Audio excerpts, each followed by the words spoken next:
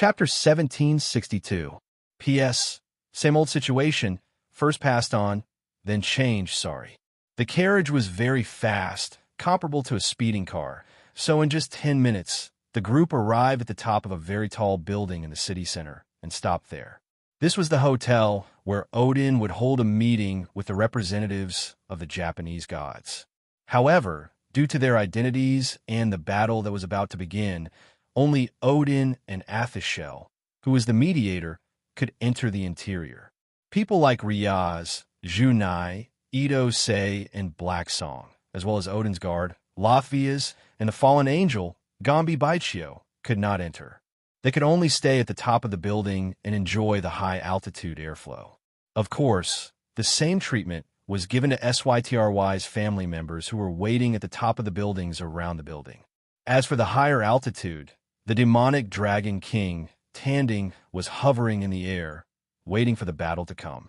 Time ticked by as everyone prepared for the battle anxiously. It's time. At this time, Riaz looked down at the time on the watch on her wrist and whispered.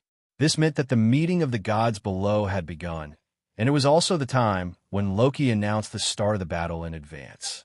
That's right, the enemy was the evil god Loki in Norse mythology. Because he was dissatisfied with the main god Odin's decision to negotiate with the Japanese gods for cooperation, he launched a rebellion and sent Odin the twilight of the gods. Splat! Splat! Almost at the same time as Riaz's voice fell, a spatial distortion appeared at the top of the building where the meeting was being held, and then a huge hole appeared in the dark sky. Then, a ferocious-looking giant wolf leisurely walked out of the hole. It was the legendary giant wolf, Fenrir. Fenrir, the legendary son of Loki, had sharp fangs that could kill gods. At the same time, it was also the culprit who sent the twilight of the Norse gods. Target confirmed. Battle begins. Baichio raised his hand and pressed the communication device hidden in his ear and shouted. In an instant, a huge spirit formation appeared in midair. It enveloped the hotel where the meeting was being held and some of the surrounding buildings. Then, a bright light burst out from the magic circle, teleporting Loki and the giant wolf Fenrir, as well as Ito and Laius, out of the hotel where the meeting was held. When their vision recovered, they appeared in an abandoned quarry filled with a desolate aura. You didn't run away, Riaz mocked. There's no need to escape, since you're going to resist anyway. As long as I kill you here and return to the hotel, it's just a matter of time. It didn't matter if there was a meeting or not. Even I have to ask Odin to leave, Loki said with a wicked smile on his face. Your Excellency's idea is very dangerous, Baichio said. When it comes to danger, you guys are the ones who think more than that. The alliance of various myths and legends. In the end, the alliance of the three major forces recorded in the Holy Book was the beginning of all the distortions. Loki said disdainfully. But in terms of perception, Ito also felt that the alliance of angels, fallen angels, and demons was filled with a strong sense of dissonance. You don't see eye to eye, Baichio said softly. At the same time, dazzling lightning appeared in his hand. 10 pitch-black wings appeared on his back. At the same time, Ito also stepped forward and looked straight at Loki. A real two-heavenly dragon. This is great. To be able to fight against a two-heavenly dragon. My chest is throbbing like never before. Loki looked at Ito and said excitedly. Due to Ito's influence, the first time Loki attacked, he was repelled by Baichio and his satchel. So, he didn't see Ito. At the same time, because of his influence, Wally and the others didn't appear on the battlefield like in the original work. At least they didn't join forces with Ito's side like in the original work. Then I will send a gift in return for your throbbing heart, Ito said with a smile. After saying that, he casually waved his hand and several wind blades flew towards Loki. I'm looking forward to it. Loki's face showed a big smile. Then he willed a large-scale magic formation to spread out in the sky and shot out dense magic light bullets towards Ito and Baichio. Ito's figure flashed and disappeared. However, the magic light bullets that Loki shot out weren't ordinary magic light bullets. They had a strong tracking ability. So, the moment he lost his target and became a little scattered, he immediately reorganized his direction and shot towards Ito, who appeared behind Loki. Space magic. Loki turned around and used his palm to meet Ito's fist. Bang! The air shook and Loki was sent flying for a distance. Oh, there's a strange feeling. Loki, who was sent flying, looked at Ito strangely. Boom, boom, boom, boom. With a series of explosions, the magic bullets in the sky exploded one after another. They blossomed with dazzling light, making Ito and Loki, who were in midair, look somewhat gloomy. It was Baichio's assistants. Ito raised his eyebrows, then flashed forward again and appeared beside Loki, kicking him. Loki took out his cane. He faced it head-on, but at the moment when the two were about to collide, Ito-sei's figure suddenly disappeared. After leaving an afterimage in his original position, he suddenly appeared behind Loki and punched Loki in the back. Bang! Loki's body flew out like a cannonball. After finishing his attack, Ito didn't spare him and immediately chased after him. Fenrir! Loki shouted with a distorted expression. In an instant, Fenrir appeared in front of him like a black shadow, opening his mouth to bite the position beside Loki. The void flashed, and Ito's figure appeared there. Knowing the power of Fenrir's teeth, Ito didn't dare to hesitate and immediately used the substitution technique that he hadn't used in a long time. Puff! A wooden stake appeared in Fenrir's mouth in place of Ito, and was bitten into pieces by Fenrir. But at this time, a huge magic formation appeared on the ground in front of Student Council President Sachiro Kangna, and a huge, thick black iron chain flew out. It was the magic lock Gleipnir. In the original work, this mission should have been given to Haga, and it was originally intended to be given to Haga, but because Haga hadn't returned, this sealing mission was given to Sachiro Kangna, who was also proficient in boundary techniques, to be in charge. Looking at the situation, it wasn't bad. At the same time, Ito stepped forward and looked straight at Loki. A true two-heavenly dragon. This is really great. To be able to fight against a two-heavenly dragon, my chest is throbbing like never before. Loki looked at Ito and said with an excited expression. Due to Ito's influence, the first time Loki came to invade, he was repelled by Baichio and Ito, so he didn't see Ito. At the same time, due to his influence, Wally's group didn't appear on the battlefield like in the original work. At least, they didn't join forces with Ito's group like in the original work. Then I'll give you a return gift for your throbbing heart, Ito said with a smile. After saying that, he casually waved his hand and several wind blades flew towards Loki. I'm looking forward to it. Loki's face showed a big smile, and then with a thought, a large-scale magic formation with a wide range opened in the sky, shooting out dense magic light bullets towards Ito and Baichio. Ito's figure flashed and disappeared. However, the magic light bullets that Loki shot out weren't ordinary magic light bullets. They had a strong tracking ability, so the moment they lost their target and became scattered, they immediately reorganized their direction and shot towards Ito, who appeared behind Loki. Space magic. Loki turned around and used his palm to meet Ito's fist. Bang! The air shook, and Loki was sent flying for a distance. Oh, there's a strange feeling.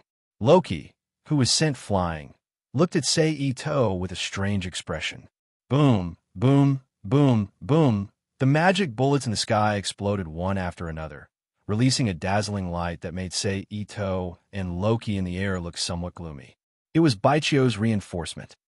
Ito raised his eyebrows, then flashed forward again and appeared beside Loki, kicking him. Loki took out his cane and faced him. But at the moment when the two were about to collide, Ito-sei's figure suddenly disappeared. After leaving an afterimage in his original position, he suddenly appeared behind Loki and punched Loki in the back. Bang! Loki's body flew out like a cannonball. After finishing the attack, Ito didn't spare him and immediately flashed forward to chase after him. Fenrir! Loki shouted with a distorted expression. Instantly, Fenrir appeared in front of him like a shadow, opening his mouth to bite the position beside Loki. The void flashed, and Sei Ito's figure appeared there. Knowing the power of Fenrir's teeth, Sei Ito didn't dare to hesitate, and immediately used the substitution technique. Puff!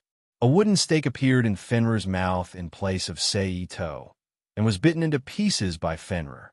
But at this time, a huge magic formation appeared on the ground in front of Student Council President Sachiro Kangna, and a huge, thick black iron chain flew out.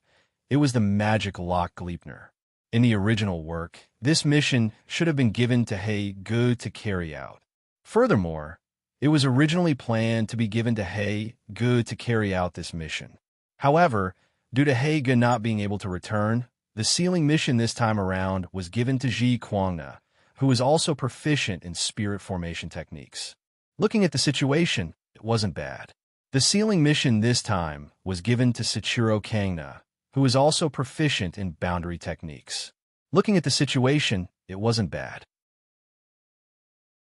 Chapter 1763. P.S.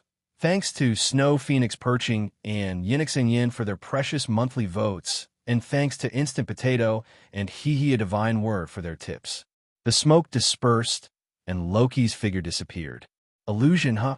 Seito said softly as his eyes slowly scanned the surroundings. Whoosh! But at this moment, a slightly stinky sound pierced through the air from behind him. Seito stepped forward and instantly dashed out a distance of more than 10 meters. Only then did he turn around to look behind him. In an instant, a large Fenrir giant wolf came into his sight. It was Loki's son, Fenrir. It turned out that he had already escaped from the magic lock Gleipnir at some point in time. Fenrir fiercely stared at Seito, and once again dashed over to attack. Seito stepped and turned around. Using the 8 trigrams wandering dragon steps, he brushed past Fenrir's wolf head and moved to Fenrir's side. The holy sword in his hand danced and slashed down. Puff! A long and narrow wound with blood gushing out instantly appeared on Fenrir's side abdomen. Oh, Fenrir, who was in pain, let out a long howl and then fiercely swung his beast claw, bringing along a cold wind to grab Seito's body. Seito's figure flashed, and he flashed to the distance. Whoosh! As soon as he reappeared, a thick beam of light shot towards him. Seito raised his arm to the side and set up a magic barrier in front of him. Boom! The magic barrier shook, flickering with flickering light. It looked as if it could not bear the burden and might break at any time. Crack! Pa! Then the magic barrier was fiercely shattered under the impact of a black shadow. Seito, who was unable to defend himself in time, was hit by the black shadow, and his body flew back like a cannonball. Boom! A second later, Seito fiercely fell to the ground, and an irregular circular crater was created on the ground, raising a large amount of dust and covering his figure. But soon, it was blown away by the wind caused by the aftermath of the battle around him. However, at this time, Seito, who was supposed to be there, disappeared from the crater. Loki, who was suspended in midair, could not help but frown slightly when he saw this. At this time, a large number of pitch-black snake monsters that looked like gigantic water snakes that were hundreds of meters long were swimming in the void, fighting with the former dragon king Tanning and Odin's guard, Lothvias. It was the snake Jemingard, but a smaller version. After all, the original Midgardian snake Jemingard's body was ridiculously huge. Every time it turned, it would cause the world would shake. It was not a beast that could be casually summoned. But obviously, being small had its advantages. At least, Loki could already mass-produce this pseudo-dragon and use it as a regular army. It was no wonder that he had the guts to challenge Odin alone and bear the consequences of the world's chaos. Junai. At this moment, a sorrowful cry rang out in the chaotic battlefield. It was Laia's voice. She was looking at a nearby place with a face full of grief and anger. Haimajuma Junai was about to be bitten by a small Fenrir wolf. Crack! The sound of teeth biting could be heard. Ferocious fangs with the power to kill gods pierced through the body. However, the one bitten was not the expected Junai, but the fallen angel cadre who exuded the aura of a pugilist, Baichio. A large amount of blood gushed out from Baichio's bitten back and mouth. Why? Haimejima Zhu Nai looked at Baichio, who was blocking in front of him in shock, and asked, I can't lose you. Baichio's face showed a slightly ugly smile as he said firmly.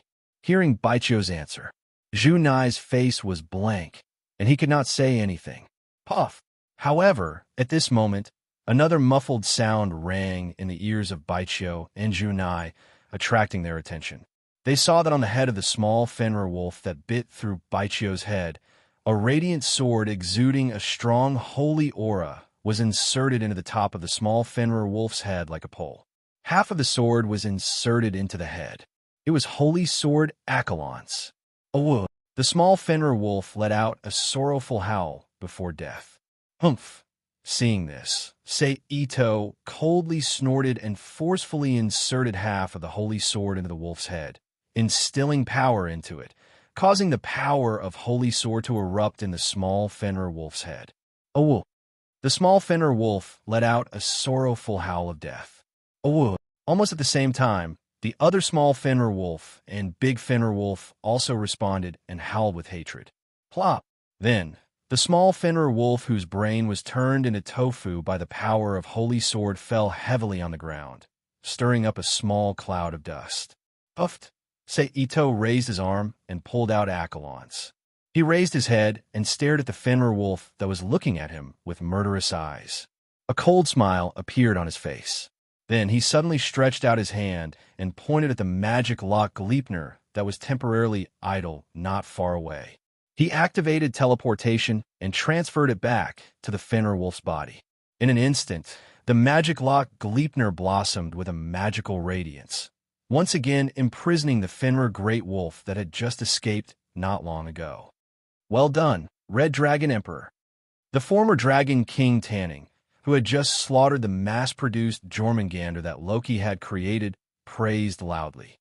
Then, with a flap of his wings, he found Cardinal Luo, who seemed to have victory in his grasp in midair, and began to fight fiercely with him. Lusvias followed closely behind, using Norse magic to assist Tanning in his defense. As for the others, they were still fighting desperately with the other small Fenrir wolf that had gone crazy. Junai, are you all right? Taking advantage of his free time, Sei Ito turned around and asked Junai. Junai said with a very sorry expression, but he couldn't say a complete sentence. Cheer up, Junai. The battle isn't over yet. Baichio encouraged. At the same time, Sei Ito jumped off the small Fenrir wolf's head and came to Baichio and Junai's side. Then, without seeing him do anything, an emerald green middle-style, circular magic circle appeared under the feet of the three of them. It bloomed with a green light and a shield, enveloping Haimejima, Junai, the injured Baichio, and Sei Ito. It was a middle-style compound healing and defensive barrier. This barrier, just like its name, had a continuous recovery effect and simple defensive power. It could be considered a barrier magic circle that was used in the current situation. After all, because of his influence, Isha, who was the healer, was gone. Riaz and the others lost a powerful logistical support staff. Baichio's treatment was arranged. Seito looked at Junai again. He called out softly, Junai. Hearing the call, Junai subconsciously raised her head. Just as her eyes met with Seito's, a powerful mental power instantly pierced into Junai's mind and entered Haimejima Junai's inner world through layers of thorns. Where are you? After the fat. Where is the fat? Then a young girl's singing voice sounded in the quiet spiritual world. Following closely behind, a small family built with the bungalow appeared in the spiritual world. A little girl who looked to be only 5 or 6 years old was playing with a ball in the courtyard with a happy face. Junai, where are you? Then, a woman who looked like Junai walked out of the room. She summoned, Mother. The little girl, who was Junai, dropped the ball, ran quickly to the woman and hugged her legs. Mother, what time is father coming back today? Little Junai looked up at her mother and asked with a face full of expectation. Aya, Junai. Where do you want to go with father? Junai's mother sat down in the hallway outside, hugged little Junai, who was in her arms, and asked with a smile. If he comes back early, we'll take the public bus to town to buy things together. Little Junai replied crisply. So lonely. But at this time, a voice full of loneliness sounded in this warm environment. Then, a figure that belonged to a mature version of Haimajima Junai appeared in this space, looked at the scene in front of her, and muttered with a gloomy expression. Then, the scene changed to little Junai and Bai Chio taking a bath together. Father's feathers, they're not annoying at all. Although they're black, they're slippery, the same as Junai's hair. Little Junai stroked Bai Chio's wings and said happily, "Is that so? Thank you, Junai." Bai Chio smiled. "If I can always be with father, it's clearly a very good thing." At this time, the mature Junai's figure spoke again. Then, the scene changed again. It was the scene of Junai's mother braiding little Junai's hair under the roof. "Mother, does father like Junai?" Little Junai asked while hugging a rubber ball and sitting on a roof.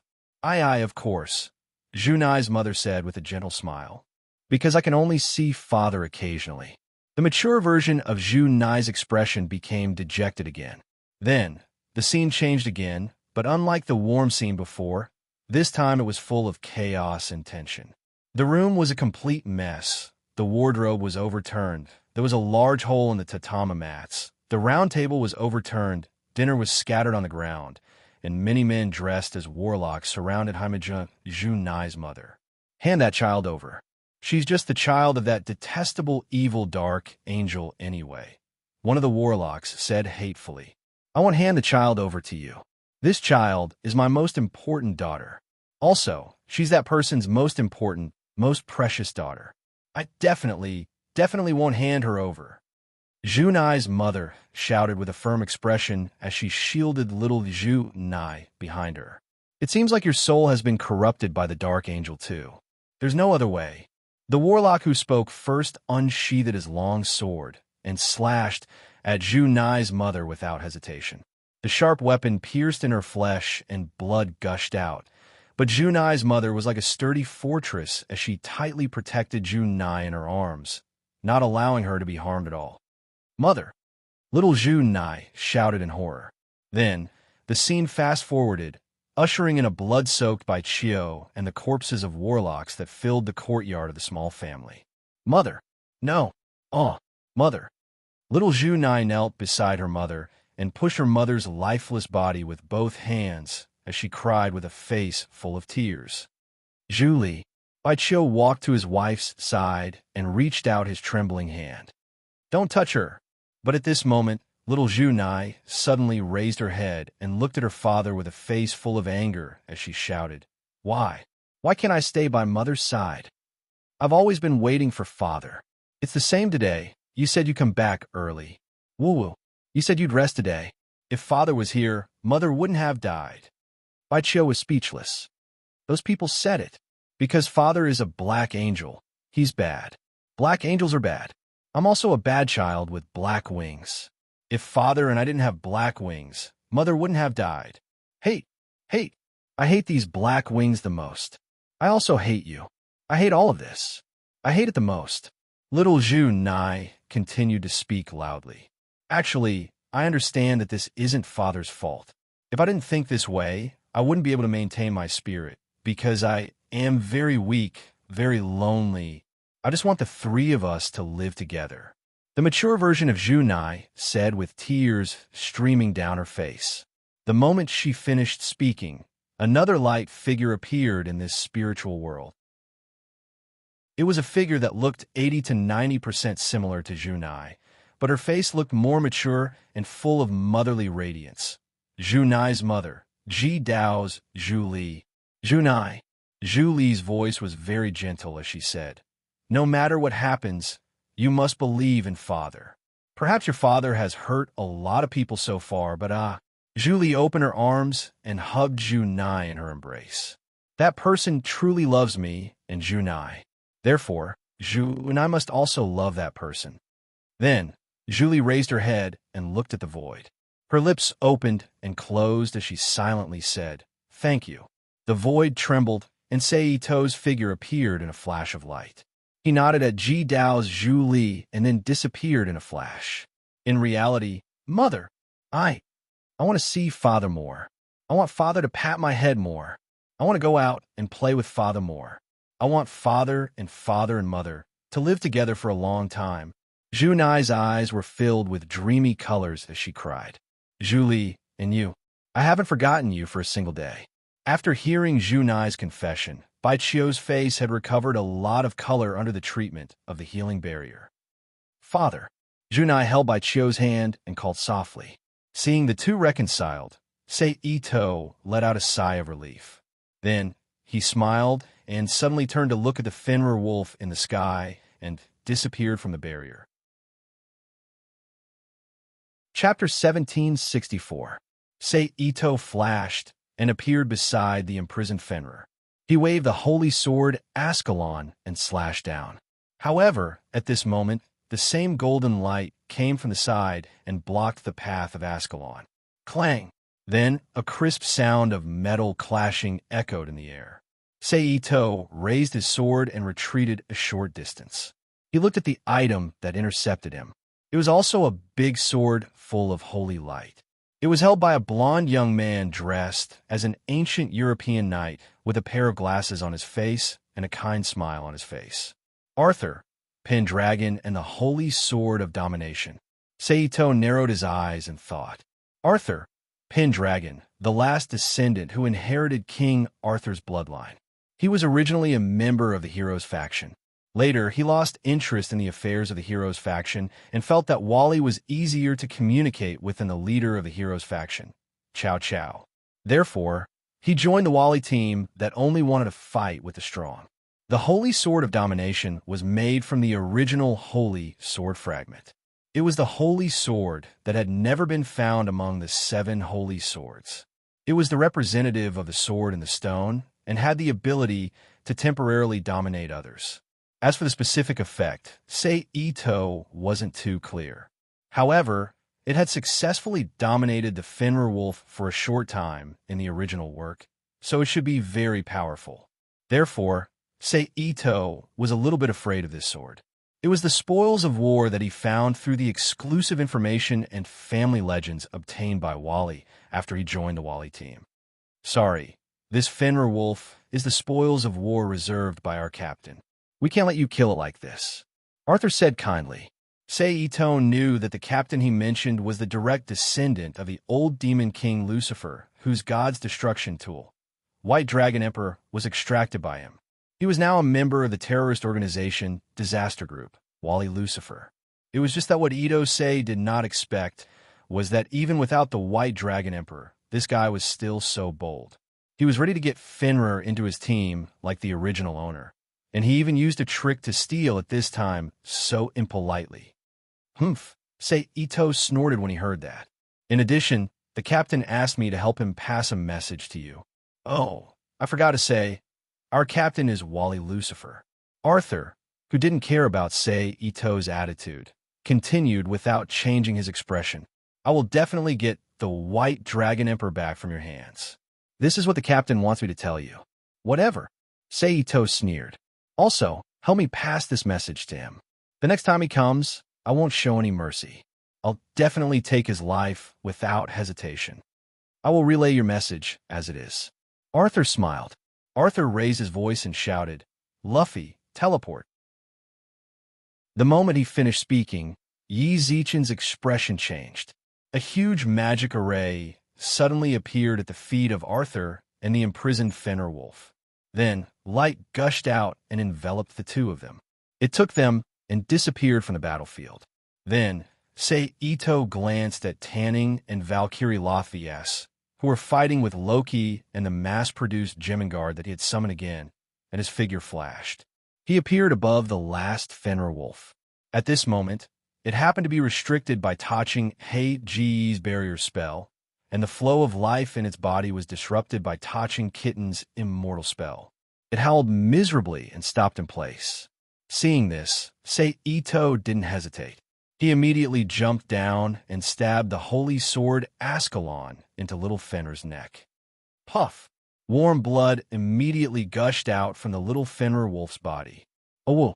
The little Fenrir wolf let out a painful howl. Then, at this moment, Genova and Kibiudo, who had been ready to attack, rushed to little Fenrir's side with Delendal and the holy demon sword in their hands. They each waved their weapons and left a deep, hideous wound on the little Fenrir wolf's body. "Get out of the way." Then Riaz's voice sounded. Hearing this, Sei Ito, Genova, and Kibiudo didn't hesitate. They immediately pulled out their swords and retreated. Almost at the same moment when they retreated, a thick beam of magic power full of destructive power flew from the distance, directly bombarding the body of the little Fenrir wolf that was covered in wounds, with a weak aura, and under the influence of the barrier and immortal spell, unable to move. Boom! There was a loud roar, and a thick magic cloud quickly rose. "Is it dead?" Gasper asked expectantly. No one said anything. They all locked their eyes on the magic cloud, waiting for the result. Fortunately, the magic cloud dissipated quickly. After a few seconds, the situation in the field became clear again.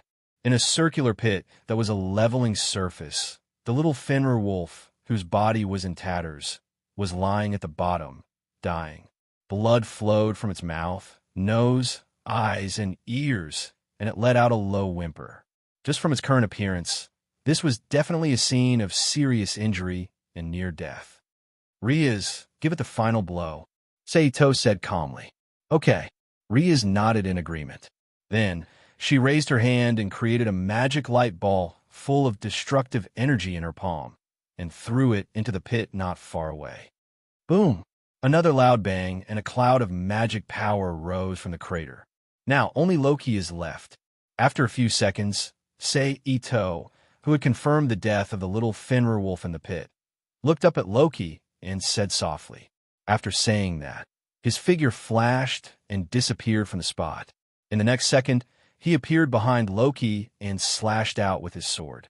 Sensing the danger behind him, Loki's expression changed. He quickly turned around to dodge, and at the same time set up a powerful Nordic magic defensive barrier in front of him. Poof! Poof! Poof! Bang! 3 muffled sounds rang out one after another, and the 3 magic barriers instantly shattered. It was not until the 4th magic barrier that Sei Ito's Ascaron's blade was blocked. "You guys clean up those small fries first. Leave Loki to me for the time being." Sei Ito, who increased the strength of his arm and slashed the 4th magic barrier into pieces, took a step closer to Loki and shouted loudly. "Okay, leave it to us." The former Dragon King, Tanning, and the Valkyrie, Latvia, responded in unison. Then, both of them unleashed powerful attacks with all their might, quickly slaughtering the mass-produced Jormungandr summoned by Loki. "Stay," Sei Ito shouted softly. "Don't even think about it." Loki raised the big staff in his hand to block Ascaron and roared. Then, Loki's figure blurred and instantly changed from 1 to 3. At the same time, they flew out in different directions. Boom! However, at this moment, an enormous golden lightning bolt suddenly fell from the sky and drowned out one of Loki's figures.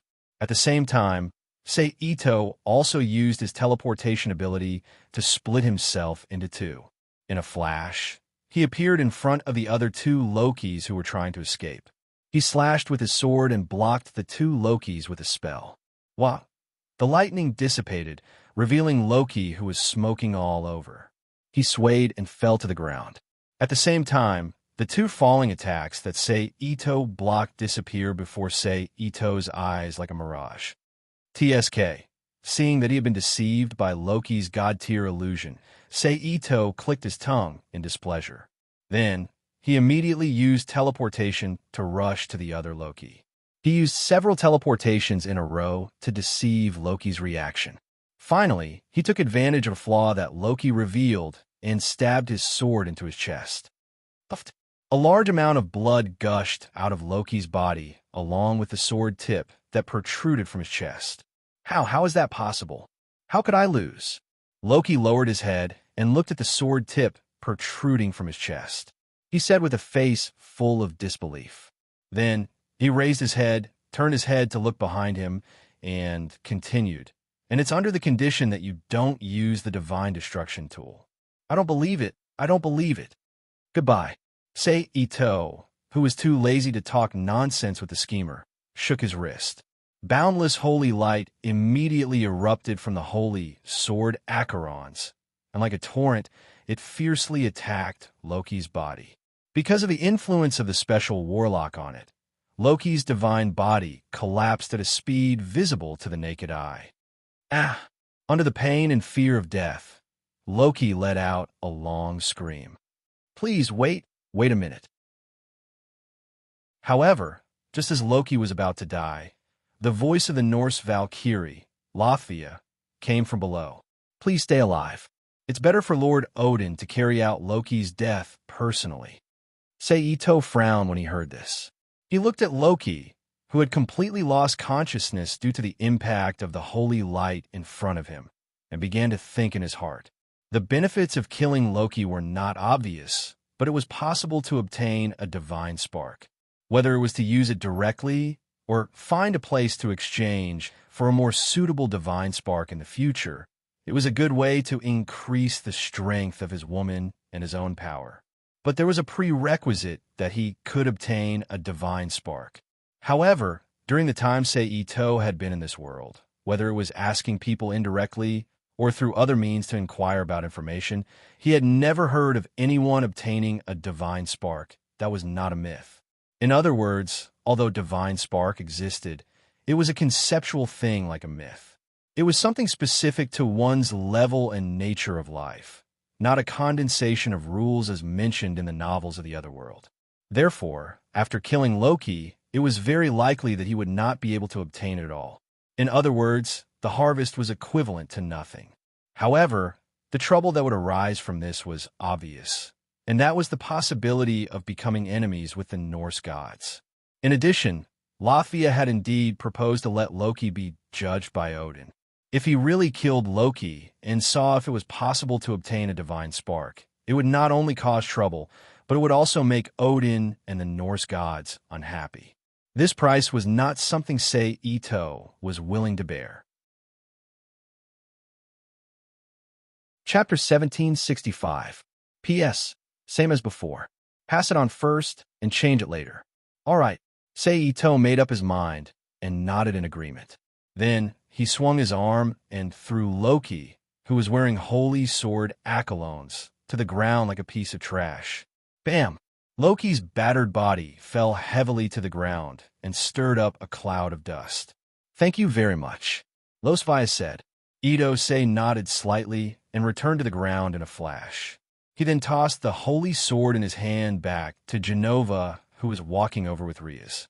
The reason why it was returned was because after the rookie meet game in the underworld against Kangna, Ito, who did not have much love for Acheron's and did not have any need for it, had completely handed over Acheron's to the sacred sword envoy, Genova, so that she could use in battle before she could completely use Acheron's. Genova extended her hand and received the holy sword. Ito nodded at Rias and walked over to Junai and Baichio, who were still stuck in the healing barrier with the rest of them. Are you all right? Ito looked at the two and asked softly. Junai smiled and shook her head. Thank you for your help, Red Dragon Empress. Baichio, who was struggling to get up from the ground, expressed his gratitude. Seeing this, Ito stepped forward to Baichio's side and helped him up from the ground. It's nothing. After all, if you died, Junai would be sad. Ito chuckled. Do you like my daughter, Junai? Baichio was silent for a moment and asked. Yes, I like her very much. I think she's a reliable and gentle girl. Ito looked at Junai, who was on the other side of Baichio. He did not know if it was because of Baichio's question or if it was because of Baichio's question. Junai heard this, and her face became even redder. I see. On the other hand, Baichio seemed to have found something that satisfied him and revealed a joyful smile. After that, Junai and Rias worked together to teleport to the magic circle and prepare to take their kin and retrieved Songna, Ito and Black Song of Taching, as well as Valkyrie Lathwise, who was carrying the unconscious Loki, headed to where the other support personnel were. Wait, Just as they were about to depart, Sei Ito suddenly said, following which, before anyone could react, his body transformed into a phantom and disappeared from the spot. A few seconds later, he reappeared in the teleportation array, still supporting Baichio with his arm. However, at this moment, everyone noticed something, for curved fangs appeared in his hand. This is the fang of a Fenrir wolf? Ria's guessed. Yes, it would be a pity to throw away such a good magic material. With a bit of polishing, you might be able to create a new god's extermination tool, Sei Ito explained to everyone with a smile. He did not seem to care what kind of uproar his words would cause in the outside world. As for Ria's and the others who knew Sei Ito's skill in creating God's extermination tools, they nodded and activated the teleportation array, bringing everyone away from the battlefield. As for the former Dragon King Tanning, who was selectively ignored by everyone, he would be like a laborer.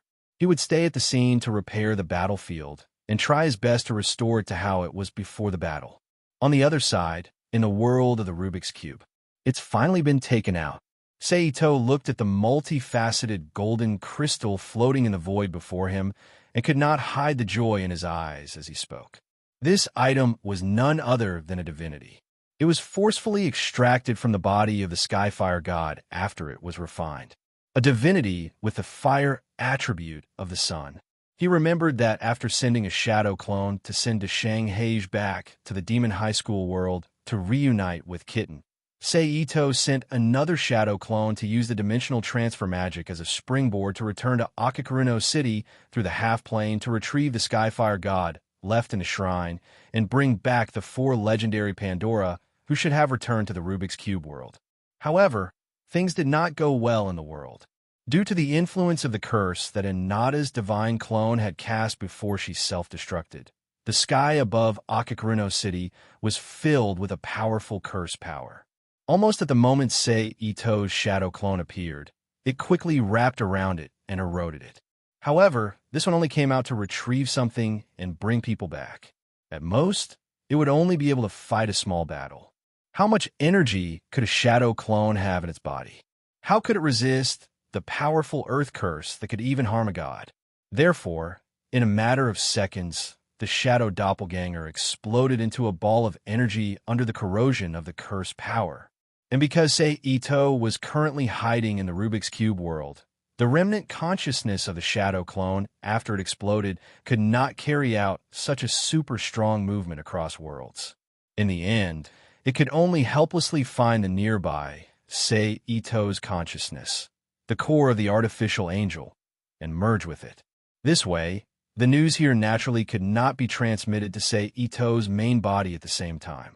Therefore, it was not until an hour later that Sei Ito, who felt that something was wrong, summoned a soldier.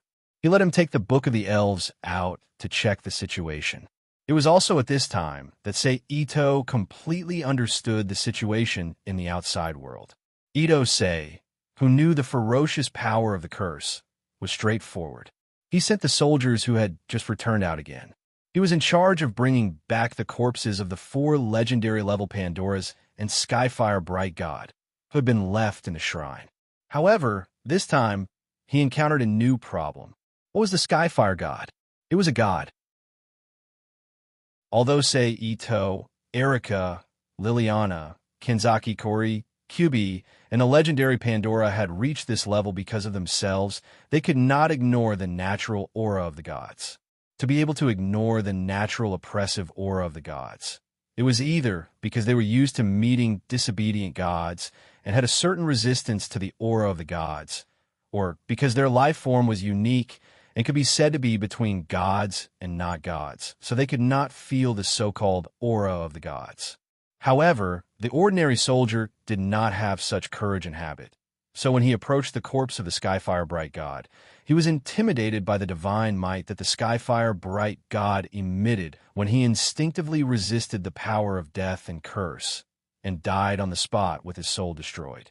At this point, Sei Ito, who knew that he had taken things for granted, had to change his strategy again. He found Shifeng, who came out with the legendary Pandora, and let her take the Book of the Elves out to meet her companions and retrieve the corpse. Only then did they successfully transport the corpse of the Skyfire god back to the Rubik's Cube world. The rest of the matter was simple. While the Skyfire god was still breathing, Ito mobilized the power of the Rubik's Cube to refine the Skyfire god in all aspects. He had to extract the godhood that existed in its body. As for why he valued the Skyfire godhood so much, the reason was simple.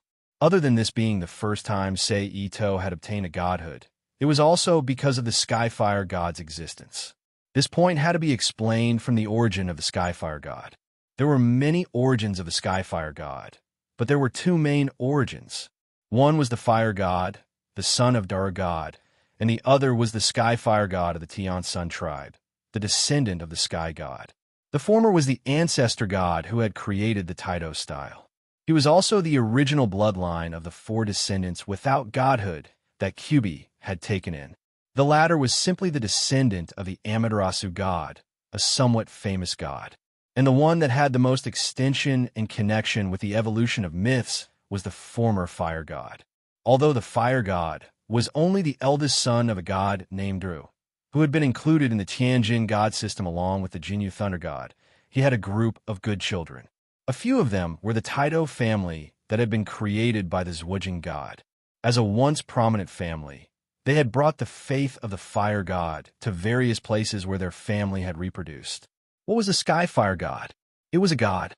Although, Ito, Erika, Liliana, Kenzaki Kori, Kyubi, and the legendary level Pandora had reached this level, they could ignore the natural oppressive aura of the gods, or they were used to meeting disobedient gods and had a certain resistance to the aura of the gods, or they were in a unique form of life.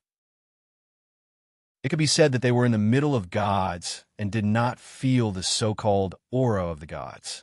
However, the ordinary soldier did not have such courage and habit.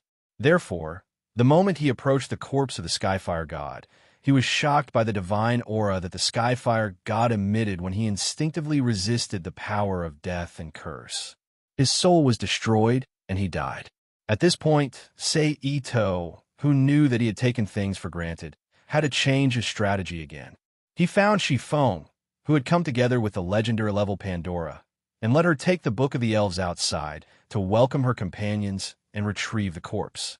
Only then did they successfully transport the corpse of the Skyfire god back to the Rubik's Cube world. The rest of the matter was simple. While the Skyfire god was still breathing, Ito mobilized the power of the Rubik's Cube to refine the Skyfire god in all aspects. He had to extract the godhood that existed in its body. There were many origins of the Skyfire god, but there were two main origins.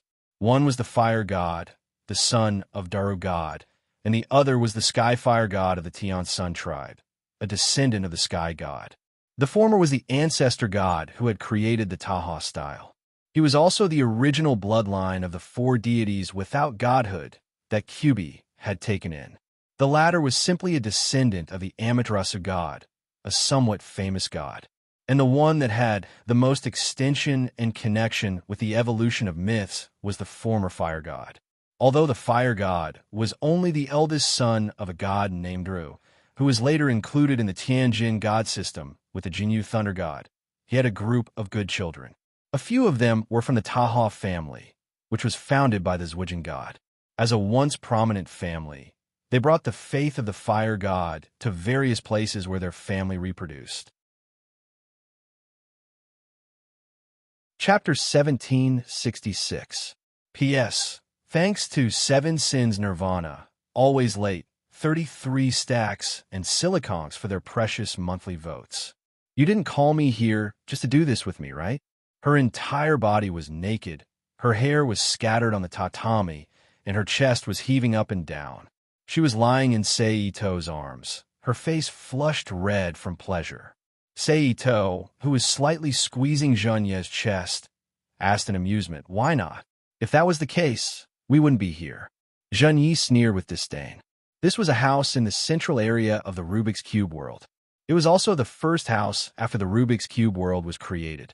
It had been there since the Rubik's Cube world was created, and it was only used during special occasions. Zhonye, who fully understood the significance of this house, wasn't stupid enough to think that she was summoned here just to do that kind of thing. For him, the Zhao family's mansion, where she, Yi Yi, and even occasionally Yuan Yuan were there, was the ideal place. Of course, she couldn't rule out the possibility that Sei Ito had a sudden impulse, but that kind of situation was really too rare. It might not even happen once in 100 times. Sei Ito smiled when he heard this. He removed his hand from Zheng Ye's chest and raised it into the air. Then, a round golden crystal about the size of a walnut suddenly appeared in his palm. It was made up of countless fine prisms, and it was emitting a gentle and warm golden light. "What is this?" Zheng Yi asked in surprise. "Divinity," Sei Ito explained. "Divinity?" Zheng Yi was stunned. She was no longer the Zheng Yi who only knew that the strongest in the world was a true martial artist. Having traveled with Sei Ito to many worlds, and having access to extensive information about the Rubik's Cube, she already knew that in this world, other than the true martial artists, there were also gods, immortals, demons, and other existences that were only considered mythical existences and legends. As one of the divine items that could allow one to become one of these existences, the information related to the divinity naturally entered Zheng Ye's mind along with this knowledge. Therefore, she knew very well what a godhead represented. "You want to?" Zheng Yi, who had vaguely guessed something, asked hesitantly. "That's right. I've decided to give it to you and let you fuse with this godhead."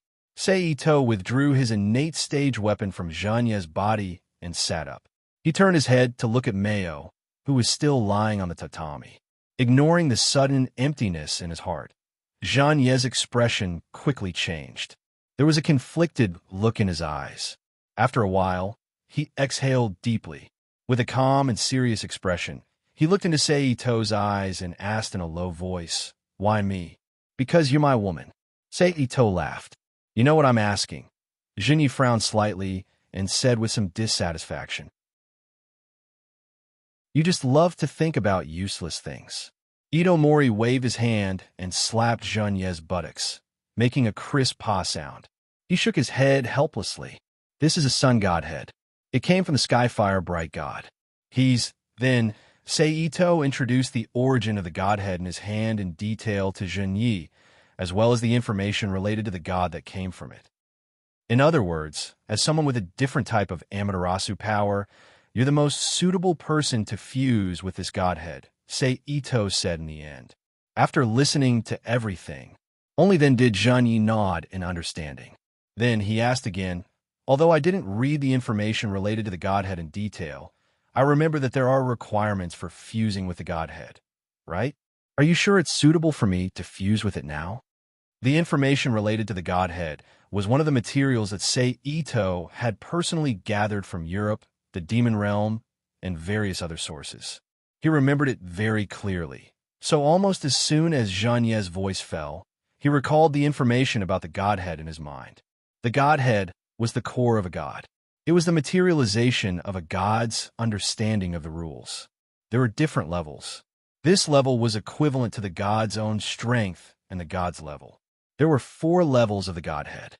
They were the new godhead, the medium godhead, the high godhead, and the last god's godhead. The corresponding levels were the new god, the low god, the medium god, the high god, and the main god. At the same time, each godhead level could be subdivided into the initial, stable, and peak levels to correspond to the different levels of gods of the same level. Among them, people could fuse with it directly. The lowest level of danger was the new godhead that the new god and the low god might leave behind when they died. Among them, the initial godhead of the new god was the best. However, because it was an initial godhead, it was very unstable and would often dissipate with the god's death, leaving not a single fragment. Next were the fragments of the stable godhead that the low god might leave behind when he died. As for the higher level godhood, if you didn't have enough luck, it was up to you whether you could get a heaven-defying toy, and even if you did, it was up to you. Even if you could get one, you might not be able to resist the impact of the rule modification power released when the godhead fused with the godhead, or the remnant divinity of the previous god might be left in the godhead and counterattack. In the end, you would die in body and soul without a complete corpse. Don't worry. Although this godhead is a stable new godhead, I've sealed it. But I've already added a seal on it, and I'll help you with the fusion of godhood, so there won't be any problems.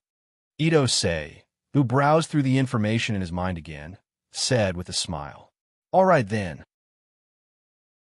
Perhaps it was because he heard that Sei Ito would also be by his side to help. Zhenyi, whose expression relaxed slightly, agreed. "Then, my dear, sit on me." Sei Ito sat on the tatami with his legs spread. He held the godhead in one hand and pointed at his innate weapon with the other. "What are you doing?" Zhenyi frowned. "Dual cultivation, of course. Only when we become one, yin and yang fuse, and our spirits converge, can I help you complete the entire process of fusing with the godhead," Sei Ito said with a smile. Zhenyi curled his lips and sat up from the tatami. Then he propped himself up with his arms and moved to Sei Ito's side. He raised his leg and sat on his thigh with his head lowered. He reached out and grabbed Sei Ito's weapon to straighten it. He raised his body and aimed it at the gate of the two worlds at the one-line sky. He lowered his body and sat down. Phew, Zhenyi, who once again felt a sense of fulfillment, exhaled softly. "Hold me tight," Sei Ito said as he moved his body and stretched out his arms to hug Zhenyi. Zhenyi didn't argue. He clamped his legs around Sei Ito's waist like a vice, wrapped his arms around Sei Ito's neck, and rested his chin on Sei Ito's shoulder. "It's about to begin," Sei Ito whispered into Zhenyi's ear. Zhenyi took a deep breath and said, "Let's begin." She took a deep breath and said in a low voice. Almost as soon as she finished speaking, the godhead in Sei Ito's right hand suddenly emitted a dazzling golden light. It trembled like a crystal-clear fruit. "Open the dragon gate," Sei Ito said in a low voice. Zhenyi's heart trembled when he heard this. He activated the power of the Tensho Dragon Gate. In an instant, a powerful force of assimilation was released from Zhenyi's body. In the blink of an eye, it collided with the power of the godhead. Then there was no sound. The annihilation effect began to appear. The air and all the substances in the air were completely wiped out. It was unknown whether it was the sunfire or the Tensho Dragon Gate's power of assimilation that had been wiped out. "Focus!" Sei Ito shouted again. Then, with a wave of his hand, he slapped the godhead into Zhenyi's back. Ripples appeared, and the godhead entered Zhenyi's body from another dimension. The moment the godhead entered Zhenyi's body, he felt a burning sensation. Feeling a burning force, Zhenyi instinctively let out a painful groan, and his face turned pale. Clearly, even though it was a sealed godhead, the power of the rules released by it was too strong for Zhenyi's body to bear. Calm your chi and focus your mind. Let your heart be like a calm lake. Then, use all your strength to activate the power of the Tensho Dragon Gate. Sei Ito used mental resonance to transmit his voice directly into Zhenyi's mind. Zhenyi nodded with difficulty and began to enter the corresponding state according to Sei Ito's instructions. He felt the change in Zhenyi's aura. Sei Ito didn't hesitate. He raised his head, opened his mouth, and sucked on the pale Zhenyi's lips. He stuck out his tongue and opened Zhenyi's teeth. Then his tongue touched Zhenyi's tongue and connected with Zhenyi's. After that, Sei Ito silently used the dual cultivation method. He slowly used his strength to allow Zhenyi to move without being disturbed. At the same time, he used his and Zhenyi's power to circulate through the spiritual path created by the connection between them. This helped Zhenyi resist the impact of the Godhead's power and fuse with it. Just like that, under Sei Ito's efforts, Zhenyi's face turned red. Soon, the color of blood appeared on Zhenyi's face again, and it became rosier and more attractive than before. It made people want to kiss him. After an unknown amount of time, a painful expression appeared on Zhenyi's face again. At the same time, fine beads of sparkling sweat seeped out of Zhenyi's body, which was boiling hot. As expected, things that aren't cultivated through one's own efforts always have some annoying things in them. As the person closest to Zhenyi, Sei Ito understood the reason for all this almost instantly. Then, with a thought, he used the power of the dual cultivation method and the mental resonance method to send his mental power into Zhengye's mind. In the next moment, Seito appeared in a bright world full of golden halos. Not far in front of him was Zhengye, who was fighting fiercely with a monster that was covered in flames. At this moment, she was naked and covered in spirit light. Her body was covered in charred scars from the battle with a humanoid flaming monster. At this moment, Zhengye suddenly leaped in front of the humanoid flame monster and blocked the flame monster's claws with both hands. Then, he quickly pushed the claws away and rushed into the flame monster's chest, which was now wide open. He took a horse stance and fiercely rammed into the flame monster's body. Boom! The flames on the flaming monster's body exploded, and it couldn't help but stagger back 2 steps. As a price, half of Zhengye's body was covered in charred scars. However, Zhengye's attack didn't stop. She didn't care about the wound on her side. Instead, she turned around and swung her other arm and leg to the back. She grabbed the flaming monster's extended wrist. Then, with a series of movements, she slammed the flaming monster onto the ground. Bang! Then, Zen Knight continued to move and turn around. As he fell backward, he ruthlessly smashed his elbow into the flaming monster's neck. Clang! Another pile of flames exploded from the flaming monster's body. Immediately after, the flaming monster howled. The flames on its body suddenly rose and surged toward Zhengye's body as if they had a mind of their own. Zhengye, who had already seen the power of flames, didn't dare to hesitate. She immediately rolled on the ground and dodged.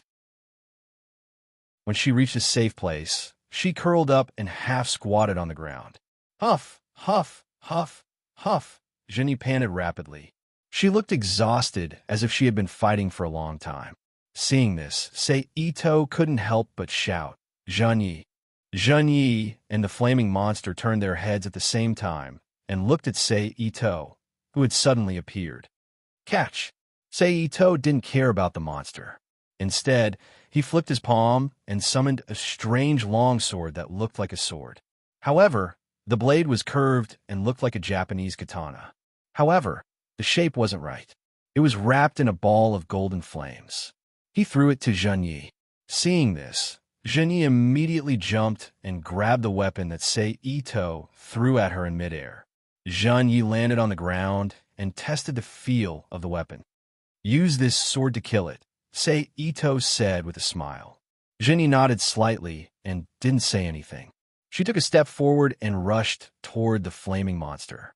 However, what made Zhengye feel strange was that for some reason, the originally ferocious monster suddenly showed a look of hesitation and fear that even she could see on its face. And the source of all this was the sword in her hand. Zhengye's eyes flickered slightly. She suppressed her curiosity about the sword's origin and excitedly fought the flaming monster in front of her. Seeing that danger was approaching, the monster no longer hesitated and launched a counterattack with a ferocious expression. However, its strength was originally on par with Zhengye's. At most, its golden protective flames were powerful and made Zhengye wary. But now, Zhengye had something to rely on. She no longer had to divert too much of her strength to protect her body and prevent herself from getting injured. Therefore, the scales of victory quickly tilted toward Zhengye. Then, after about 3 to 5 minutes, with a loud bang, the entire flaming monster exploded, turning into endless sparks that shot out in all directions. Chapter 1767. P.S. Thank you to Black Wednesday for your precious monthly votes. Thank you to Instant Potato for your tip. But in the next moment, the sparks that flew out in all directions suddenly paused, then swarmed back and rushed toward Zhengye. There's no need to dodge, Seito quickly reminded Zhengye when he saw that she was about to dodge. Hearing this, Zhengye stopped what she was about to do. She frowned and looked at the sparks flying toward her. Then, in the next moment, the sparks flew in front of Zhengye. While she was on guard, they melted in her body very gently and released a wave of comfortable and warm energy that made her feel warm and comfortable. She even wanted to fall asleep. Under the effect of this energy, the charred scars on Zheng Ye's body grew and healed at a speed visible to the naked eye. Finally, they fell off her body, revealing the originally white and smooth skin underneath. It turned out that the flaming monster that Zheng Yi had been fighting with was none other than the divine source of the Skyfire bright god left in the divine spark. It was a divine creature produced by the combination of the seed of origin and the rules of the divine spark. It was the final impurity. Only by killing it could the divine spark perfectly fuse with it. Of course, this was only possible after Sei Ito had forcefully refined it with the Rubik's Cube world. If it was a divine spark left behind by luck after a god's death, then what was left inside should be the god's incomplete divine consciousness. For example, the divine spark that Sei Ito had encountered when he, the Sage Parliament, and the Freemasonry had gone to South Africa to explore some ruins. That was the truly dangerous thing. As for these flames now, they were the prize after Zheng Ye's victory. After being purified, there was no external consciousness that could be possessed. The divinity formed purely by the promotion and compression of mental strength, as well as some information that originally belonged to the Skyfire Bright God's history and some experience of the Divine Sparks rules, was the most precious catalyst for the Divine Sparks fusion. Therefore, Zheng Yi soon fell into a state of confusion under the infusion of these experiences and history. She stood in place with the long sword in her hand. Golden light flashed in her eyes from time to time. Seeing this, Sei Ito smiled slightly. He walked to the side and sat down cross-legged, waiting for Zheng Ye's consciousness to recover. On this day, in the office of the Supernatural Research Club in the old club of Chariot King Academy, everyone was gathered together as usual. Of course, this gathering did not include the unscrupulous teacher Asashel and the old man Odin, because after the meeting that day, Old Man Odin, who had obtained a good agreement with the Japanese gods, returned to Northern Europe with Loki, who had become a prisoner and was dying. As a thank you gift, as well as a token of appreciation that contained other complicated meanings, Valkyrie Latvias was left behind. However, on the next day, without Ito saying knowing, Zhang Zian suddenly changed his mind. He was tricked by Riaz into becoming his dependent. His position was chariot. It's almost time for the break from school trip. So, have you decided? Sei Ito, who was sitting on the sofa and enjoying Jun Nai's black tea, asked Riaz, who was sitting behind the desk. Although I really want to go to your world to take a look, it's a pity that only the second grade is allowed to study and travel. The first and third grades still have to attend classes. There's no way for everyone to go together, Riaz said with a regretful expression. So, Sei Ito raised his eyebrows. Let's wait for the winter break. Everyone will go together, Riaz decided. All right then. Sei Ito nodded in agreement. Then he said, I'll try to be the teacher in charge this time. Regarding this decision, no one had any objections. They nodded in acknowledgement. Also, my family will be here in 2 days. Everyone should come over then, Riaz said. Okay. Everyone either spoke or nodded in agreement. At this point, the small talk was over. Everyone chatted about other things for a while. Then they began to go out and carry out their demon work as usual. A few days later, in Riaz's residence in the human world.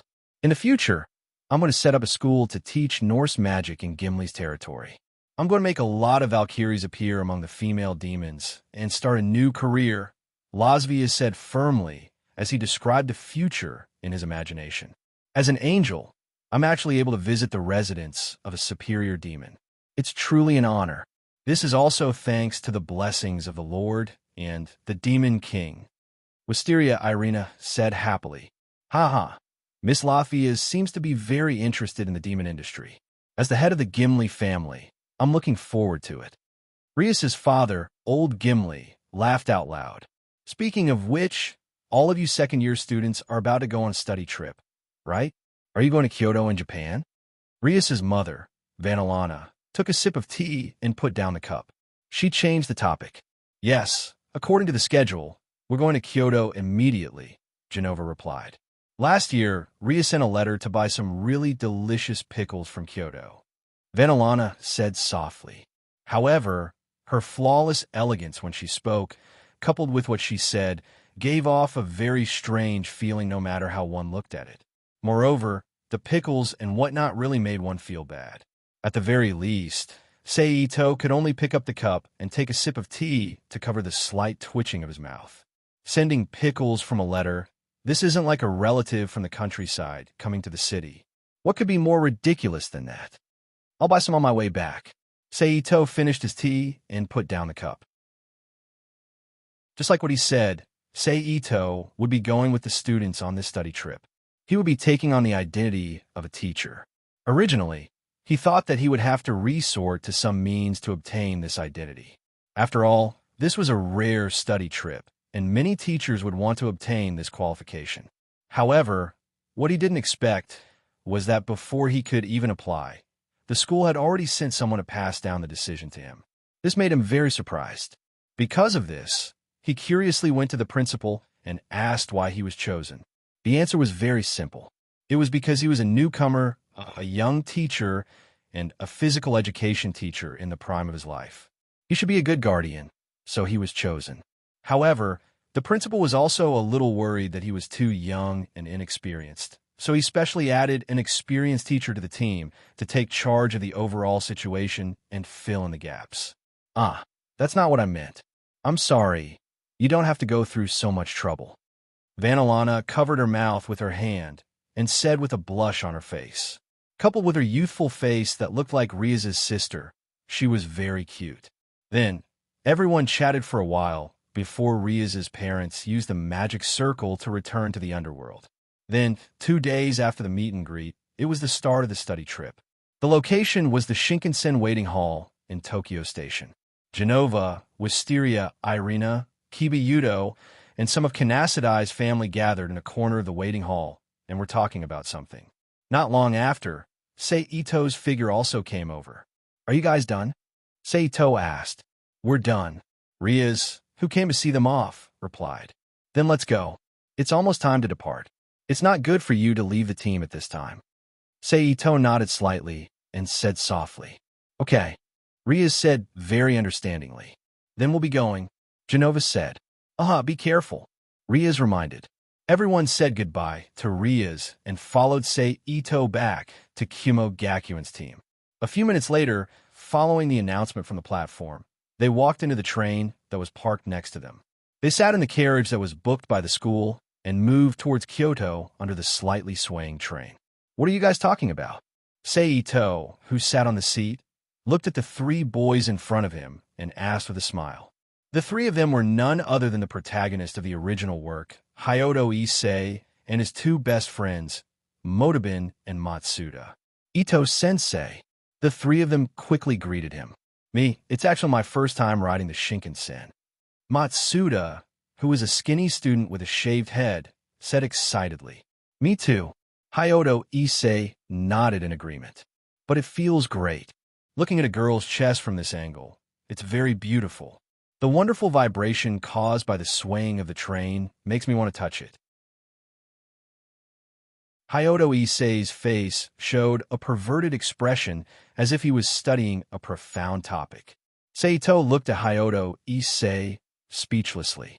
This guy's really bold. He actually talked about such a perverted topic in front of his sensei. It seems like it was a mistake to let him out. I should have killed him. Seito thought. That one over there is not bad. She should be C.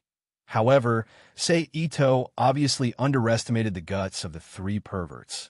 Motabin immediately raised his hand and lifted the glasses on his face and examined them. "So disgusting. Sensei, hurry up and catch them. Don't look." Soon, the girls who noticed the actions of the 3 perverts screamed in disgust. "Did you hear that? You have angered everyone. Behave yourselves." Seito looked at the 3 perverts in front of him and said, "You won't lose anything if we look at you." Hyodo Issei said unhappily, "Go to hell. Pervert. Scum." Hyodo Issei's words were greeted by the girls' unrestrained curses. Hyodo Issei retreated. Seito sympathetically patted Hyodo Issei's shoulder. He stood up and walked to where Genova and Wisteria Irina were and sat down in the empty seat next to them. Genova, who was chatting happily with Wisteria Irina, suddenly turned to Seito and said seriously, "Sensei, this is a rare opportunity. When we reach the dormitory, let's start working hard to have children." Chapter 1768. We're about to arrive at Kyoto. A few hours later, the announcement came from the radio. "Okay, everyone, get up and pack your belongings. We're getting off." Ito-sei and a female teacher who was also the lead teacher stood up from their seats. They clapped their hands to attract the attention of the students while giving out reminders. With their reminder, the sleepy students immediately regained their energy and began to pack their belongings. A moment later, the Shinkansen train stopped at Kyoto Station. The students grabbed their backpacks and followed the female teacher and the middle-aged male teacher out of the train. The last one to get off was Seito, who was responsible for cleaning up and making sure no students were left out. "Kyoto, oh, it's so big." On the way to the ticket gate, the students exclaimed. Then they lined up to go through the ticket gate and left Kyoto Station, which was the only modern city in the entire city. Then, under the guidance of the teacher, they came to a hotel not far from Kyoto Station. The name of the hotel was Kyoto Seraph Hotel. The exterior of the hotel looked like a very ordinary, small hotel. It was not very big, only having 3 floors. It looked a little old, but the interior was not small. Moreover, the decorations were extremely luxurious. It did not look tired from the exterior at all. It was as if a golden house was covered with a layer of mud. It was divided by brown wooden doors. Obviously, this was a special hotel with people from the underworld behind the scenes. From the name, it was likely to be supported by one of the 4 demon kings, Seraph Leviathan. Amazing. Is it okay to pay for all the second-year students to stay in this hotel? Matsuda was shocked by the exaggerated decoration and environment of the hotel. He exclaimed in disbelief. "Well, although I think it's amazing, it's still not as good as the minister's house." Genova, who happened to walk next to Matsuda, heard his words and said calmly, "There's a $100 store in Kyoto's underground business center. If you're short on anything, just make do there. You have to be careful with your pocket money. If you spend money like this when you're a student, you'll become a useless adult.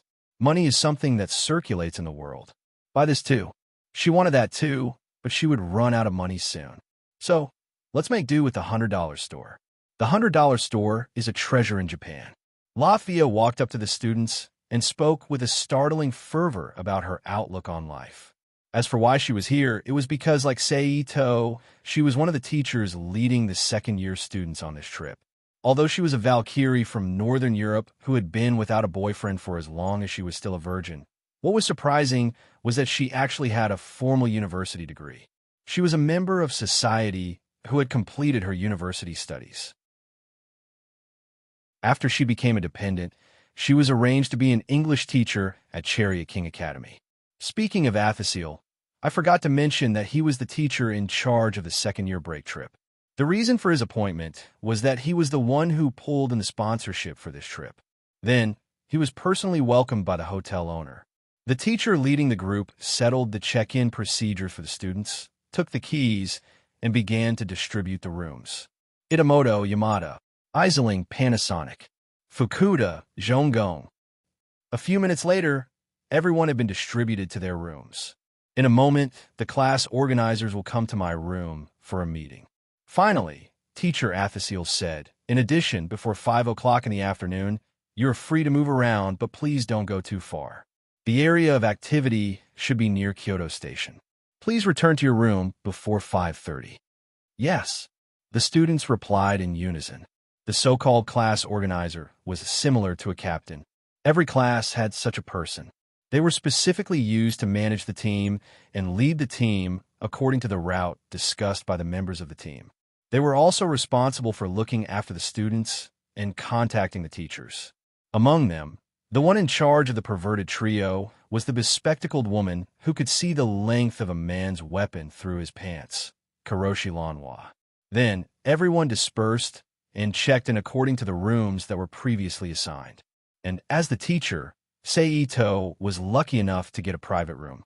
The room was very spacious. It was a Western-style room with 2 beds, a small bedside table, and a round table. There were 2 chairs, a TV table, and a very large LCD TV. A huge floor-to-ceiling window stood on the side, reflecting the Kyoto station not far away. How extravagant!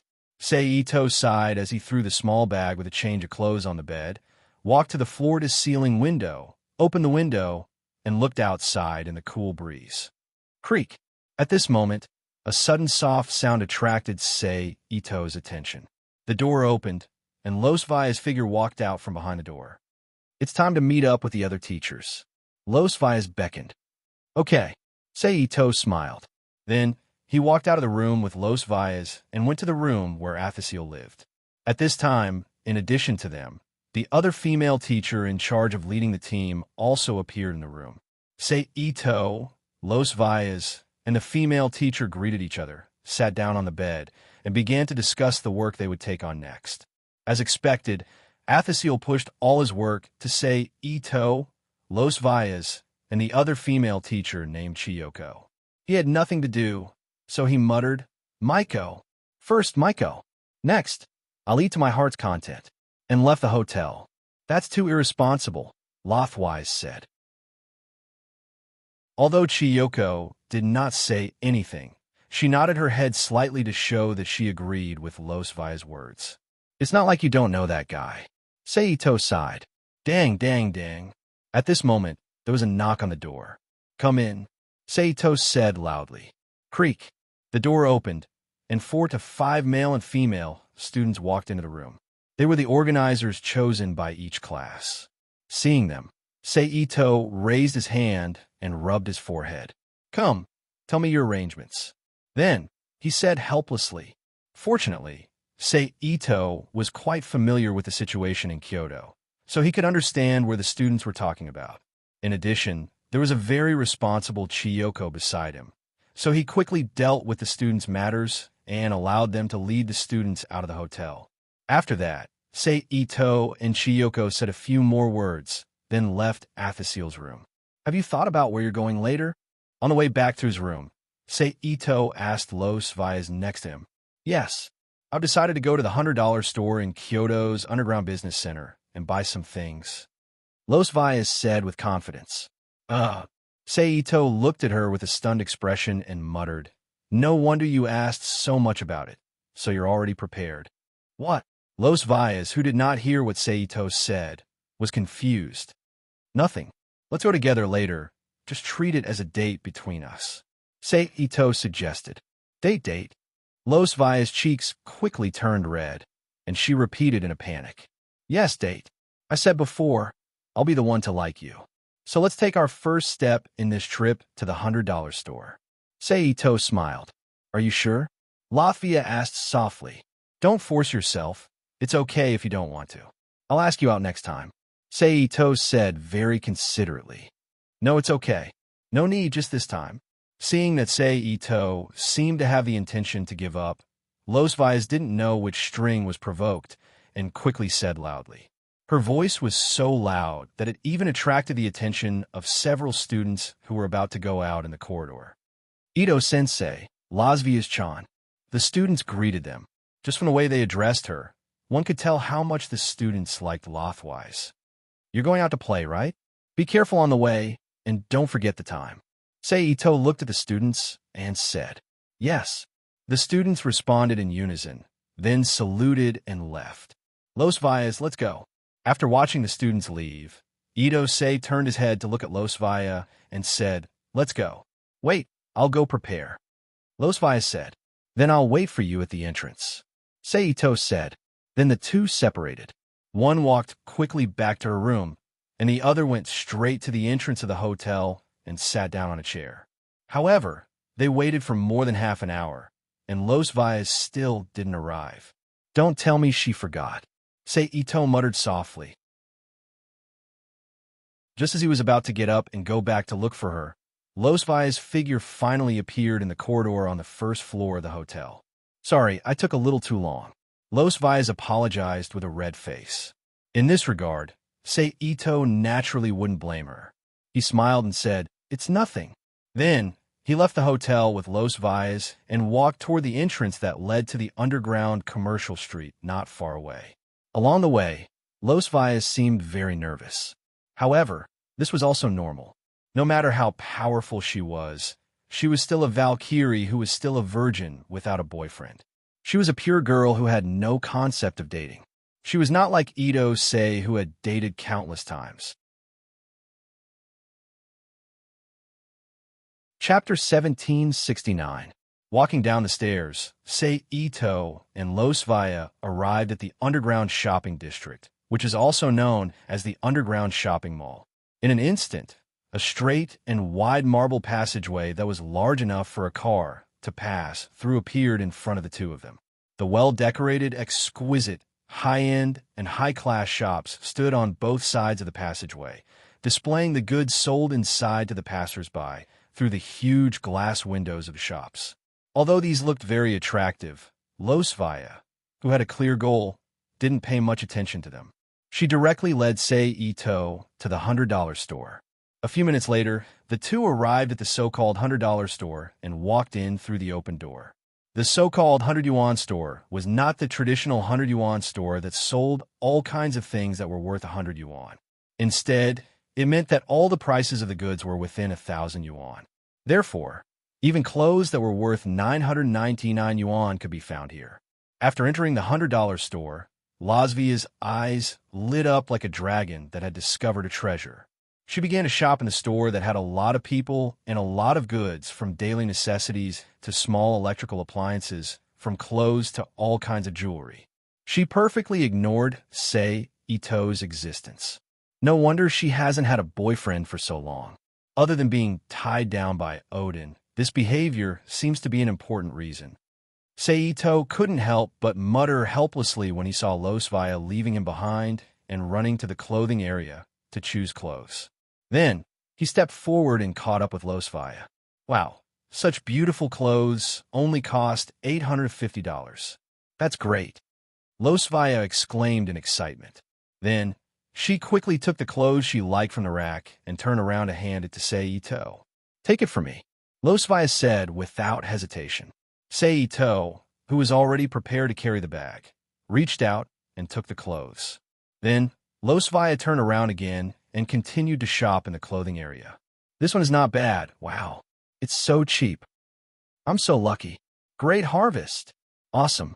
Then, a series of exclamations came out of Latvian's mouth, attracting the attention of the passers-by who were quietly shopping around. However, Los Valles, who was completely immersed in her own world of money, didn't care about the gazes of others. She continued to choose the items she liked excitedly and handed them to Sei Ito, who was smiling apologetically at the other customers. That's all.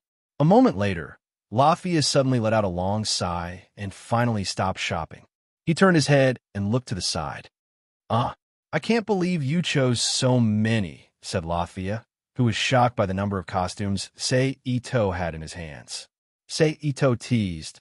I wonder who it was. His eyes were shining just now, as if he wanted to carry everything home. It's rare to come across such good and cheap things, so it's natural to want to buy them back, right? Do you have to wait until you need to buy something expensive? That's not worth it, Latvia replied with a serious face. You really look like a married housewife. Ito-sei looked at Los Valles from head to toe and said with a smile. Wah. What? I'm just being frugal and not extravagant. I'm not a housewife or whatnot. Latvia didn't know if she was angered by the word housewife or if it was something else, but she said loudly with a flushed face. But it was obvious. She had fallen into a certain situation and forgotten where she was at the moment. So, unsurprisingly, the two of them became the center of attention of the surrounding customers and shop attendants. Feeling the gazes around her, Latvia's face immediately became redder. Then, like an ostrich, she lowered her head and walked quickly to the cashier. Sei Ito smiled embarrassedly at the people around him and quickly followed. Thank you, 8,300. After some calculations, the female cashier at the cashier looked up at the two of them with a smile. As expected of a $100 store, It looks like a lot of things, but it doesn't even reach the limit of 10,000. It's really cheap. No wonder so many people are keen to shop here. Say Ito took out his wallet, took out a 10,000 Japanese yen bill, and handed it over. I'll do it myself. Just as the cashier was about to take the money from Sei Ito, Latvia, who also took out a few bills from her wallet, quickly said, "Aren't we on a date?" Sei Ito looked at Latvia and asked rhetorically. When the latter blushed when she heard the word date, he continued, "So I'll pay for it." After that, he handed the money to the female cashier. Latvia hesitated for a moment. She put the money back into the wallet and whispered with a slightly red face, "Thank you. Your change." The cashier gave her the change. A moment later, the two of them left the $100 store with several bags each. "Is there anywhere else you want to go?" Seito asked. "Nope." Latvia shook her head. "In that case, let's go for a drink," Seito suggested. "Okay." Latvia thought for a moment. She agreed. Then the two of them continued to walk down the underground passage and found a beverage shop not far from the $100 store. They ordered 2 glasses of orange juice and started chatting as they sipped on the juice. Of course, the main content was about Latvia's life in Northern Europe. A few hours later, the two of them returned to the hotel with bags of various sizes. Not long after, the traveling group of Genova, Wisteria, Irina, and Kibayudo also returned to the hotel. After separating from their ordinary companions, they found Sei Ito, Latvia, and a Sashel, who had just finished drinking and had just returned. "You mean you were attacked?" A Sashel said with a slight frown. "Yes," Kibayudo confirmed. "Can you think of a reason?" A Sashel asked. Kibayudo and the other two looked at each other and shook their heads. "That's strange at a time like this. Why would Kyoto launch an attack on you?" A Sashel asked in confusion. This was because the demons had already informed the capital before they arrived. Otherwise, they would not have issued something similar to passports to Shibuya, Genova, Wisteria, Irina, and the second-year dependents of Kangna, so that they could visit shrines and temples without being harmed by the sacred power there. That was why a Sashel dared to boldly allow Shibuya and the others to move freely in the territory of the demons in Kyoto. In this regard, Latvia's face also showed a puzzled expression. "Can't we ask them through diplomatic channels?" Seito said. "That's the only way." A Sashel nodded slightly. "Do we need to report this to the minister?" Kibayudo asked again. "Forget it. We still don't know what happened. Let's not let that guy have any unnecessary worries." A Sashel rejected. Kibayudo and Genova nodded and agreed. After that, the few of them chatted for a while before parting ways and returning to their own rooms. But it was obvious that things would not end here. It would happen a little later. A series of knocks sounded in the room. "Knock!" Seito got up, walked to the door, and opened it. "It's you, a Sashel. What's the matter?" Looking at a Sashel outside the door, Seito raised an eyebrow. "We were summoned. It seems that we have arrived at a Japanese restaurant nearby." A Sashel said. "Summoned? Who?" Seito was surprised. "Oh, that lovely demon lord young lady." A strange smile appeared on a Sashel's face, and he especially emphasized the word lovely. Then a Sashel and Seito found Latvia, Kibayudo, Genova, and Wisteria, Irina respectively, and sneaked out of the hotel in the night. Under a Sashel's lead, they arrived in front of a hotel in the corner of the street. Just as a Sashel said before, this was a Japanese-style izaka-like hotel named Deo. Everyone went inside, walked through the path with a peaceful atmosphere, and came to a single room. A Sashel stepped forward and opened the door. Instantly, Seraphiel, dressed in a kimono and sitting inside, appeared in front of everyone. Beside her were the members of the Seedy family who had arrived first. "Hello, Red Dragon Emperor Sauce. Long time no see, Leah Sichan's family." Seraphiel greeted everyone happily. "Oh, it's you." The only male among the Seedy family members, Kiba Shiro, greeted Kibayudo. "Hello." Kibayudo responded politely. As they spoke, everyone walked into the single room and sat down on their knees. "The food here is delicious. Especially the chicken dishes, they are the best." Red Dragon Emperor Sauce and Kiba Shiro You guys should eat more. Seraphiel recommended like a taster. Ito nodded, picked up a piece of chicken, and put it in his mouth. Not bad, right? Seraphiel said with a look of approval. Not bad indeed. Ito nodded slightly. I'm here because... Ito, who did not want to dwell on the topic of food, changed the topic. I'm here to get the cooperation of the demons in Kyoto. Seraphiel said playfully, striking a pose that girls in 2D or real life would like to strike when they were taking photos. Among the 4 demon kings, Seraphiel was the one who was in charge of diplomacy. Sagex was the representative of the underworld in public and in private. The current Beelzebub was in charge of the development and deciphering of the creation tactics and other applied tactics. Asmodeus was in charge of the military of the entire underworld. The division of labor was very clear. But it seems like the situation is getting worse, Seraphiel continued. When the others heard this, their faces revealed a puzzled expression. According to the report of the demons living in Kyoto, the leader of the demons here, Kyubi, disappeared a few days ago. That means, Kiba Yudo said. Yes, I have heard your report from the Atheniel family. I'm afraid it's that kind of situation. Seraphiel, who understood Kiba Yudo's meaning, nodded. That means the leader of the demons here was kidnapped. The ones involved in this incident. A Sashel, who finished the wine in his small plate, said. Most likely, it's the disaster mass, Seraphiel said with a serious expression. You guys are getting into trouble again. Shiro looked at Kiba Yudo, Genova, and Wisteria Irina with the corner of his mouth twitching. Seriously, we're already exhausted from taking care of the students on this trip. You're really capable terrorists. A Sashel grumbled. Ito looked at a Sashel with a "you're not embarrassed to say that" look. A Sashel simply ignored it and continued to pour wine in a Shaodai's mouth. No matter what, it's still something that can't be made public. No matter what, we have to find a way to solve this problem.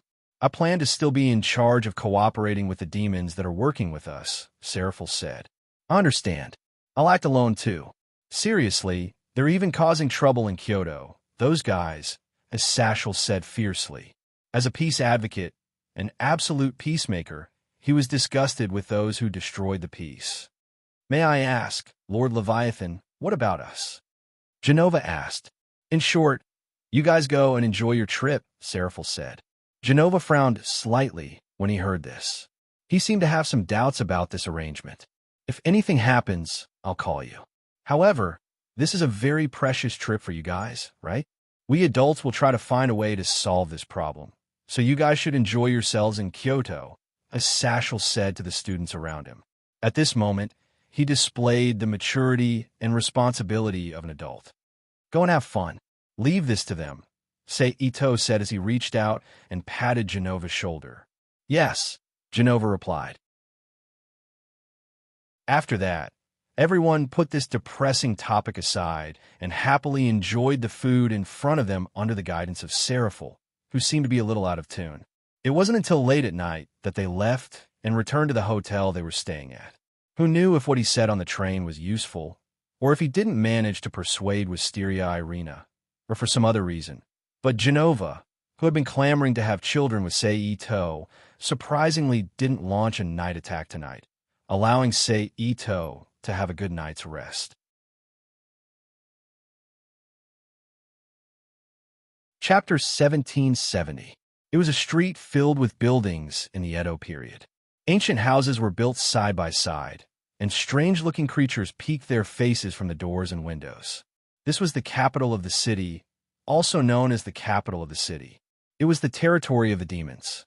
In the depths of the city, there was a huge archway in front of an ancient and majestic house. Ito, a Sashel, and Seraph, who was wearing a kimono, were protecting a blonde girl who was wearing a kimono similar to that worn by the princesses of the Warring States period.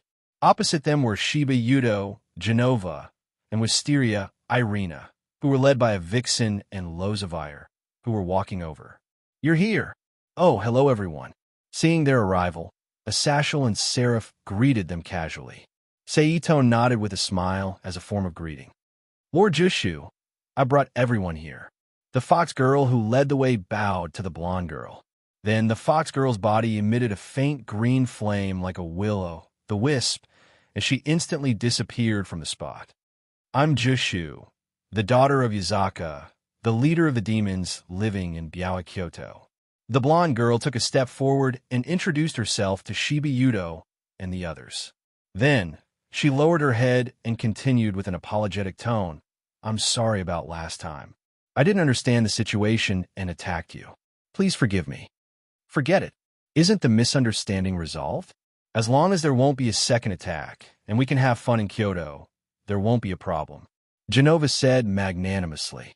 Yes, a forgiving heart is necessary for angels. I don't hate the princess. Wisteria, Irina agreed. Just like my companions, I don't hold a grudge against your highness. So raise your head. Shiba Yudo smiled. But, can I call you Jushu? After Jushu nodded, Genova asked directly. Jushu, you're worried about your mother, aren't you? Of course. Jushu answered without hesitation. If that's the case, it's understandable for you to make a mistake and attack others. Of course, sometimes it will cause problems and make the other party unhappy. But you've already apologized.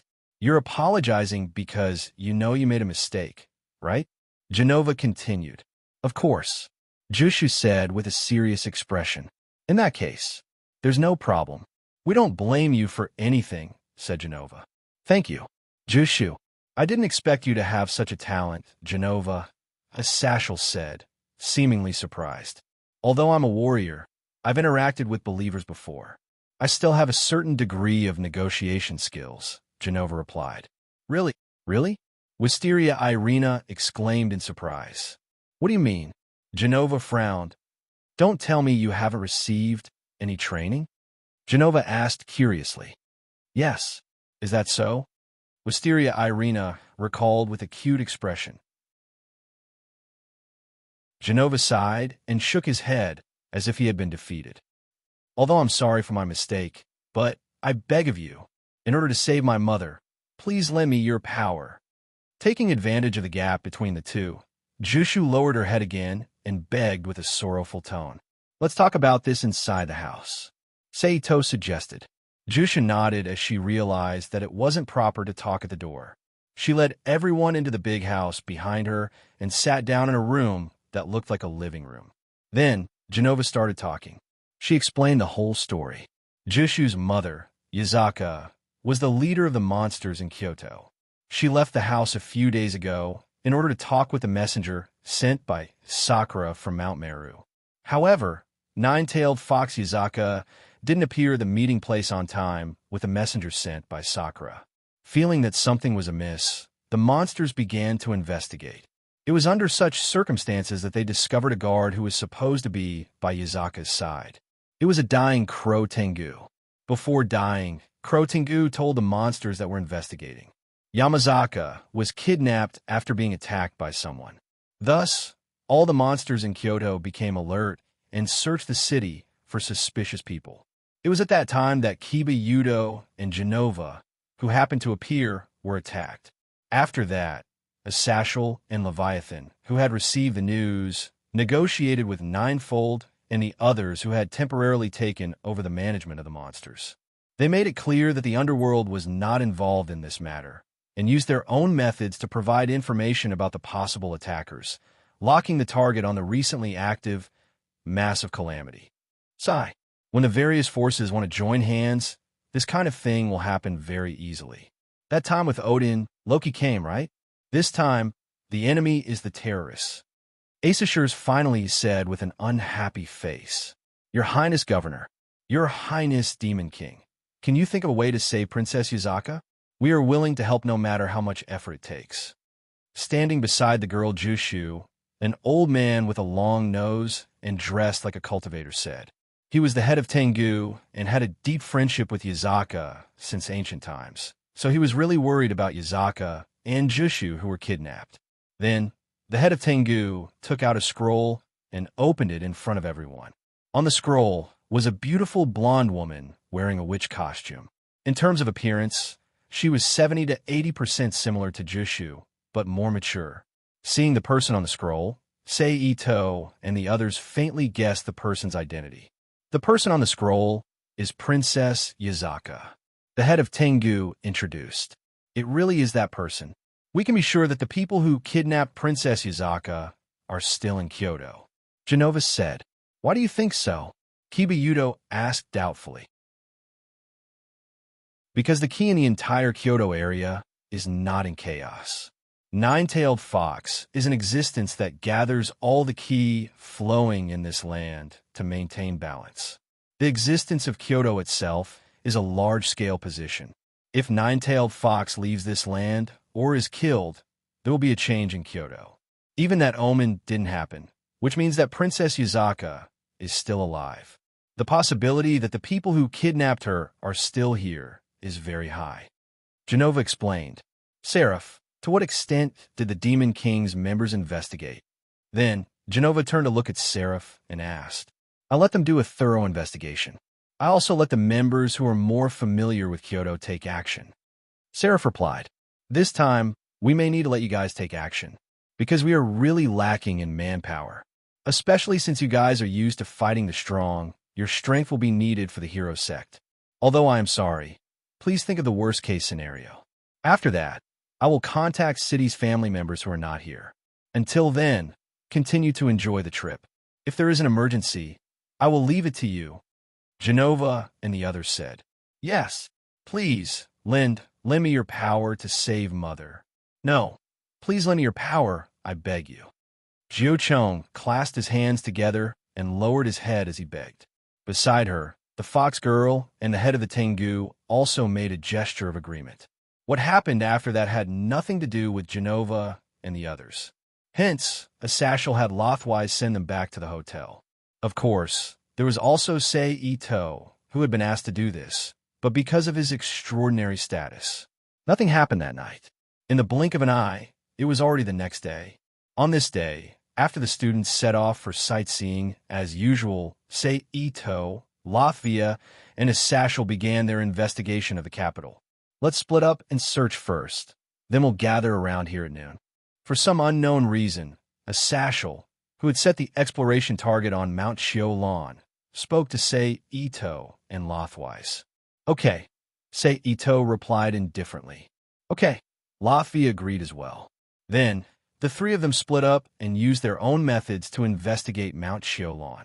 As for the result, needless to say, they could not find anything. After a fruitless search, the three of them had no choice but to meet up again according to the agreement they had made beforehand. I remember that the tofu pot nearby is the best. Let's go eat it, as Sashel suggested. Aren't we going to search? Latvia asked. It's not like we're in a hurry. Let's eat first. After all, only when we're full will we have more energy to do dangerous work, right? Asashel laughed heartily. Hearing what he said, Latvia, who felt that it made sense, nodded in agreement. As for Sei Ito, he would not object to such a suggestion and happily agreed as well. Seeing that they had reached a consensus, Asashel did not waste any more time and led the two of them to a nearby tofu pot shop. The tofu pot shop was not big, about the size of a small fast food restaurant. There were 4 to 5 square tables inside, and several men and women, who looked like customers, sat at 2 or 3 tables, chatting while enjoying the delicious food on the table in front of them. The three of them found an empty table by the wall and sat down. What would you like to order, sir? The waiter in the shop walked over and asked. A large tofu pot, a few side dishes, and a bottle of soju. Asashel ordered without any hesitation.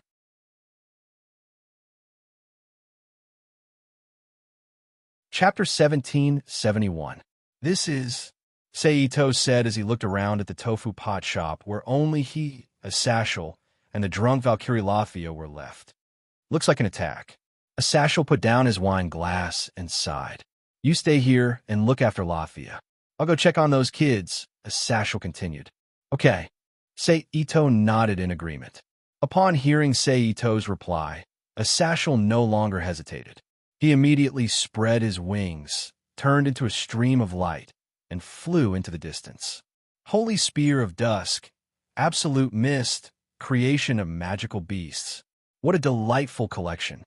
Sei Ito squinted as he picked up a small plate and brought it to his mouth.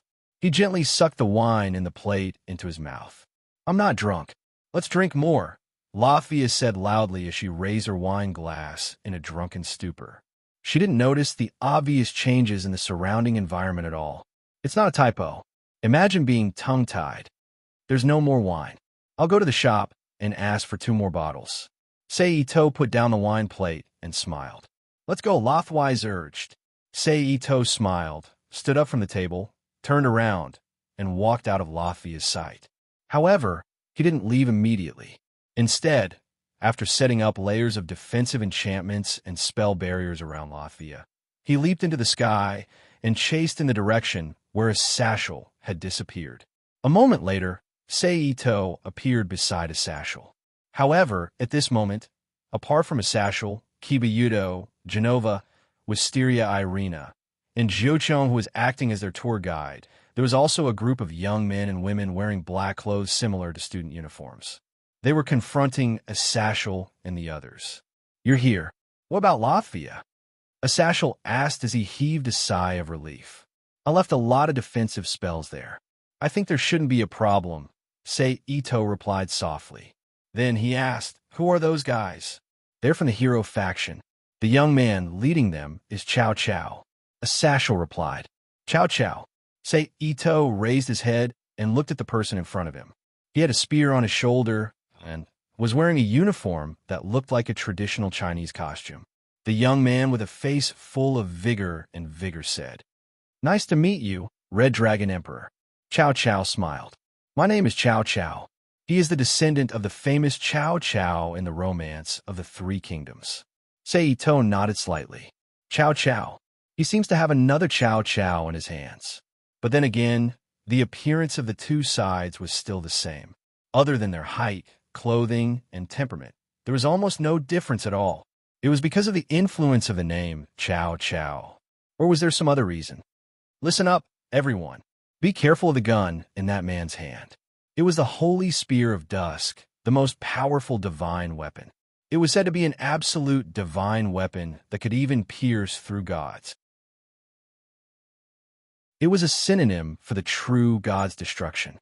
I haven't seen it in a long time, but the current user is on the side of terrorists. Just as Seito was thinking about the possible connection between the two, a Sasher's serious voice sounded in everyone's ears. Seito focused and looked at the metal spear in Chow Chow's hand. Sure enough, he could feel an extremely strong and awe-inspiring aura from the long spear. "That's the holy spear that all the seraphs in the heavenly realm fear," Elena said with a trembling voice. "I heard about it when I was very young. The spear that pierced through Jesus. The spear that was stained with Jesus' blood. The absolute spear that pierced through the divine body," Genova said in a low voice. "You brat, I have something to ask you." While the others were shocked by the mention of the holy spear, the young girl Jiochong roared at Chow Chow with a face full of anger.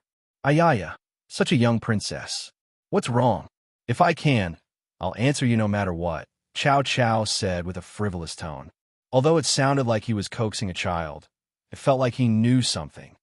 "Are you the ones who kidnapped Mother?" Jiochong asked. "Yes," Chow Chow admitted without hesitation. "What do you want to do to Mother?" Jiochong asked again. "I want to ask your mother to cooperate with our experiment." "Experiment? What do you want to do?" "To fulfill the wishes of the sponsor. That's the so-called policy." Hearing this, Jiochong bared her fangs. Her expression was ferocious because of her extreme anger. At the same time, her eyes were filled with tears. She looked both angry and sad. "The sponsor? Is it Orpheus? And why did you suddenly appear in front of us?" Asa Schurz yelled. "No, there's no need to hide anymore. Also, I've decided to inform you before the experiment and cooperate a little. I would also like to meet the governor of Asashel and the legendary Red Dragon Emperor." Chow Chow replied casually. "Simple and clear is enough. Please return the nine-tailed leader to us. We have to work together with the demons," Asashel said as he summoned a spear of light. Seeing this, the others also got ready for battle. Only Seito still looked calm. He did not make any preparations. With great interest, Chow Chow looked at Ito Se, who was unprepared. He then turned his head slightly and said to a small boy beside him, "Leonardo, I'll leave the demons to you to fight against the monsters." The latter nodded expressionlessly. Then, without seeing him do anything, a large number of disgusting shadows appeared under his feet and quickly expanded. In the blink of an eye, they had expanded to cover the entire moon bridge. Then, the shadows began to expand. They gradually took shape, and finally, they stopped in the shape of a huge monster. Then, the number of monsters began to increase. From 1 to 10, 20, 30, and finally, there were over 100 of them. It made one's scalp tingle. "Magical creature maker," a Sashel said with a serious expression. That's right. That's right. The artifact that this child has is one of the tools of divine destruction. It has a different meaning from my holy spear of dusk. It's the most ferocious artifact, Chow Chow replied with a smile. Holy spear of dusk, absolute mist, magical beast creation. So he has 3 of the 4 gods' destruction artifacts. These tools of divine destruction have been monitored by us fallen angels, the heavens, and the demons since birth. At this point, Ace Ashurs turned his head and looked at Seito. Seito understood that this was because he was not in the surveillance sequence. Hyoto Issei, who was originally under surveillance, had somehow become an ordinary person. The human agent who sent out the killing mission, Lineri, had become his new subordinate. Coupled with the fact that Wally White Dragon Emperor was still alive after being selected, Ace Ashurs had deduced some things. However, Seito was not worried about this. After all, he had done so many things for him like a nanny recently. He also loved Lias, Junai, and other related girls very much. Moreover, he had not done anything dangerous behind the scenes or anything that could destroy the peace between the 3 major forces. Therefore, he was not afraid of Asash's suspicions or anything. It's been almost 20 years. Have we also slacked off? Or someone deliberately hid something? Indeed, compared to the past tools of divine destruction, almost all of the current tools of divine destruction are hard to find. Then, Ace Ashurs looked away and continued. Perhaps there's some causality that's only related to the modern world? In the beginning, the tools of divine destruction could be said to be a bug or error in the divine artifact system. Until now, these causality laws, including the tools of divine destruction, have their own ups and downs, operating outside of our expectations, right? Although this is just a guess that I hope is not too overboard. The change of bug, error, no, evolution? In any case, although including me, we are all in charge of the divine artifact research and the divine artifact system. Aren't we too naive? Michelle Sazax. Then, Ace Ashurs muttered to himself. Now is not the time to think about this. Seito reminded him. Yes. Ace Ashurs came back to his senses and smiled bitterly. Seito understood that this was because he was not in the surveillance sequence, and Hyoto Issei, who was originally under surveillance, had somehow become a normal person, a human being who gave out killing missions. However, Seito was not worried about this. After all, he had been following Ace Ashurs around like a nanny recently, and he loved Ria's, Junai, and the other related girls very much. Moreover, he had not done anything dangerous behind the scenes, or anything that could disrupt the peace between the 3 factions, so he was not worried about Asash's suspicions or anything. It's been almost 20 years. Have we also slacked off? Or someone deliberately hid something? Indeed, compared to the past tools of divine destruction, almost all of the current tools of divine destruction are hard to find. Then, Ace Ashurs looked away and continued. Perhaps there's some causality that's only related to the modern world? In the beginning, the tools of divine destruction could be said to be a bug or error in the divine artifact system. Until now, these causality laws, including the tools of divine destruction, have their own ups and downs, operating outside of our expectations, right? Although this is just a guess that I hope is not too overboard. The change of bug, error, no, evolution? In any case, although including me, we are all in charge of the divine artifact research and the divine artifact system. Aren't we too naive? Michelle Sazax. Then, Asashurs muttered to himself. Now is not the time to think about this. Seito reminded him. Yes. Asashurs came back to his senses and smiled bitterly. Chapter 1772. Are those black monsters used to collect data? Asashel said with a gloomy expression. As the use of forbidden hands increased, the construction of anti-magical creatures also developed. Thanks to this, demons, angels, dragons, and other big guys were also created to fight against magical beasts. If the demons' anti-magical creatures went all out, they could even release light comparable to the light of mid-tier angels. Chow Chow's expression was relaxed, as if he was talking about something very normal. Asashel heard this, and a look of hatred flashed across his face. However, he quickly smiled again and said, But Chow Chow, it seems that only the god-killing creatures have not been created yet. Chow Chow did not respond. If it's a god, then use this spear to slaughter. Then Chow Chow pointed the spear at Asashel and said, Come, let the battle begin. Following Chow Chow's declaration of battle, the surrounding creatures immediately roared. Sawmill, please create a holy sword for me. Genova said, Understood. As expected, you're more suited to use the two-blade style. Sawmill activated the artifact and created a powerful holy sword and threw it to Genova, who was holding Ascalon. As for Genova's original weapon, Dilindar, it was sent to the heavens for some reason and was not by her side for the time being. Genova reached out and caught the sword. She charged into the group of monsters in front of her and slashed at them like a wild swordsman. Under her slashes, dozens of monsters were immediately smashed into pieces by the impact of the holy light energy. Then, a beam of light shot out from the mouth of one of the monsters and headed straight for Shiba Yudo. With this level of light, it'll be fine as long as I don't get hit. Shiba Yudo activated Knight's Godspeed and dodged the attack as he said confidently, Chow Chow, do you want to be defeated by me? Asashel took out the jade that sealed the Golden Dragon King Fafnir and activated it to create a full-body armor similar to the Red Dragon Emperor's forbidden hands. She looked at Chow Chow and shouted, What honor, to be able to fight against the fallen angel governor recorded in the Holy Book. Chow Chow laughed. Then the two of them charged forward. They welcomed each other. In the blink of an eye, a powerful air current filled with a suffocating pressure spread out from the two of them. Inari, I'll leave ninefold to you. Say Ito, who had yet to make a move, turned his head and said to Inari, who had yet to make a move. Yes, Wisteria Irina replied confidently. Jiuchong, you must stay by Anali's side.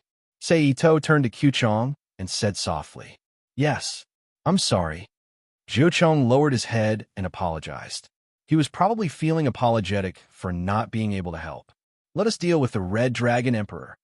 But before Seito could make a move, a few Hero Sect members who could no longer wait jumped out and rushed in front of Seito.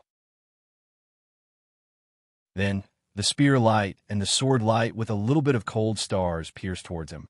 TSK, I was underestimated, Seito said in a low voice. As soon as he finished speaking, without seeing him do anything, the few Hero Sect members who rushed in front of Seito suddenly fell to the ground and let out painful groans. Psychokinesis crushing. Ow, how is this possible? One of the Hero Sect members said in a trembling voice. The current Red Dragon Emperor is someone who can fight against a god. Therefore, your defeat is inevitable.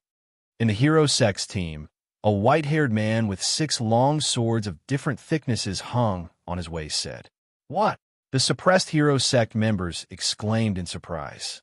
Seito stretched out his hand and grabbed the air. The long sword in one of the Hero Sect members' hands forcefully broke free and flew into his hand. Everyone pay attention. Be careful. He is the current Red Dragon Emperor. Among the past generations, his individual strength is the strongest.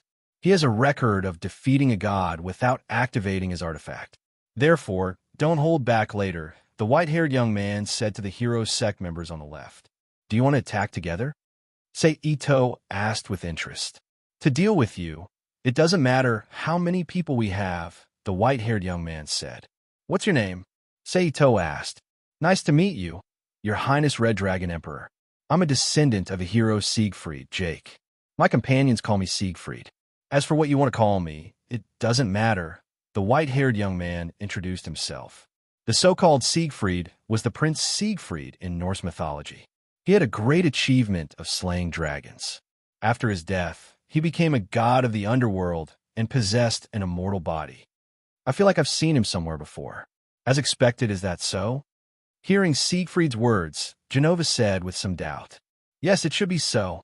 Judging from the several demonic swords on his waist, it's definitely him. Purple Vine, Inari nodded in agreement. Do you know him? Seito tilted his head slightly and asked. Yes, that man is an exorcist. He's a compatriot of mine and Inari's.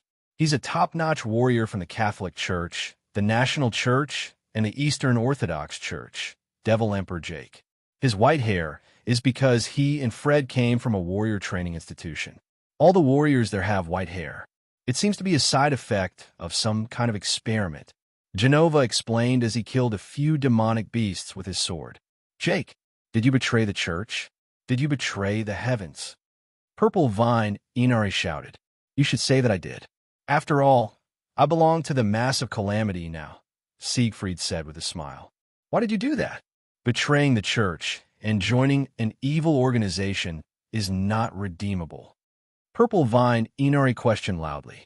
My ears hurt a little. Genova scratched his face embarrassedly.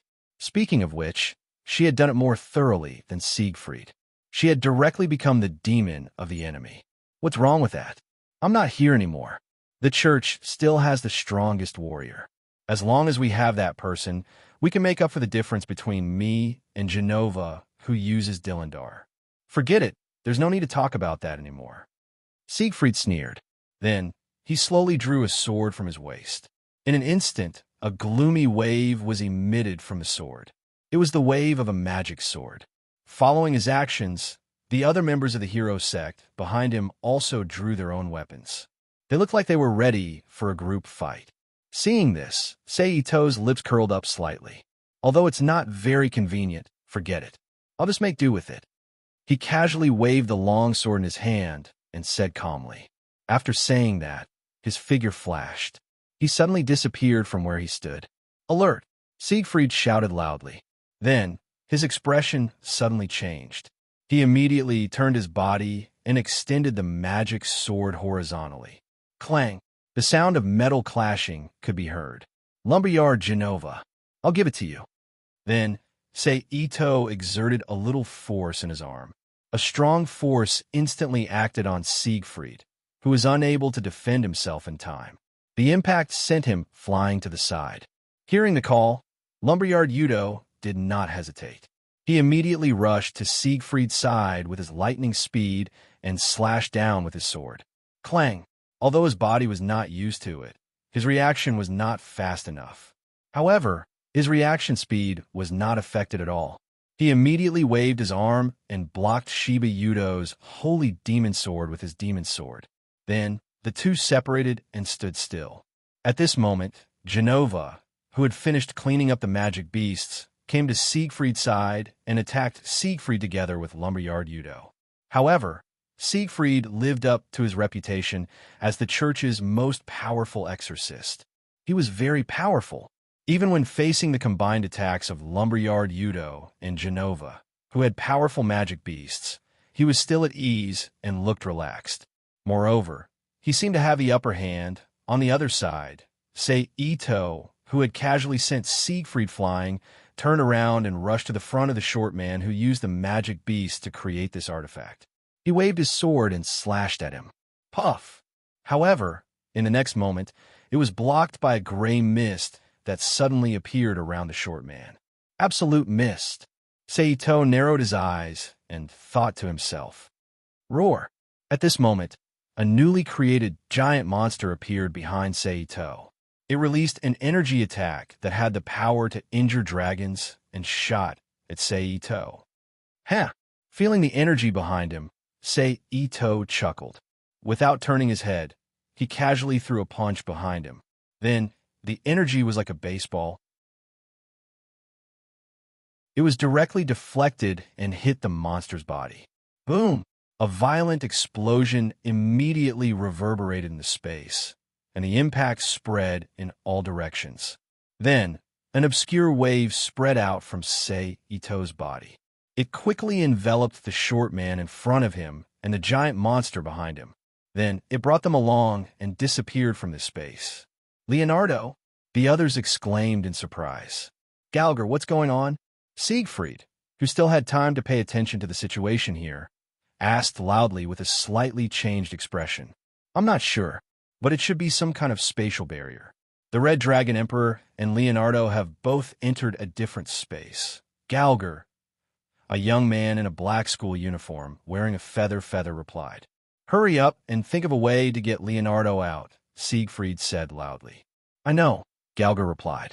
Hercules, use your divine artifact to bombard the place where Leonardo disappeared, Gallagher ordered. Okay. A burly foreign young man, who looked to be more than 9 meters tall, laughed loudly. He walked out of the crowd to the place where Leonardo disappeared and threw a punch forward. Boom! A violent explosion rang out. Then, a visible ripple in the void and a light barrier faintly appeared. Good job, Hercules. Continue. Gallagher quickly said. Okay, leave it to me. Hercules laughed loudly. Then, without hesitation, he threw another punch forward. Boom! Hercules' divine artifact was called Giant's Mischief. Its effect was to add an explosive effect to the target it hit. So, in addition to the powerful impact of his attack, the violent explosion effect was often a headache. At the same time, inside the spatial barrier, it seems that you're quite a good middleman among your companions. Sei Ito smiled as he casually tore the creation behemoth into countless pieces and sent it into the different space. Leonardo's expression changed slightly, but he still did not speak. Forget it. There's not much time left. Let's end this quickly. Sei Ito chuckled. After that, without waiting for Leonardo's response, he directly stepped in front of Leonardo, who was no longer protected by the gray fog. The moment Leonardo was about to instinctively resist, he flashed again and came behind him. Then, he waved his hand and chopped at Leonardo's neck. Bang! As expected, Leonardo immediately fainted and fell to the ground like a broken sack. Plop! Then, Sei Ito stretched out his hand and pointed forward. 8 bright pearl-sized light spots quickly appeared above Leonardo's head and around his feet. Each of them shot out 3 rays of light, which intersected with the rays from other directions to form a square light outline. Then, the energy filled the square and completely sealed Leonardo in it. Then, the square shrank into a small cuboid the size of a child's building block. It fell into Sei Ito's palm and was put away by Sei Ito using the universe in one sleeve technique. Done. Sei Ito smiled. Then, he raised his head and looked outside through the barrier. Since you can't wait, then come in. Almost as soon as his words fell, the entire barrier immediately shattered with a crisp pa sound. Then, without waiting for the people from the hero faction to show any joy, the same cryptic feeling spread out once again. Not good. Gallagher's expression changed drastically.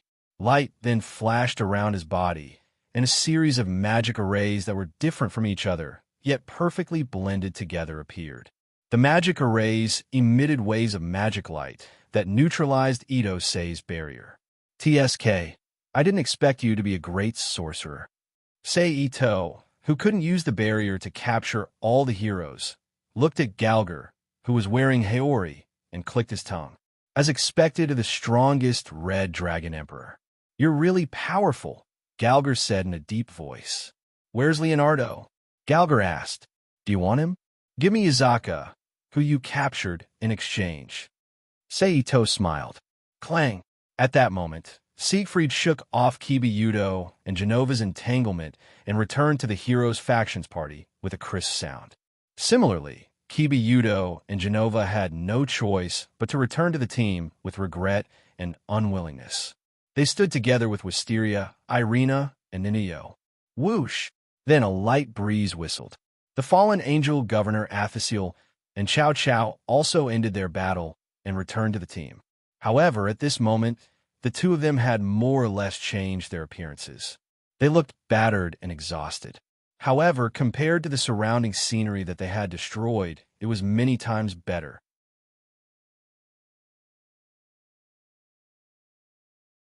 Chapter 1773. Good job. A Thasher, who had removed his forbidden state, smiled and praised Saito. You are indeed a strong enemy, Chow Chow said with a gloomy expression. Ito Mori smiled softly and did not express any opinion on this. He just asked again, how is it? Do you want to change? Hearing Saito's words, Jiuchong showed a nervous and expectant expression. Although Leonardo is our indispensable partner, for the sake of our goal, an appropriate sacrifice is acceptable. Presumably, he would agree with this point of view. So my choice is to refuse, Chow Chow said coldly. That's a pity. Leonardo is so pitiful to be represented and abandoned. Saito shook his head and sighed. Are you trying to sow discord? You're wrong, Siegfried said. Siegfried said, as soon as we decided on our target, we were already prepared to sacrifice ourselves, so don't waste your time. You've really been brainwashed, a Thasher sighed. Then, Chow Chow, the reason for your hero sex actions, or rather, the goal you set? A Thasher looked directly into Chow Chow's eyes and asked softly, Governor of the Fallen Angels, what surprised you is that the reason for our actions is very simple. We just want to know what level we can reach as a human. We're challenging this. I believe that the ones who could defeat the demons, dragons, fallen angels, and other supernatural races are humans. No, it's definitely humans. Chow Chow answered firmly. For this goal, even Saito could not help but feel a little shaken when he heard this. After all, in the end, Ito Mori was also a member of the human race. Do you want to be a hero? Cough, because you are the descendant of a hero, a Thasher guessed. This is a little challenge from a weak human. Under the heavens, where can a human go? I want to try. Chow Chow ignored a Thasher's words and pointed a finger at the sky. A great goal. To be honest, I'm also a little tempted, Saito suddenly said after a few seconds of silence. As soon as he said this, a Thasher frowned slightly. However, he did not say anything. If the Red Dragon Emperor is willing to come to my side, I welcome you. On behalf of the hero sect, Chow Chow smiled. Then I have a question to ask you. Is the power displayed by you with the divine artifact really the power of human beings? Ito-sei asked softly with a smile on his face. Chow Chow's eyebrows furrowed. At the same time, a faint smile appeared on a Thasher's face. If the artifact holder uses the artifact to achieve victory, is it an artifact? Or the victory of the artifact? Not giving Chow Chow any time to react. Chow Chow Chow, Ito asked again. Also, have you forgotten why divine artifacts are called divine artifacts? Artifact, as the name suggests, artifacts made by gods in the world of the Demon Academy. Its original existence was a gift and power bestowed to humans by the gods. Therefore, from this point of view, Chow Chow and the hero sect, who used the artifact to wreak havoc in the world and pursued the limits of human beings, had deviated from the basics and used inhuman power. Can you answer me? Ito, who did not get an answer, urged after waiting for a moment. I understand what you mean. Yes, there's a problem with our actions and goals. Chow Chow, who had inherited Chow Chow's name, soul, and bloodline, simply admitted. Chow Chow, Siegfried called out. Chow Chow raised his hand and stopped Siegfried, then continued, although there are some problems, I will not give up on that goal. However, I will gradually get rid of the artifact's power in the future. I have to thank you for reminding me. Since you are ready to gradually get rid of the influence of the artifact's power, how about you give it to me now? Saito raised his eyebrows and asked. Hearing Saito's words, the Sashel's eyes flashed. Ha ha ha. After saying so much, this is your goal, Chow Chow said with a smile. That's right. I have always coveted the artifact of divine destruction, Saito said with a faint smile. If you want the Holy Spear of Dusk, then get it with your ability. Chow Chow said seriously. Ito narrowed his eyes slightly and began to emit a powerful aura that pressed down on the hero sect, not far away. Chow Chow was not to be outdone and also released his aura. For a moment, the atmosphere in the entire field became tense. Chow Chow, this is not the right time. Retreat first and come back next time, Siegfried said as he reached out and pressed on Chow Chow's shoulder. Instantly, Chow Chow's aura stagnated and slowly retracted. Tonight, we will use Nine Tails in charge in Nijo Castle to conduct a huge experiment in Kyoto City's special force field. If you want to stop us, then come and join us, Chow Chow said after calming down. Then, the gray fog that originally filled the surroundings began to gather and rose quickly like a wall of fog, quickly separating the two sides. Hey, everyone has returned to the original space. Dispel the attack. Asashel hurriedly reminded. Almost as soon as he finished speaking, the surrounding scenery changed abruptly and returned to the intact Mist Mountain. At the same time, the ordinary tourists who had disappeared reappeared in front of everyone. What nonsense are you spouting? Experiment in Jingdu? Don't look down on me, boys. Asashel said fiercely as he punched the electric pole beside him like an ordinary person. Obviously, he was provoked by Chow Chow's words before he left.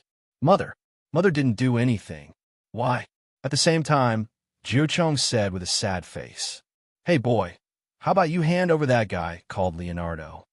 Asashel said as he retracted his fist and turned to Ito.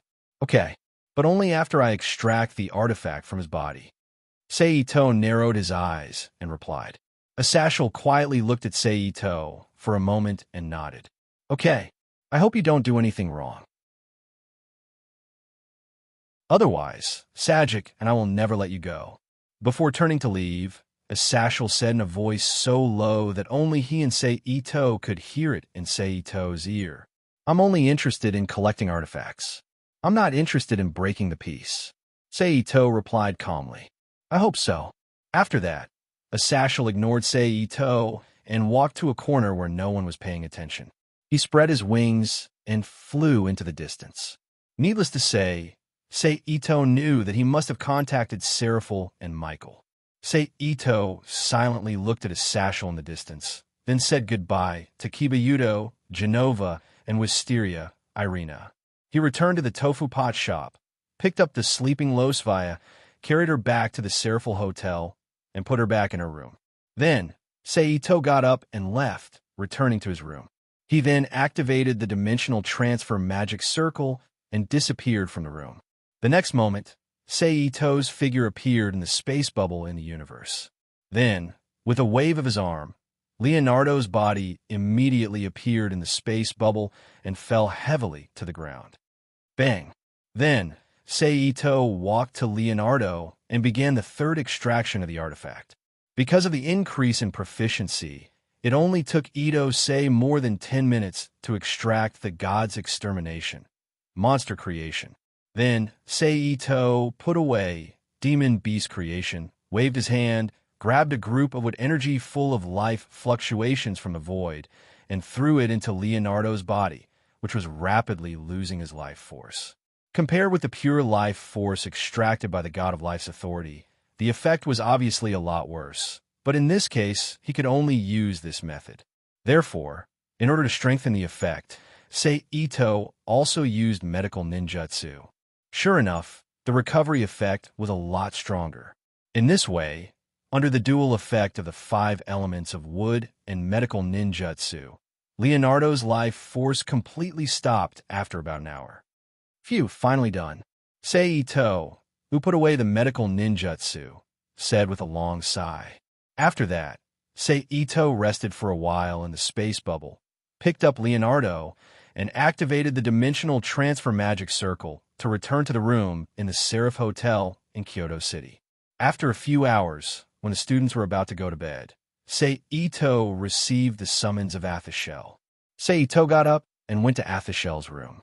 At this time, in addition to Athashel, the Demon King Seraph Leviathan, Shiba Yudo, Genova, Lothias, Wisteria, Irina, and the second-year dependents of Kangna were also in the room. The room, which was originally quite big, was crowded. Ito greeted everyone and sat down next to Lothius. Since everyone is here, let's begin the battle plan. Athashel looked around at everyone in the room and said, "Now, we have launched a very alert state with Nijo Castle and Kyoto Station as the center. We have mobilized people related to demons and fallen angels who are active in Kyoto and asked them to search for suspicious people. At the same time, the monsters living in Kyoto will also provide us with help. Although we still can't figure out the movements of the heroes, we have successfully detected that the ominous aura emitted from Kyoto is concentrated in Nijo Castle."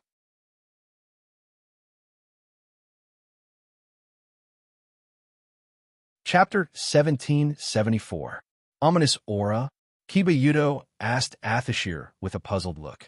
"Well, since ancient times, Kyoto has been a large-scale city built on the basis of yin-yang and feng shui. So there are so-called energy points everywhere.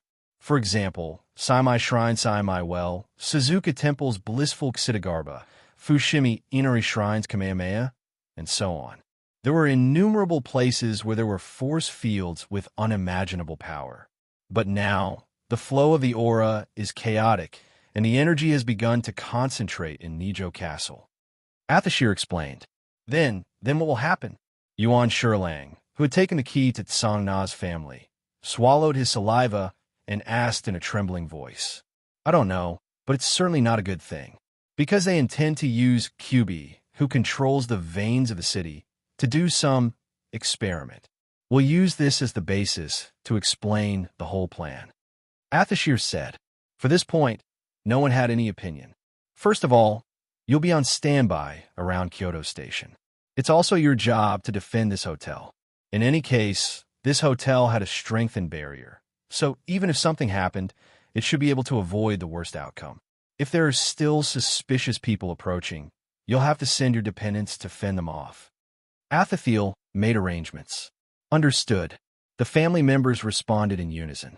Next is Jiminori's family and Irina and Sei Ito. Before mentioning Sei Ito's name, Athashir hesitated for a moment. Apparently, because of Leonardo's matter in the morning, he had some doubts about Sei Ito's use. But soon, Athashir put away the doubts in his heart and continued. "I'm sorry to keep you like this. You're the main attackers.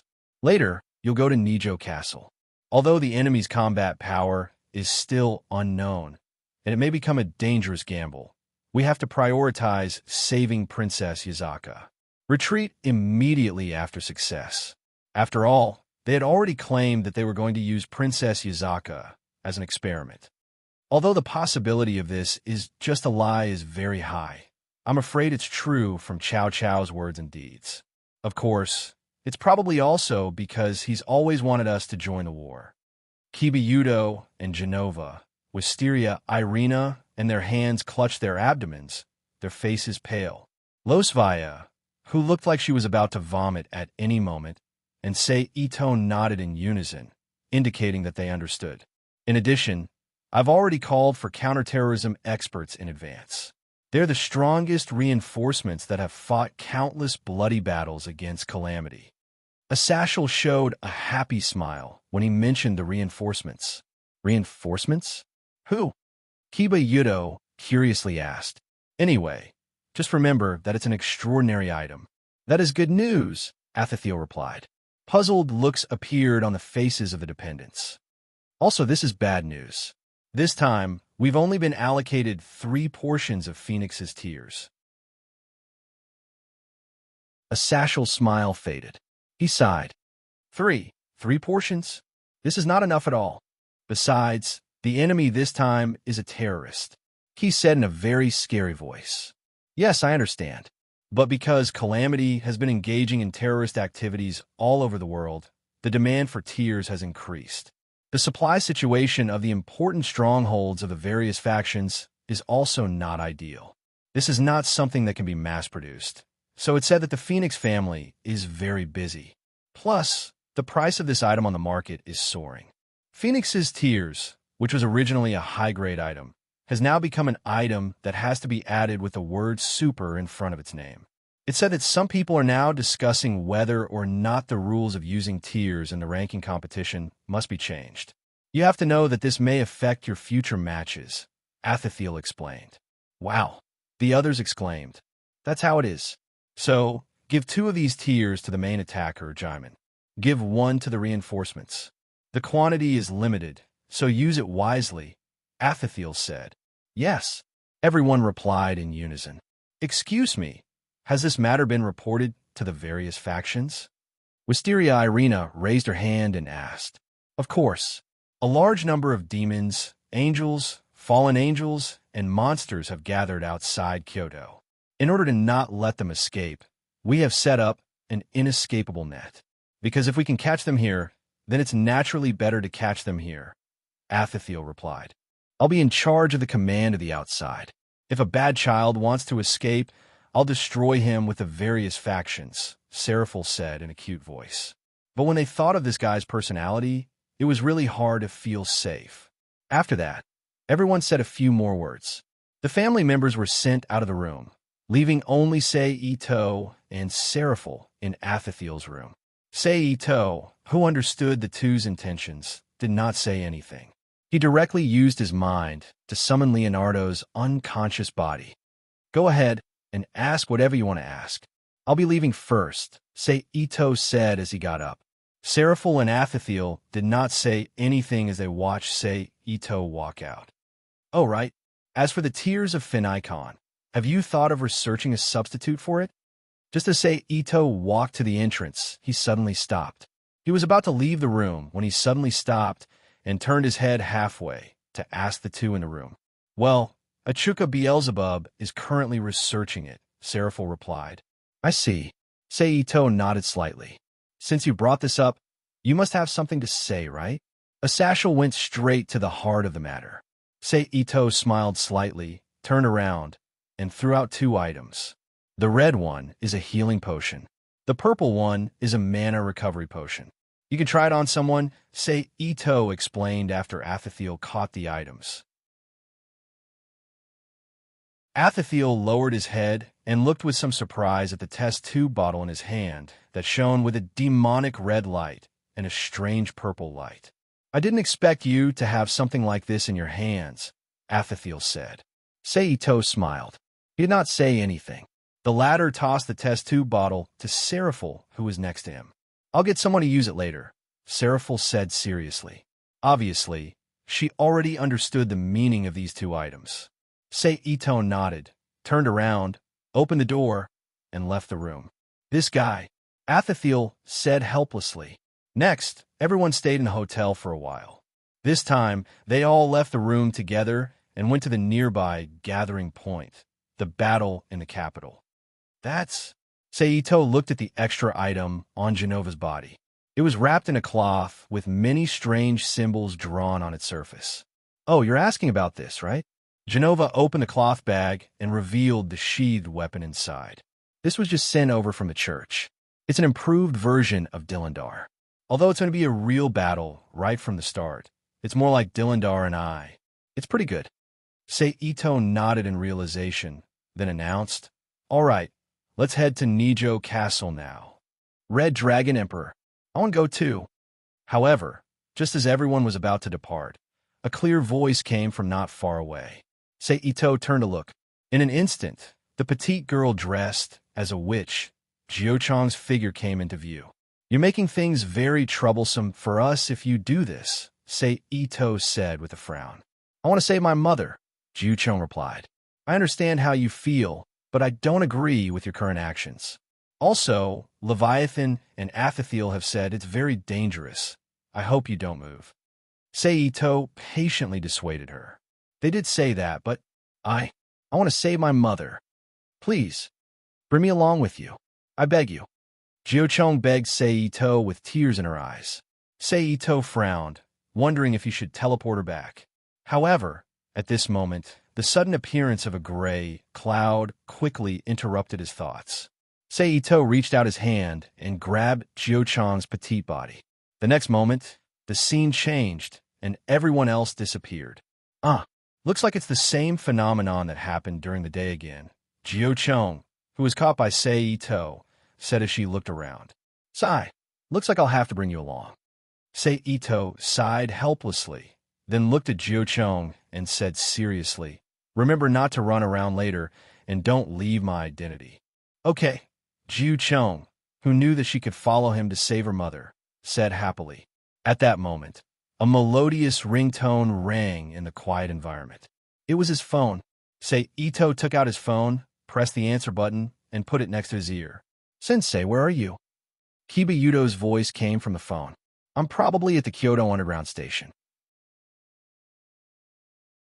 What about you guys? Sei Ito looked around and replied. I'm at the Kyoto Imperial Institute. Las Vias is here too, Kiba Yudo said. Looks like the enemy wants to split us up on purpose, Sei Ito said. You and Las Vias be careful. We'll meet up at Nijo Castle. Okay, Sensei too, Kiba Yudo said. After that, Ito-sei hung up the phone and contacted Genova. After learning that Wisteria Irina was with her, he gave her some instructions before hanging up the phone again. He then pulled out the map that he had previously recorded on his phone and found the location of himself and Nijo Castle. Let's go. We'll save your mother, Sei Ito said as he held Jiu Chong's little hand. Okay, Jiu Chong nodded in response. Then, the two of them stepped forward and moved toward Nijo Castle. Because it was a copy space created by absolute mist, there was not a single person in the entire city. It was as if they were in a ghost town, and it gave them goosebumps.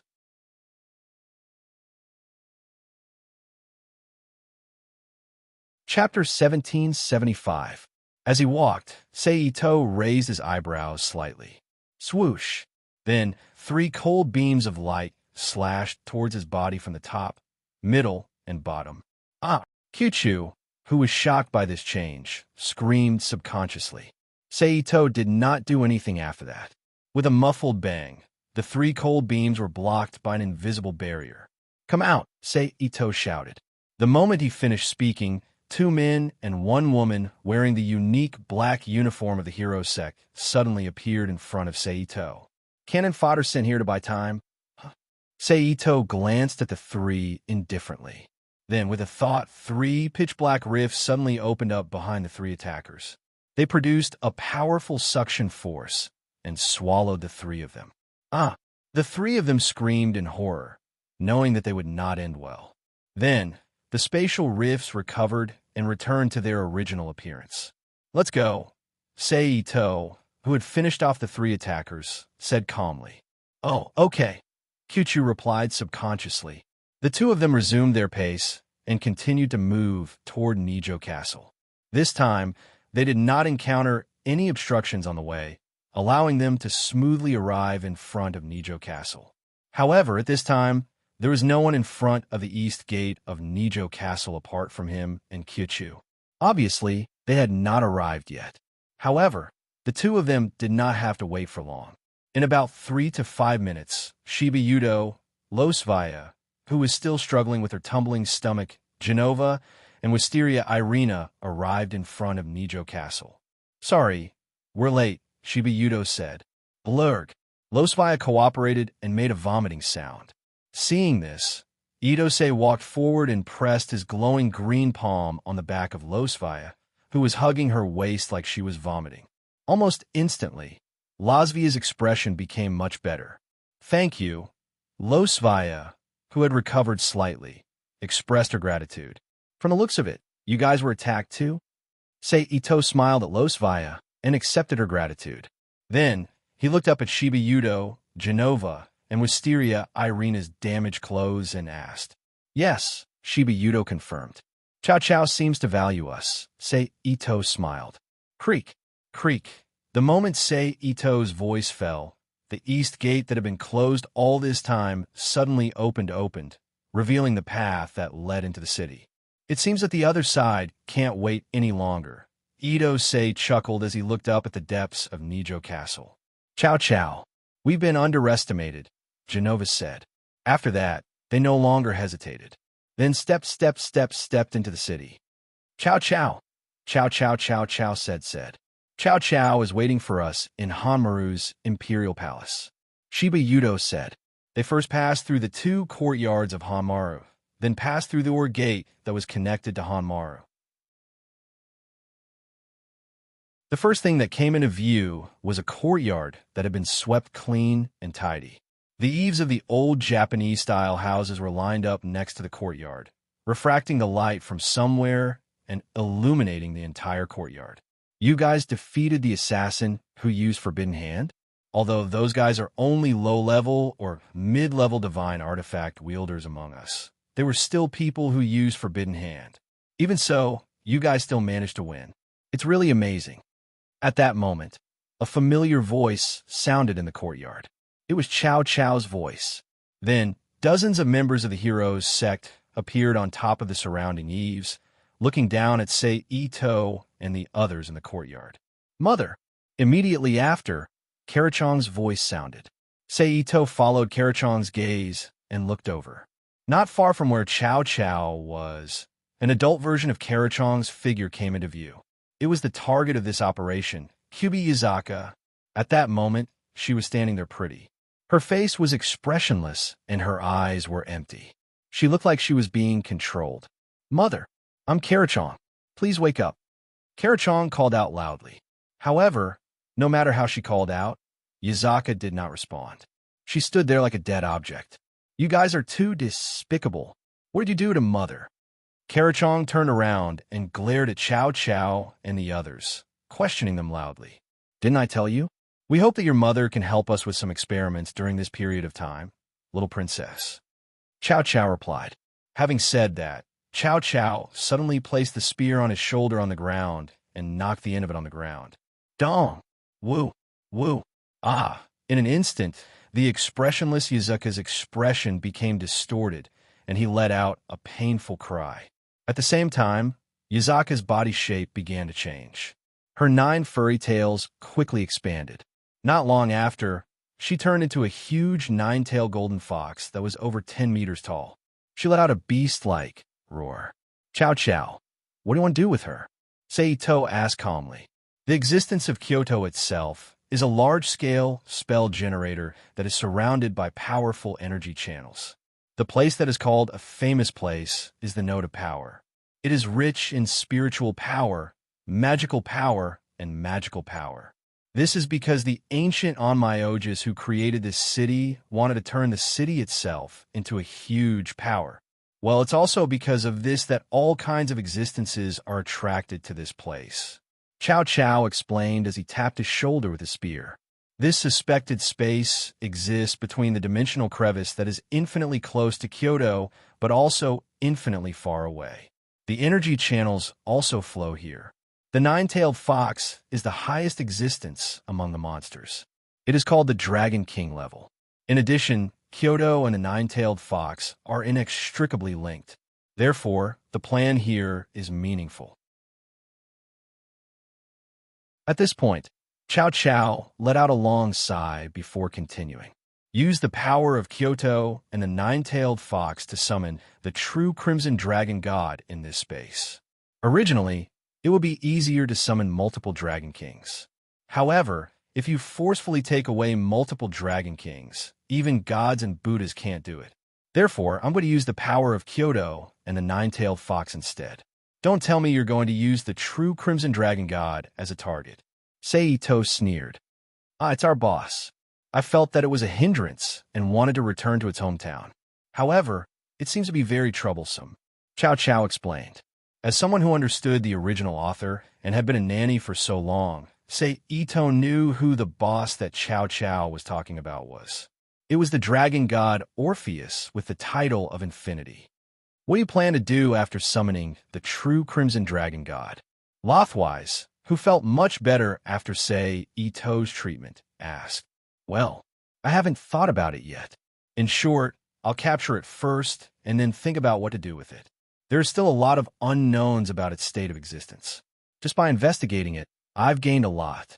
For example, how much influence can the Dragon Eaters have on the true Crimson Dragon God? Well, no matter what, this is just an experiment. An experiment to see if I can summon a powerful being. Cao Cao answered casually. You have a spirit of research. However, that won't do.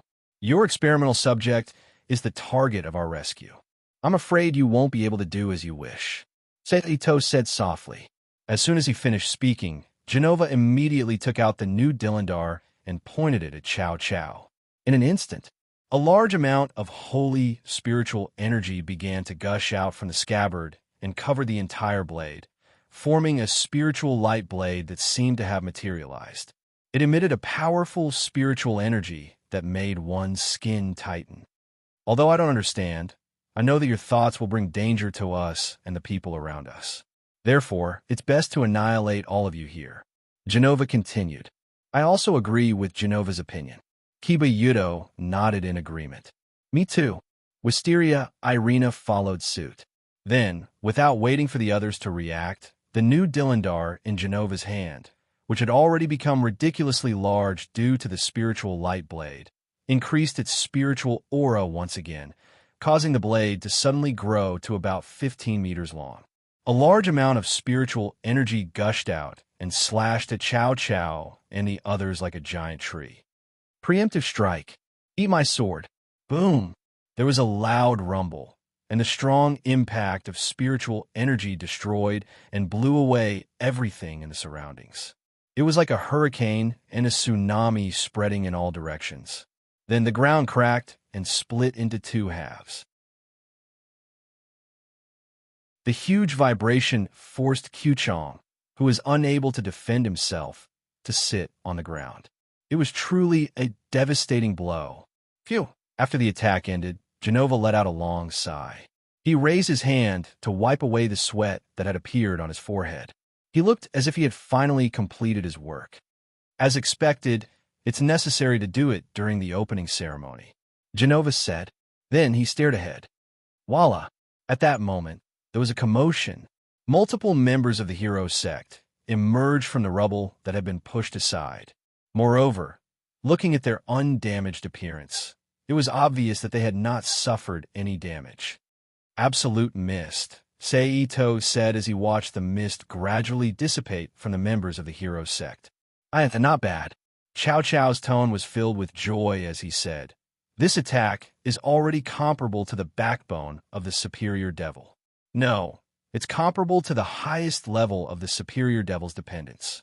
The Devil King's sister really has a group of outstanding dependents.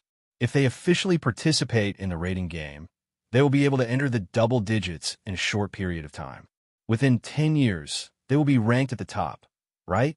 All in all, their future is bright. But what should we do next? As for me, after taking that hit just now, my excitement level has become a bit strange. Then, Chow Chow changed the topic and said so. In an instant, the word masochist appeared in Ito's mind. All right, then, let's begin the experiment. Then, Chow Chow used the end of the spear to knock on the ground again. Then, the demonic nine-tailed beast's body glowed. Inject power into the nine-tailed fox's power node. Prepare to summon the true Crimson Dragon God, Galgar. Galgar, Chow Chow ordered. Understood. Galgar, the owner of the Absolute Mist, replied. Then Galgar stretched out his hand. Immediately, countless magic arrays with various patterns appeared around him. The numbers and magic words listed in the magic arrays began to rotate at an extremely high speed. Just by looking at the magic arrays, I can see that there are Northern European, Devil, Fallen Angel, Black Magic, White Magic, Elf Magic. There are quite a lot of spells. Los Vias narrowed her eyes and whispered. As she spoke, another huge magic array appeared under the nine-tailed beast. Los Vias, you are in charge of breaking that guy's magic array, Ito ordered. All right, Lothwise replied. Lumberyard, Genova, Wisteria, Irina, the three of you protect Ninefold and deal with the attacks of the other heroes' sect members, Ito ordered. Yes, the three replied in unison. Let's go. After that, Ito's figure flashed and appeared in front of the Mist Emissary and punched him in the face. The Mist Emissary's expression changed and gray mist gathered around him. The punch went deep, but it was as if he had punched cotton. Your opponent is me, the Red Dragon Empress. With a slight whistling sound, a spear pierced towards Ito's body from the side. Seito dodged and retreated to the side. Chow Chow, I have to control this magic array with all my strength. I can't get away for now. Also, this is very tiring. Remember not to let anyone disturb me, Galger said to Chow Chow, who was in front of him. Got it, Chow Chow replied. Then he shouted, Siegfried, Joan of Arc, Hercules. Yes. Oh, a blonde exotic beauty with a thin blade in her hand and a man with a giant physique walked out of the crowd and answered. At the same time, the white-haired Siegfried drew a magic sword from his waist and walked towards Lumberyard Yudo and the others. Come, Red Dragon Empress. Let's fight to our heart's content, Chow Chow said as he pointed his spear at Seito. The corners of Ito Sei's mouth curled up slightly, revealing a smile. Then he waved his arm, and countless lightning bolts shot towards Chow Chow like lightning. Chow Chow stabbed with his spear and deftly blasted the lightning bolts away. Then, Chow Chow took a step forward and appeared in front of Seito, as if he had teleported. His spear stabbed toward his body. Seito dodged to the side and brushed past the tip of the spear. At the same time, he hit Chow Chow's face with a sans hoe. Chow Chow leaned back and raised his leg to kick Seito's abdomen. Seito jumped back and dodged. He raised his hand and shot out a lightning bolt. Bang!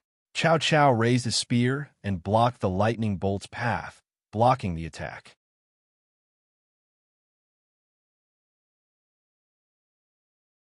Chapter 1776. Ah, how delightful! As expected of a sky dragon, it's great to be able to fight against a legendary dragon. This is proof that I'm also a descendant of a hero from the bottom of my heart. Chow Chow laughed, as if he had tasted something delicious. If that's all, you won't be able to hold on for long, Seito said softly. Is that so? Let's give it a try then, Chow Chow said. Seito smiled softly. Then his body suddenly transformed into a dozen Seito and attacked Chow Chow together. Illusions? Chow Chow stabbed the spear in his hand to resist. However, defending for a long time was bound to fail.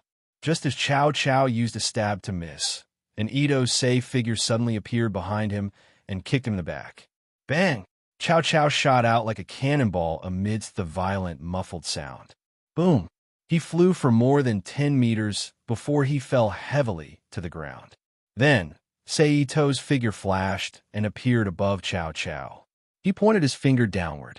In an instant, 6 bright yellow lights suddenly appeared and shot directly at Chow Chow below. Binding Path 61, 6 pillars of light. Then, Seito descended and appeared beside Chow Chow. He punched at his head. However, just as Seito's fist was about to land on Chow Chow's forehead, a huge burst of holy power suddenly erupted from Chow Chow, or rather, from the holy spear of dusk in Chow Chow's hand. It formed a shockwave that forced Seito back. At the same time, Chow Chow's body was hit by the 6 pillars of light. Then, Chow Chow stood up. He looked at Seito, who was opposite him. As expected, I shouldn't have thought about keeping a trump card. I should have gone all out from the start. I admit that this was my mistake. Chow Chow chuckled. Seito narrowed his eyes and said nothing. Now, I'll show you what I look like at full strength. Then, Chow Chow loudly chanted an incantation. A spear, the true holy spear that can pierce through gods. Absorb the Overlord's ideal that is dormant in my body and open the gap between blessing and destruction. Thou expound your will and turn into glory. An indescribable power of holy light erupted from Chow Chow's body, releasing a large amount of light. The entire space was illuminated with a blazing white light.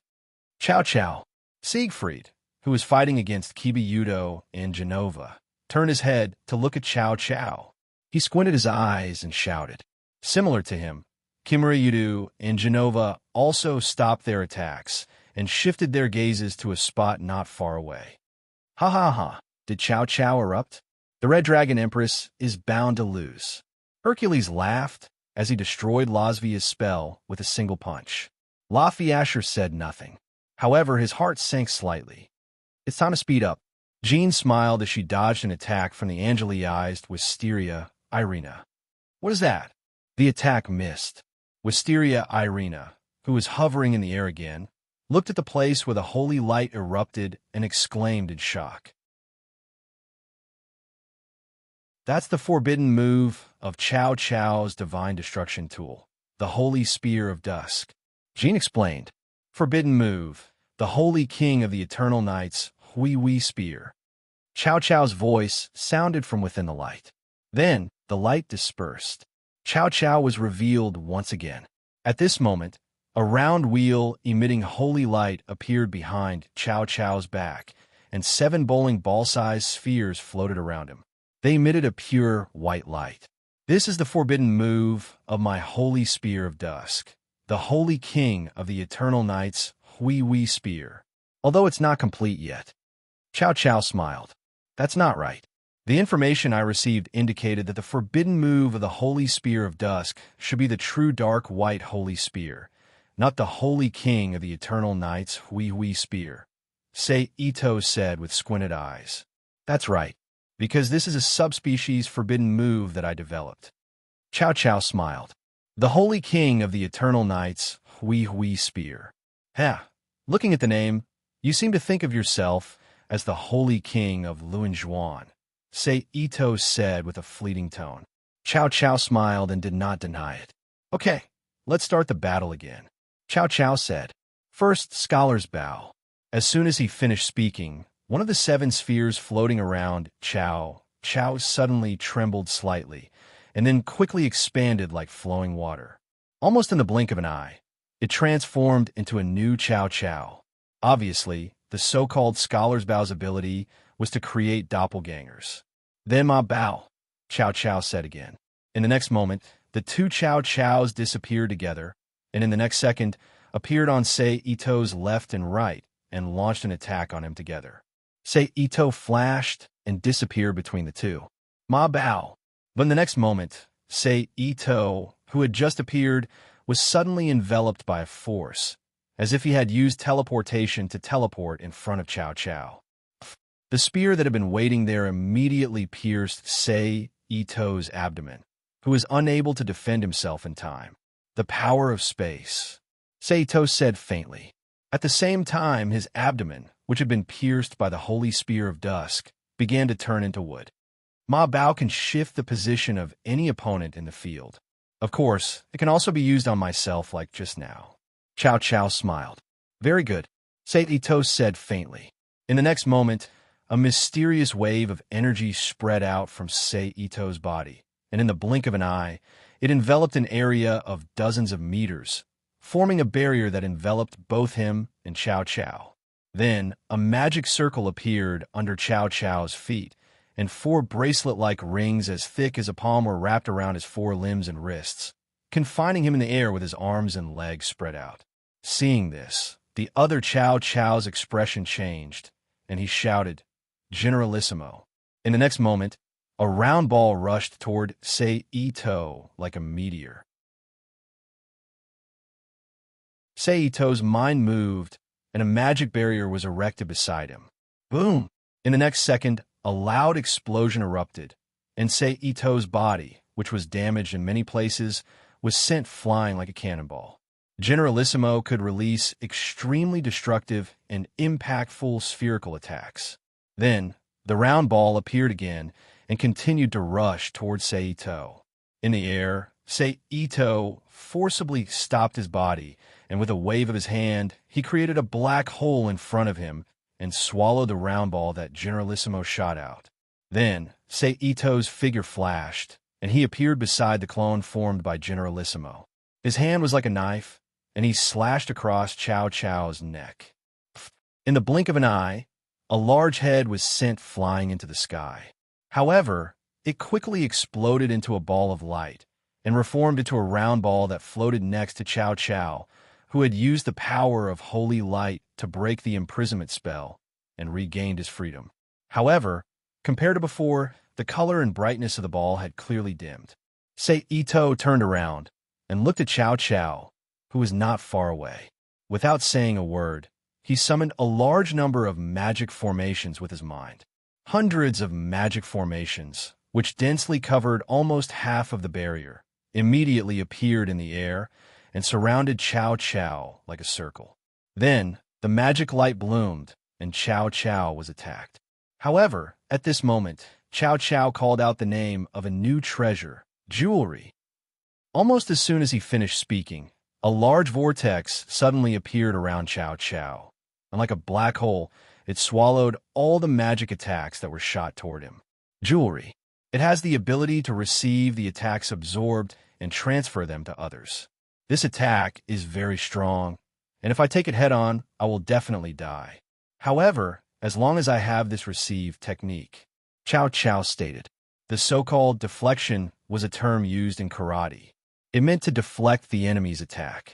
The effect was similar to shifting trees.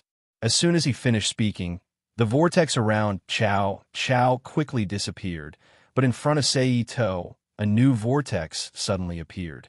Then, light bloomed, and a powerful aura gushed out from the vortex. Whoosh! The light was like a huge beam of light, and it directly penetrated Seito's body and swallowed him. Bang! Then, in the next moment, Chow Chow rolled and fell to the ground. Seito replaced him in the original sky. Obviously, he had used the teleportation technique to dodge the previous attack. Then, Seito's figure flashed again and appeared next to Chow Chow and stepped on Chow Chow's head. Ma Bao! Chow Chow shouted. However, his expression immediately changed, and his face was filled with disbelief. Bang! The foot landed, and Chow Chow's head was stomped into the ground. You are still far from it, Seito, who turned his foot twice like crushing a bug, said lightly. Then he withdrew his foot, stretched out his hand, and took the holy spear in Chow Chow's hand into his hand. What a pity! Looking at the holy spear in his hand, Seito said with a slightly regretful tone. Then, with a thought, he put the holy spear of dusk into the dimension. Then he once again used the universe in the sleeve to shrink the unconscious Chow Chow, sealed him, and put him into the dimension. Then, he used his mind to undo the enchantment, and reappeared. Seito glanced at the situation on the battlefield, and finally, his eyes fell on Hercules, who had already used the forbidden hand. Fire! Hercules shouted, and a small missile that looked similar to a man's symbol appeared on his body, immediately flew out, with a long tail flame behind it, and blasted toward Lafayette. Lafayette did not dare to hesitate, and quickly set up layers of magic circles around her. Boom! Boom! Boom! Boom! In an instant, a large number of explosions reverberated into space. However, just as Lafayette was about to take a new round of attacks, Seito's voice suddenly rang in her ears. Lafayette!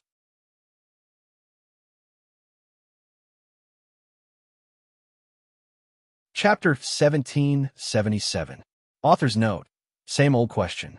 How is this possible? Galger exclaimed in disbelief. What's wrong? Siegfried asked in surprise. Although he was still being held back by Kiba and Genova, he was getting more and more relaxed, as if he could take them down at any time. He should be talking about me. At that moment, a voice that was both foreign and familiar to him rang in Siegfried's ears. Siegfried's expression immediately changed when he thought of the owner of the voice. Siegfried dared not hesitate. He controlled his third hand, which was derived from the divine artifact, to swing the sword behind him. Bang! A muffled sound was heard. Then, before he could dodge, a sharp pain suddenly spread from his neck. It's over, Siegfried muttered to himself as he felt his consciousness getting weaker and weaker. Plop! Siegfried, who had lost consciousness, fell heavily to the ground. Sensei, done. Kiba and Genova, who were covered in wounds, called out in joy. Seito nodded at the two. Just like how he dealt with Chow Chow and Hercules, he used his sealing technique to seal Siegfried and threw him into the dimension. Go and help those guys. Seito turned his head and looked at the hero's sect members who were guarding Galger. At that moment, they were sent flying by Lasvia's magical wave.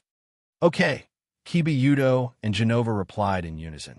Then, they raised their weapons and rushed toward the hero's sect members. Seeing the two of them leaving, Ito-sei didn't hesitate and moved towards Wisteria, Irina's location. However, before he could walk far, Jean d'Arc, who was carrying the unconscious Irina in her hand, appeared in his line of sight. Seeing this, Sei-Ito did not waste any time. He immediately appeared behind the unprepared Jean and struck the medulla oblongata at the back of her head, knocking her unconscious. Sei-Ito used his mind to seal her.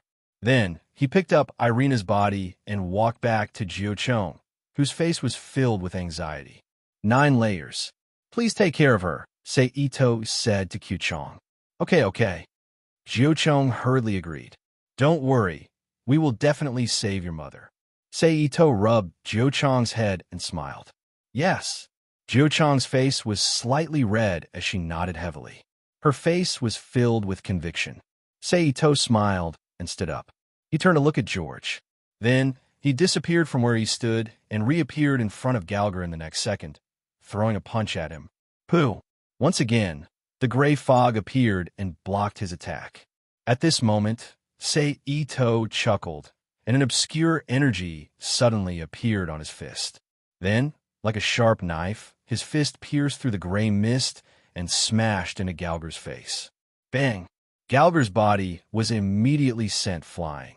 As he was sent flying, it was as if he had destroyed some key point. The surrounding magic array immediately became unstable. The light flickered, and the magic array was faintly discernible. It looked as if it would be destroyed at any moment. Affected by this, the light on Nine-Tailed Beast's body also weakened. Los Valles used this opportunity to destroy the surrounding magic array immediately, Sei-Ito said loudly. After saying that, he flashed and chased after Galgar, chasing after him. Understood, Los Valles said. Then, without hesitation, she used her mind to create a large number of targeted magic arrays and released powerful attacks. They bombarded the corresponding magic arrays.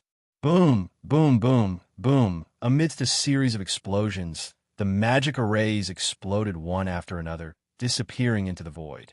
Without the existence of the magic arrays, Nine-Tailed Beast was completely free of the magic array's influence on her body.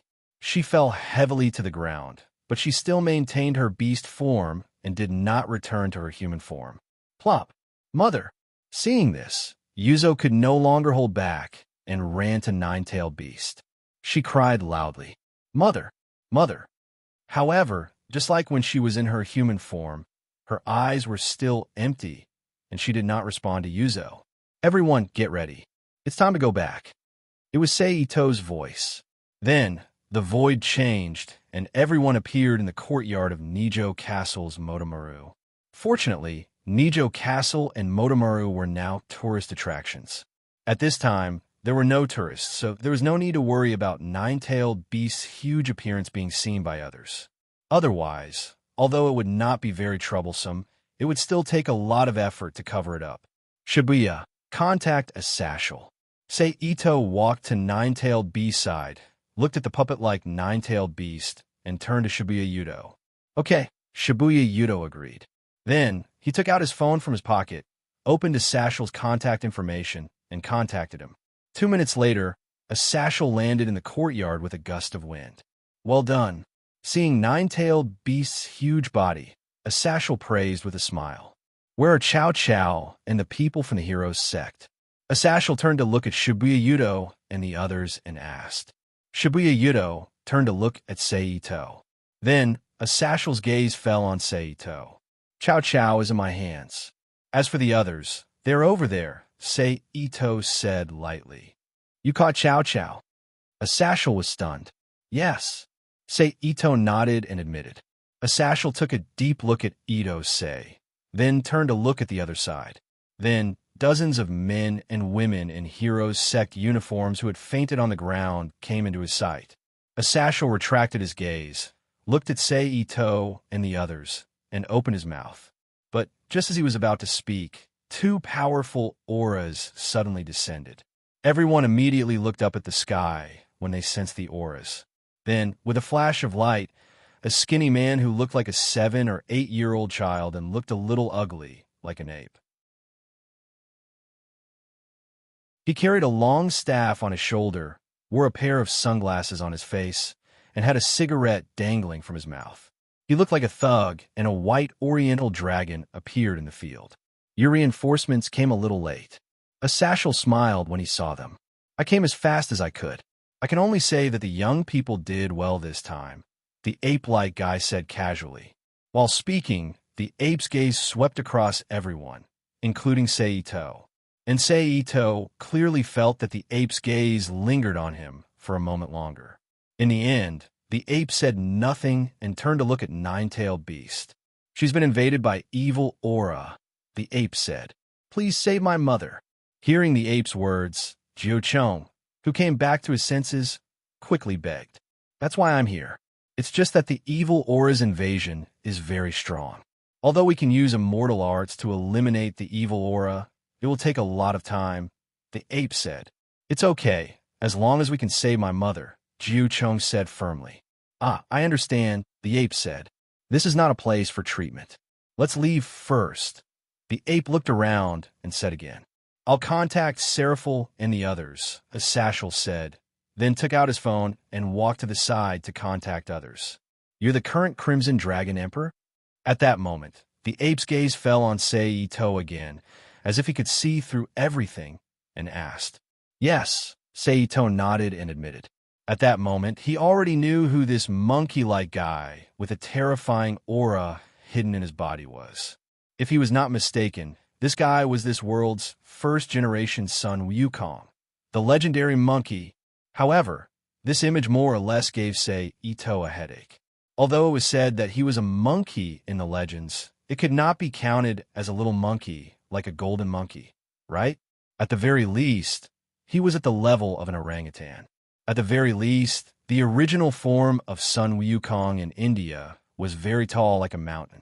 Moreover, at this time, the monkey still had descendants.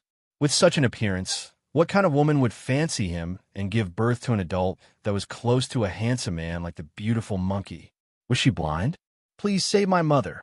Hearing the ape's words, Jiucheng, who came back to his senses, quickly begged. I'm here for this. However, the evil aura's invasion is very strong. Although we can use immortal arts to eliminate the evil aura, it will take a lot of time, the ape said.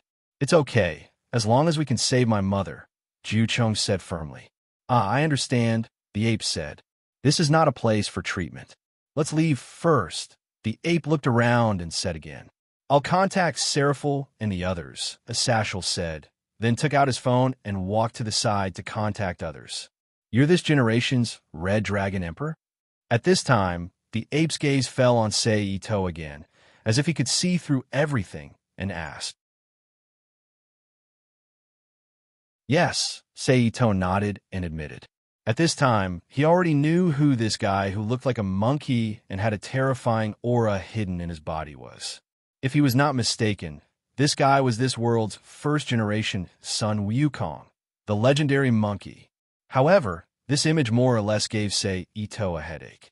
Although it was said that he was a monkey in the legends, it could not be counted as a little monkey like a golden monkey, right? At the very least, he was at the level of an orangutan. At the very least, the original form of Sun Wukong in India was very tall like a mountain. Moreover, at this time, the monkey still had descendants. With such an appearance, what kind of woman would fancy him and give birth to an adult that was close to a handsome man like the beautiful monkey? Was she blind?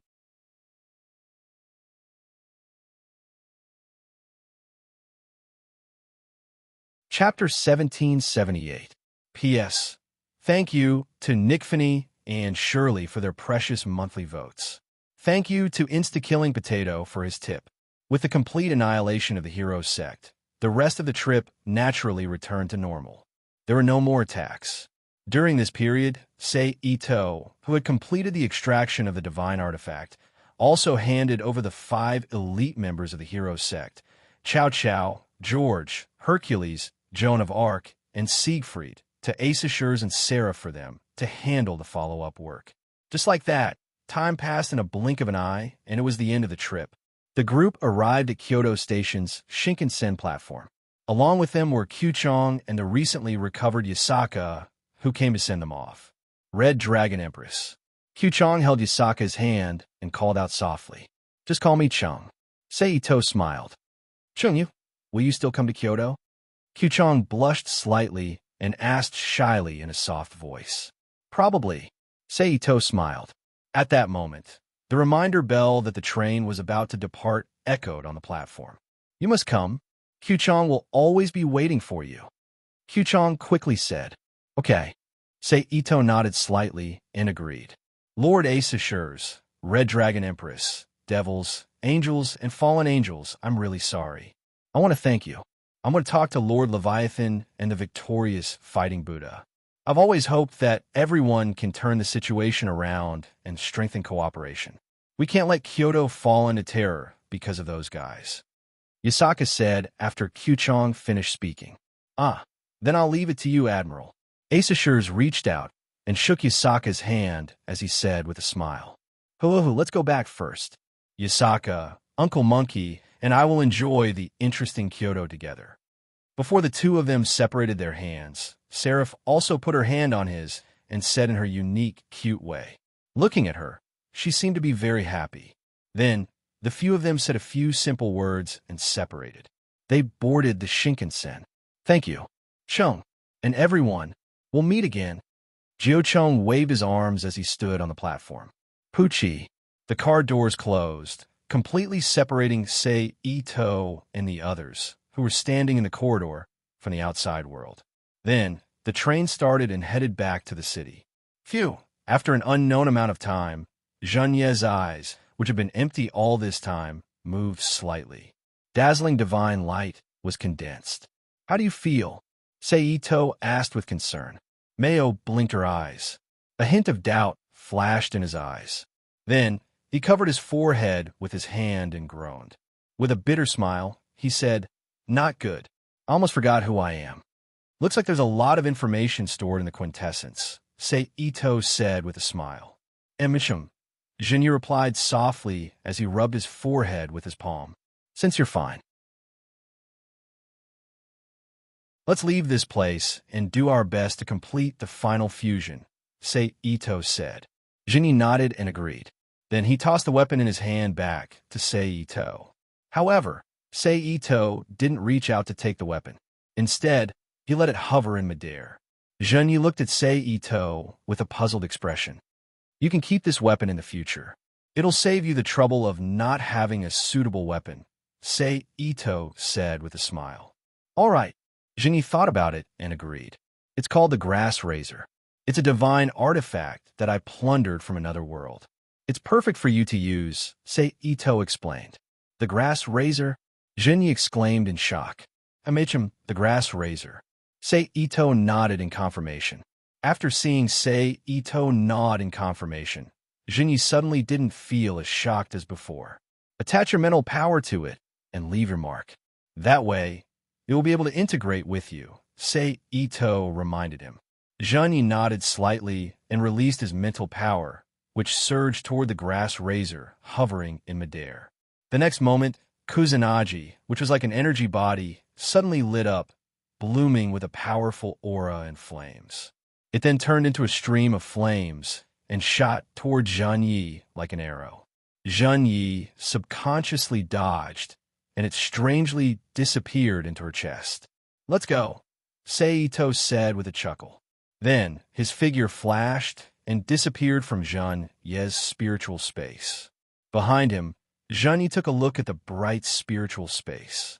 Then his figure dissipated, turning into endless photon particles and fusing with the spiritual space. Whoosh! At the same time, in the outside world, a blazing golden flame instantly surged from Zhengye's body. Humph!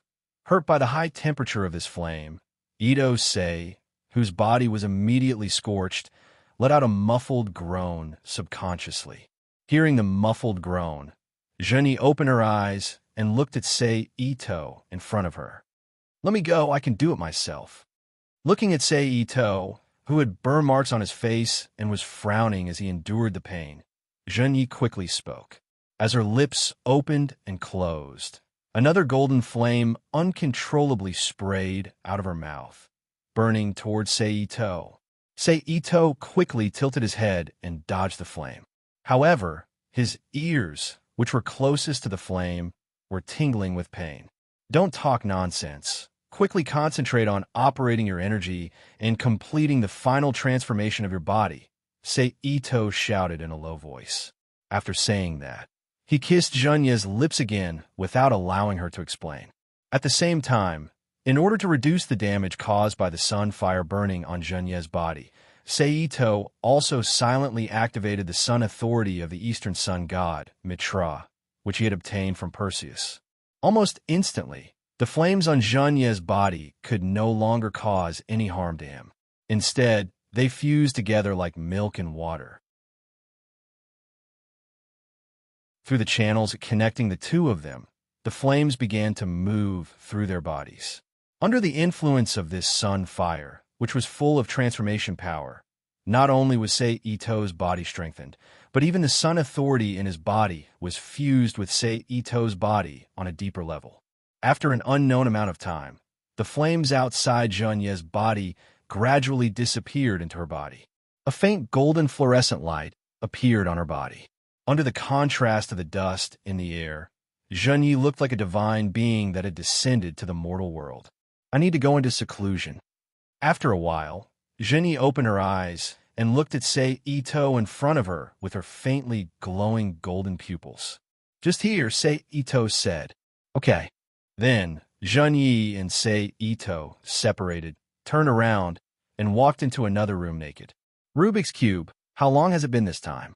Seito asked faintly as he waved his hand to summon a stream of water to wash his body dry. 806 hours and 22 minutes. Nearly 34 days.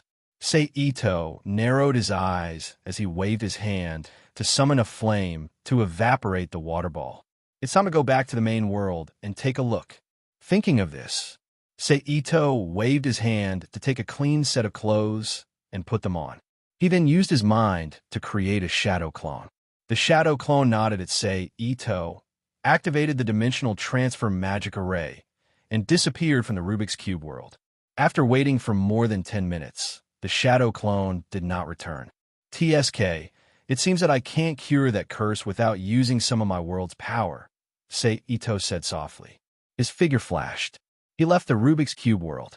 His real body returned to the main world's Akakarino city. Almost at the same moment he appeared, Yi Zichen's expression changed. A cloud of pitch-black fog swarmed towards Seito. Seito did not dare hesitate. He immediately used his mind to extract a stream of his world's power and shot it out. The stream of his world's power turned into a whirlwind that spun and spread out. Along the way, all the pitch-black clouds and mists were sucked over, silently annihilating them into nothingness. With this, nearly 1/5 of the black fog was completely eliminated. Seito did not feel distressed. He continued to shoot out several streams of his world's power. After only a few minutes, the black fog of the curse that floated in the entire city completely disappeared, and the true appearance of Akakarino City was revealed once again. However, at this time, the ultramodern Akakarino City had completely changed its appearance. The ground cracked and collapsed, creating pitch-black cracks that were as thick as a human arm on the ground. The buildings were dilapidated and covered in spider patterns. Demons and ghosts that Seito had never seen before wantonly destroyed various facilities in the city. They also destroyed the multifunctional security robots that could still move. In addition, in the entire city, except for the spiritual mountain where the Edo Shrine was located, there was not a single trace of green in the surrounding areas, whether it was the forest, the flower beds, or the mud that could be seen everywhere. It was a desolate and dilapidated place. Coupled with the current appearance of the city, it really looked like a doomsday city. Seito frowned and released his mind to connect with the artificial angel in the void. To his surprise, other than receiving a chaotic stream of information, he did not find any signs of the artificial angel's existence. Seito's heart sank as he analyzed the stream of information in his mind. Soon, he understood the source of this stream of information and the reason why the artificial angel disappeared. It turned out that all of this was related to the curse that had just been eliminated. As the curse that the Inari goddess launched at the cost of her spiritual clone and the life of a piece of land, the power of the curse was very strong. Therefore, any creature that had a certain amount of Sei-Ito and Kyubi's aura would be cursed. Kyubi was alone, so when she entered the Rubik's Cube world, she had already cut off the possibility of being cursed. On the other hand, Sei-Ito was different. Other than him, there was an artificial angel with his mind as the core. However, the artificial angel's core did not have enough of his aura. Moreover, it was a collection of shallow human consciousness electric wave signals. To a certain extent, it covered up Sei-Ito's aura. Therefore, when the curse first broke out, it was not affected much. It was only hit by the power of the curse. However, when Sei-Ito went to retrieve Skyfire Bright God's body and his subordinates, he sent out his own shadow clone. Under the attack of the curse power, the consciousness that existed in the shadow clone could not return to the original body at all. It could only follow its instinct and merge with the consciousness that existed in the artificial angel's core. And it was the entry of this consciousness that made the artificial angel immediately become the target of the curse attack. Although the artificial angel was supplemented by an endless supply of human subconscious energy, the Sage Stone, as the core, was still limited. Therefore, after holding on for a while, it finally could not withstand the erosion of the curse. In the end, it exploded and scattered, leaving behind a very messy flow of information that was impacted by the curse power. However, it was also because of the artificial angel that the curse power was consumed a lot. Otherwise, Sei-Ito would not see the current situation when he came back this time, but an even more exaggerated scene of dark clouds looming over the city. The foundation is destroyed. Sei-Ito sighed in a low voice. Then his eyes narrowed, and he said softly, "Well, I will become a free man from now on. However, Inari God, we are not done with this matter." After saying that, his figure flashed and returned to the spirit mountain where the Ito shrine was located. Master, seeing Sei-Ito return, little Ling Meng's figure immediately appeared and called out excitedly. "Little Ling Meng, pack up, we are moving." Sei-Ito said, "Yes." Little Ling Meng did not ask anything and immediately replied. Then, Sei-Ito left again and began the collection of the important facilities in the city.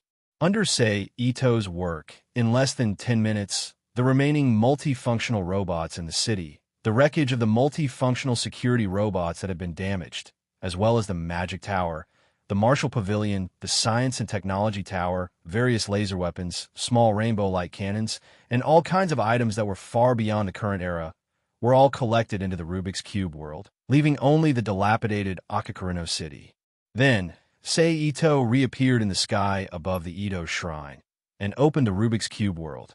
From top to bottom, he swallowed the shrine, including the mountain and the spirit mountain under it, into the Rubik's Cube world. Then, Sei-Ito's figure flashed again and appeared in front of the space marker of the half-plane. "Rubik's Cube, swallow the half-plane," Sei-Ito ordered. Yes. In an instant, a strange energy fluctuation spread rapidly with Sei-Ito as the center, and the void in front of him was filled with faint ripples like water waves. It's a pity that the main world's Earth is the core of the dimensional sea. If I don't want the dimensional sea to completely collapse, I still need to ensure the safety of the Earth. Otherwise, I really want to leave and only live in the Rubik's Cube world from now on. When the Rubik's Cube world swallowed the half-plane, Sei-Ito was daydreaming aimlessly. It seems that it's not impossible, but it's a bit difficult. Then, Sei-Ito's face moved, and his eyes flickered as he thought secretly. Swallowing complete. A few minutes later, the Rubik's Cube information appeared in Sei-Ito's mind. Done. Go home. With that said, Sei-Ito's figure flashed and disappeared from Akakarino City, which had become a wasteland, a ghost town, and had no value. The next moment, he appeared in the single-family house in downtown Tokyo.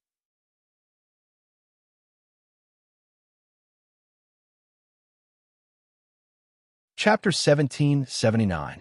As for the residents of Akiryu City, their refuge was originally in the semi-bit wall that was turned into agriculture. So when the semi-bit wall was swallowed by the Rubik's Cube world, they also became residents of the Rubik's Cube world. As for the subsequent resettlement work, the management committee of the Rubik's Cube world was naturally responsible for it. I really miss it.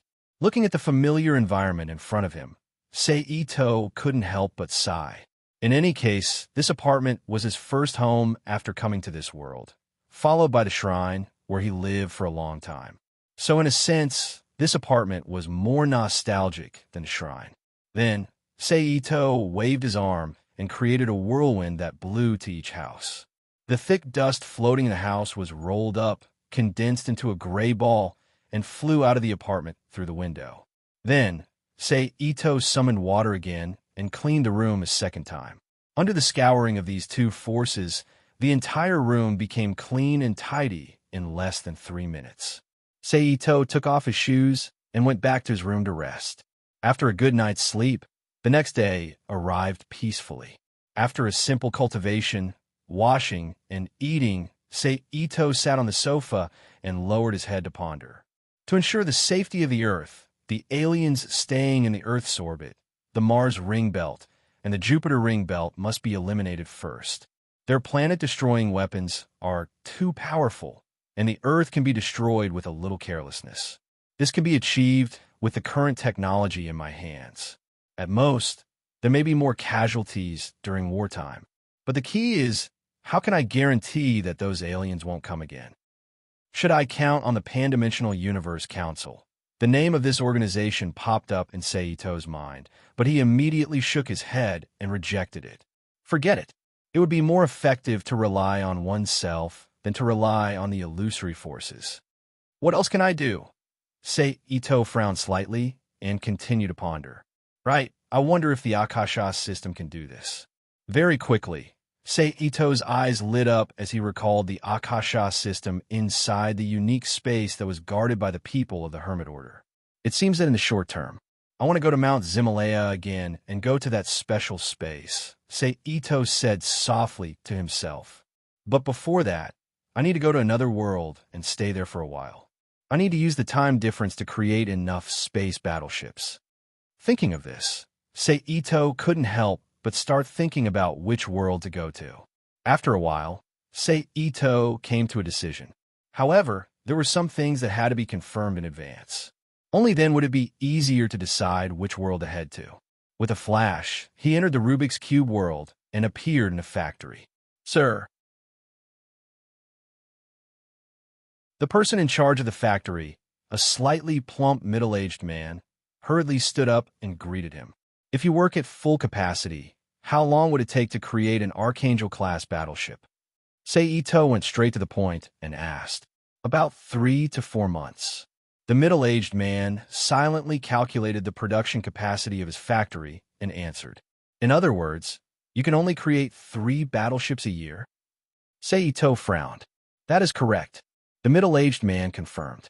Then how long would it take to create a production line? Seito asked again. That depends on the scale of the operation. If it's a factory of the same level as this one, under full capacity, it would take about 3 to 1 month. The middle-aged man thought for a bit before answering. Seito nodded. Have someone prepare it. Seito ordered. Production line? The middle-aged man asked. Production line and battleship manufacturing. Seito answered. Yes. The middle-aged man lowered his head and answered. Then Seito disappeared from the man's sight and appeared in another special material manufacturing factory. He found the person in charge of this factory and asked about special materials. The result was very good. The latter could guarantee a large-scale material attack. Then Seito's figure flashed again. He appeared in the Central Management Committee's office building and found the committee member on duty. Sir, the female committee member on duty hurriedly greeted him. This is the latest order. Send someone to execute it. Seito waved his hand and found a piece of white paper. He used magic to print his order on the white paper and threw it in front of the female committee member. Yes. The female committee member responded respectfully. The next moment, Seito's figure disappeared from the female committee member's sight, and appeared in the void of the Rubik's Cube world. Rubik's Cube, send me to this world.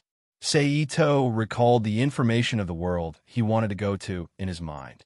He ordered while opening his mouth. Information received. Exploration begins. There was a pause in the middle for about 5 or 6 minutes before new information once again appeared in his mind. Search completed. Found a dimensional world with more than 80% similarity to the information. World coordinates locked. This time, there was almost no pause. New information once again appeared in Seito's mind. World coordinates locked. Teleportation begins. Along with the disappearance of this piece of information, a space distortion suddenly appeared in the void of the Rubik's Cube world, then suddenly collapsed, forming a huge horizontal vortex that rotated at high speed in the void. Then a strong suction force appeared. It pulled Seito to the center of the vortex and finally turned into a colorful streamer and disappeared in the center of the vortex. Then, as if the vortex had completed its task, it began to slow down and gradually disappeared into the void of the Rubik's Cube world. Another world. Accompanied by a series of cracking sounds, Seito's figure appeared in a forest. But this time, he didn't dare to stay in the same place for a long time. While wrapped in the cloud formed by the world force, he quickly ran toward the original place. Less than a minute after he left, a powerful tornado mysteriously and abruptly descended on his previous location. It spun rapidly, destroying all the soil, rocks, and vegetation in the surroundings. Damn, it's really dangerous. It wasn't until the world force outside his body completed the camouflage and disappeared into his body that Sei stopped and took a long breath. Also, what was that just now? The origin vortex? I almost lost my soul in it. Itosei said with lingering fear as he thought of the mysterious dark place he passed through when he entered this world. But no matter what, I have to pretend to be a coward for a while in this world. Seito sighed helplessly. After thinking about it, Seito looked up at the unfamiliar surroundings, chose a direction based on his intuition, and walked forward. That's right, walk. Because he was afraid of attracting the attention of those two guys by using his power, Seito completely sealed the strange power in his body this time, leaving only his strong physical body and mental power, the two universal powers. Along the way, it was very desolate, and he didn't even see a shadow. It wasn't until more than an hour later at dusk that Seito finally found a small, undeveloped village. And through the style of the buildings, he understood the country he was now in, Japan. Seito stepped forward and stopped a middle-aged man who was about to go home. "Excuse me," Seito greeted. "What?" The middle-aged man stopped and turned his head to look at Seito beside him. But the moment his eyes met with Seito's eyes, the man suddenly felt his consciousness blurring. Faintly, he heard the young man ask, "Uncle, what time is it now?" "June 15th. Which year?" 1985. "What is the nearest city from here, and how far is it?" It is in this way, with one question and one answer, Seito got the information he wanted from the man's mouth. "Sorry to trouble you." Seito smiled. The middle-aged man shook his head, then said in a daze, "No, it's nothing." Seito bowed to the middle-aged man, turned around, and continued to walk forward. On the way, Seito showed a refreshing smile on his face and whispered to himself, 1985. There are less than 5 years left, it's enough. More than 2 hours later, Seito came to a city and checked in one of the hotels. Then the next day, he drove to a nearby city with an airport and took a domestic flight to another place that can be called a rural place in this world. But for Seito, it's a well-known place, Fuyuki City. They began to tour the town as tourists. It seems that in addition to promoting my reputation, I also need to get a sum of money. Standing on the top of the tallest building in Fuyuki City, Seito looked at the whole city and whispered while feeling the mysterious magical power over the city. Then he turned and left and stayed in a hotel in Fuyuki City. The night was uneventful, and in a blink of an eye, it was the next day. This morning, Seito dressed up a little, left the hotel, took a taxi to Fuyuki City's actual manager, Tasaka's house. Boom! Seito closed the taxi's door and looked up at the courtyard in front of him. The courtyard is a large European-style manor building. The location of the courtyard alone is the size of a large tennis court, and it is full of low turf. In the center, a fountain was built there, and behind it is the main house of the whole building, a 3-story European-style villa. Seito stepped in front of the fence and pressed the doorbell next to him. Ding dong.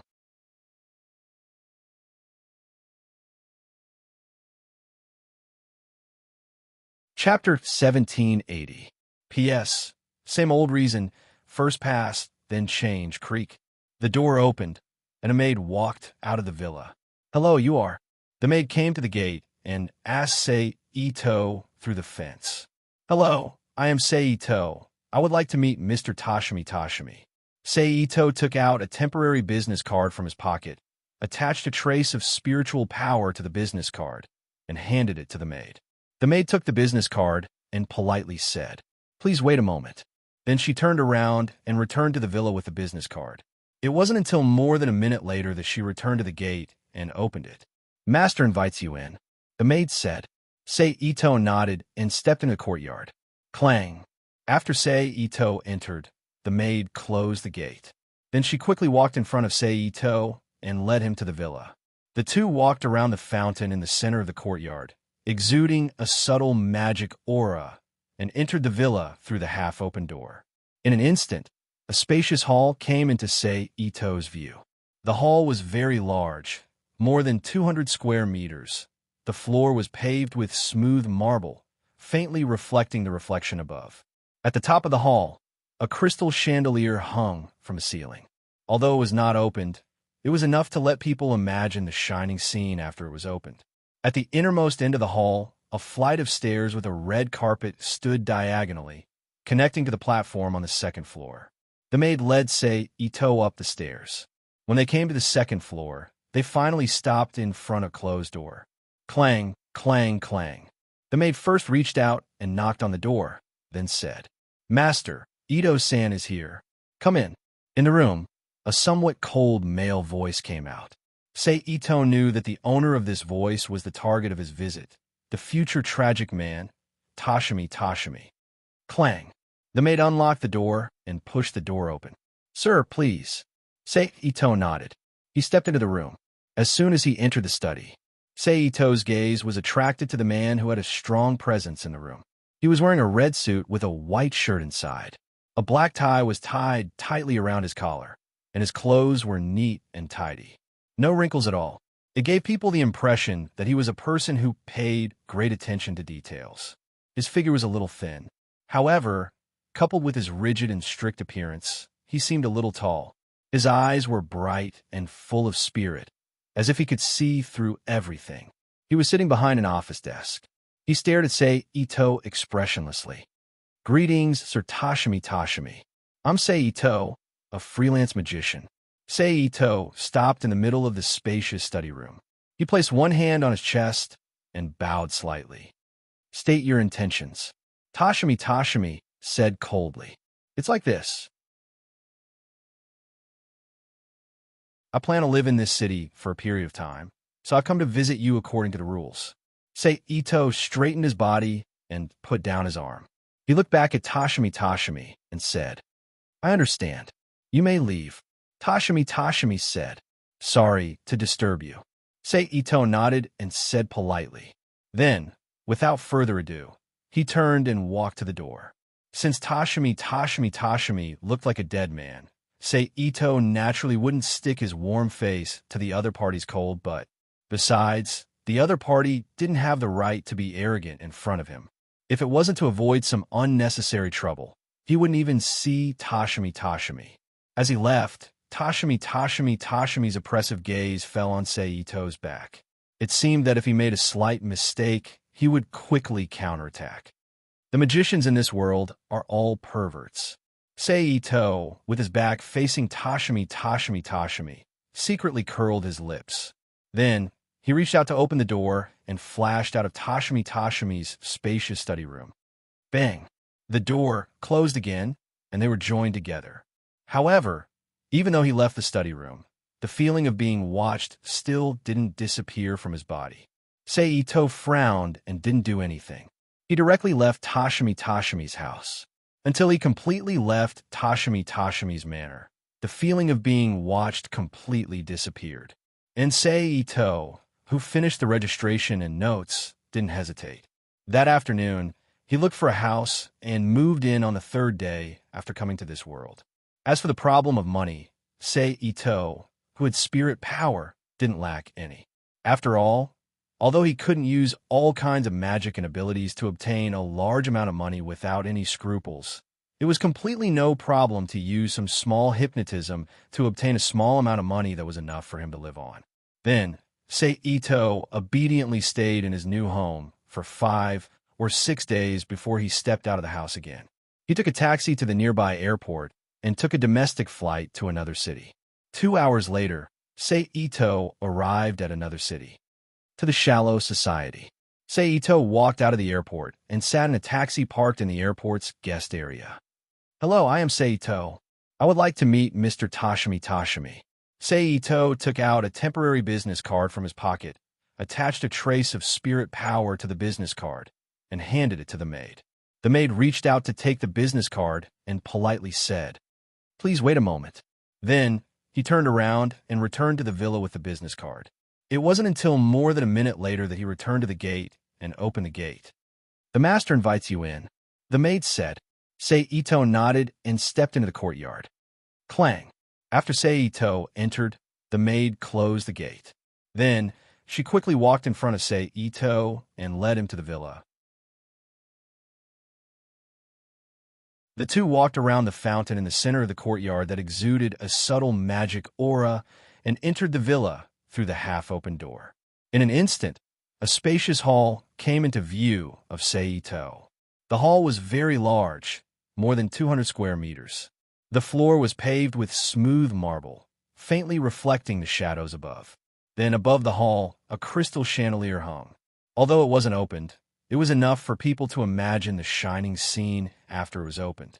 At the innermost end of the hall, a flight of stairs with a red carpet stood diagonally, connecting to the platform on the second floor.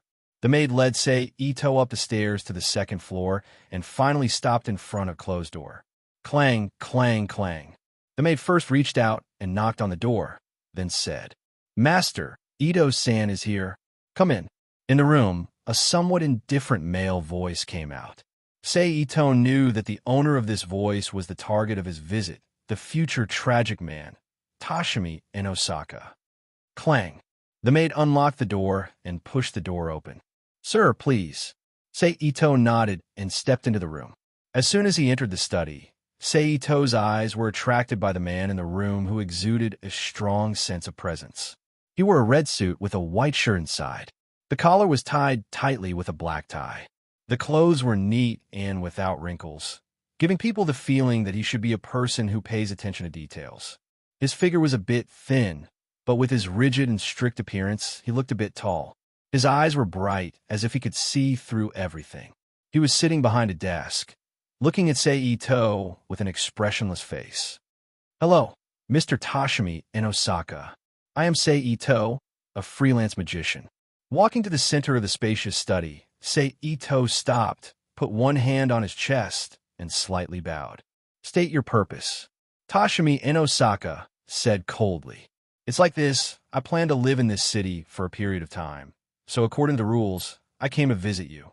Seito straightened up and put down his arm, looked back at Toshimi in Osaka, and said, "I see. You can leave." Toshimi in Osaka said, "Sorry to disturb you." Seito nodded and said politely. Then, without saying anything, he directly turned and walked to the door. Since Toshimi in Osaka looked like a dead man, Seito naturally wouldn't stick his warm face to the other party's cold, but not to mention the other party didn't have the qualifications to be arrogant in front of him. If it wasn't to avoid some unnecessary trouble, he wouldn't even see Toshimi in Osaka. And in the process of him leaving, Toshimi in Osaka kept his oppressive gaze on Seito's back, looking like he would quickly counterattack if he felt the slightest bit wrong. The magicians in this world are really all perverts. Ito, with his back facing Tashimi in Osaka, secretly curled his lips. Then he reached out and opened the door and flashed out of Tashimi in Osaka's spacious study. Bang! The door closed again, and the door was closed. However, although he left the study, the feeling of being watched still didn't disappear from his body. Ito frowned, but didn't do anything, and directly left Tashimi in Osaka's house. Until he completely left Tashimi in Osaka's manor, the feeling of being watched completely disappeared. And Ito, who finished the registration and notes, didn't hesitate. In the afternoon of the same day, he looked for a house and moved in on the third day after coming to this world. As for the problem of money, Ito, who had spirit power, didn't lack it all. After all, although he couldn't use all kinds of magic and abilities to obtain a large amount of money without any scruples, he could use some small hypnotism to obtain a small amount of money that was enough for him to live on. Then Ito obediently stayed in his new house for 5 to 6 days, then once again stepped out of the house, took a taxi to the nearby airport, and took a domestic flight to another city. 2 hours later, Ito arrived at another city, to the shallow society. Walking out of the airport, Ito said as he sat in a taxi parked in the airport's guest area.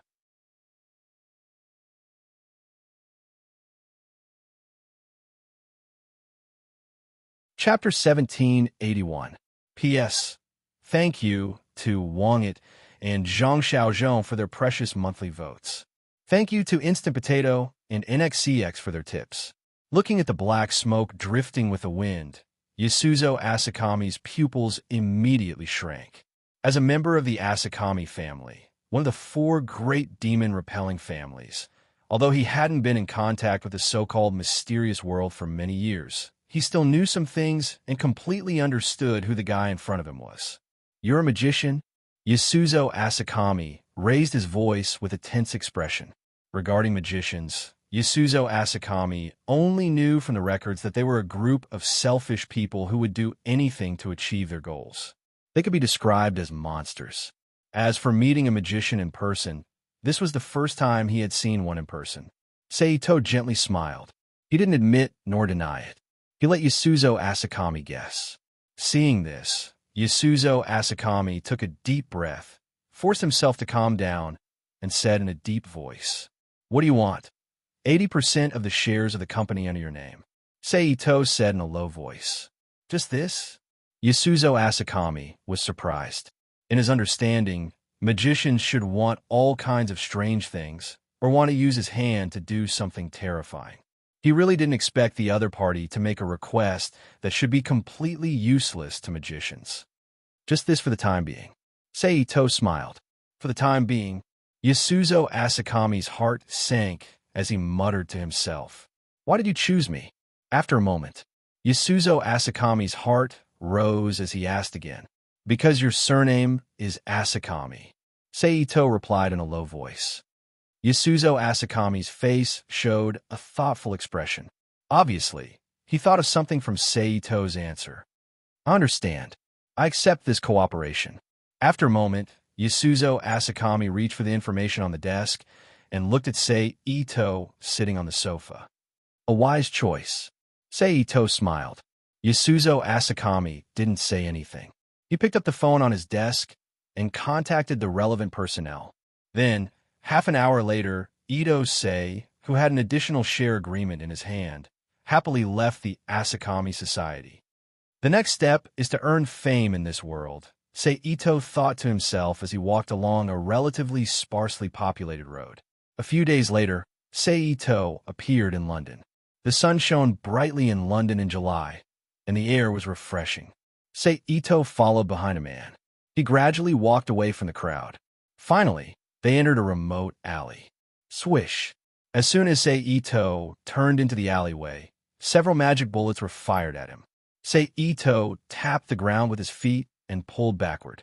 The magic bullet that missed its target quickly brushed past the air in front of him and shot into the distance. Then Ito quickly dodged and rushed into the alleyway. Like a cheetah, he rushed to the front of the mage who was preparing a new magic trick. He punched the magician's cheek. Bang! There was a clear, muffled sound. The magician's body tilted and slammed into the wall of the alleyway. Seito reached out and grabbed the magician's neck. He pushed the magician against the wall. Who are you? The magician's face was covered in blood, and half of it was swollen. He asked with difficulty, Bro, can you do me a favor? Seito smiled at the magician in front of him and said gently. A few minutes later, the two walked out of the alleyway with their arms around each other's shoulders. Of course, only Seito had an arm around each other's shoulders. As for the magician's back, he definitely wouldn't do it based on the magician's ugly expression. The two walked leisurely and arrived at a house in the city of London. They saw an unhappy middle-aged Englishman. Lauren, you can leave first, the middle-aged man said. Yes, Mr. Fabic. The magician quickly left the house as if he had been pardoned. Click. The door was gently closed. The middle-aged man named Fabic didn't speak. He only stared at Seito with a sharp gaze. Seito didn't speak either. He sized up the room with interest. This was a study with an area of about 40 to 50 square meters. In front of the walls on both sides, there was a 2-meter-tall bookshelf. It was filled with all kinds of academic titles, which made people feel like they were books of evil and evil. In the middle of the room, there was a wooden desk with many office supplies on it. As the owner, Fabic sat behind the desk. Seeing Seito's behavior, Fabic immediately frowned. A hint of anger flashed through his eyes. No matter what, he was still an official member of the Chronometer Tower, a magician with a small authority. When he met people, he was always in a superior position. When had he ever been treated so rudely? Just as Fabic was about to chase this rude guy away, Seito finally retracted his gaze and spoke. I heard from that guy that you're a member of the Chronometer Tower, and you have a little bit of authority? Fabic's expression was gloomy. He didn't speak. Good. I have something I need you to do. Easterner, watch your tone. Fabic finally couldn't stand Ito-sei's tone, which sounded like he was ordering a subordinate, and his voice was filled with anger. It seems like you don't understand your situation. Seito sighed. Ha, ridiculous. Now, immediately get out of here. Otherwise, I don't mind killing you here. Fabic's body emitted a magical aura as he stared at Seito and sneered. Huh, you're welcome to do so. Seito shrugged. You really think I don't dare to kill you? Fabic's expression was gloomy. At the same time, the magical aura around him became stronger. You can try. Let's see who's the unlucky one in the end. Seito said nonchalantly. Fabic couldn't hold it in anymore.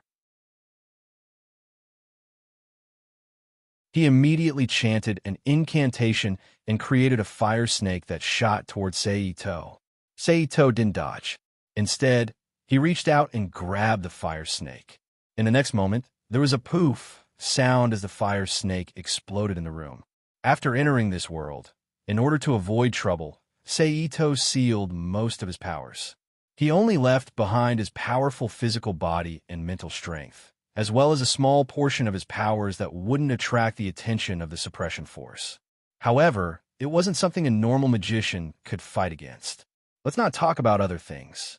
The anti-magic attribute of the divine body alone was enough to completely counter the magic attacks of most of the magicians in the Tower of Time, making them lose their means of attack. As for the remaining melee combat power, Ito-sei, who had already entered the realm of experts and was half a step into the realm of divine skills, was even more of a joke. Fabic saw his magic attack being destroyed so easily. Fabic's expression finally changed. Do you have any other moves? Just use them. Seito acted as if he had done something insignificant. He clapped his hands. He smiled. Fabic didn't believe it, so he continued to use the high-speed chant and the spell reduction technique to recite a long spell, creating a powerful attack towards Ito-sei. Seito still didn't move. He reached out his hands as if he was tearing something and pulled it to both sides.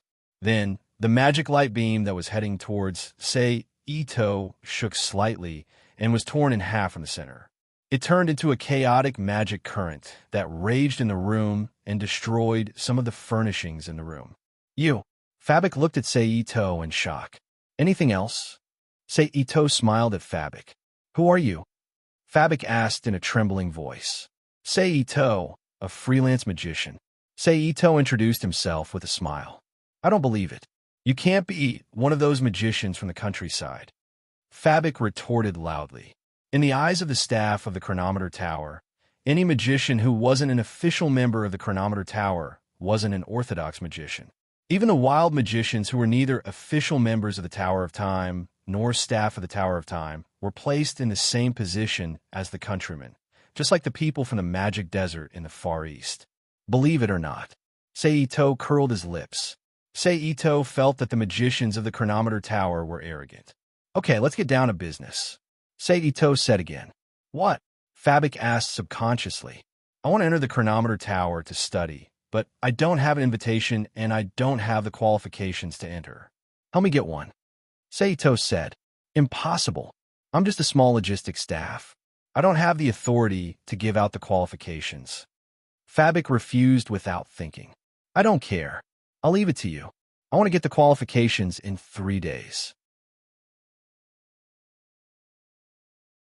Seito said casually. Of course, I won't let you do it for free. Here, this is your service fee. It should be enough for you to do some research. Seito took out a check from his pocket and put it on the desk. Fabik's gaze subconsciously fell on the check. He was immediately attracted by the string of zeros on the check. His eyes glowed with greed. There weren't many numbers on the check. There were only 6 digits, 1 and 5 zeros.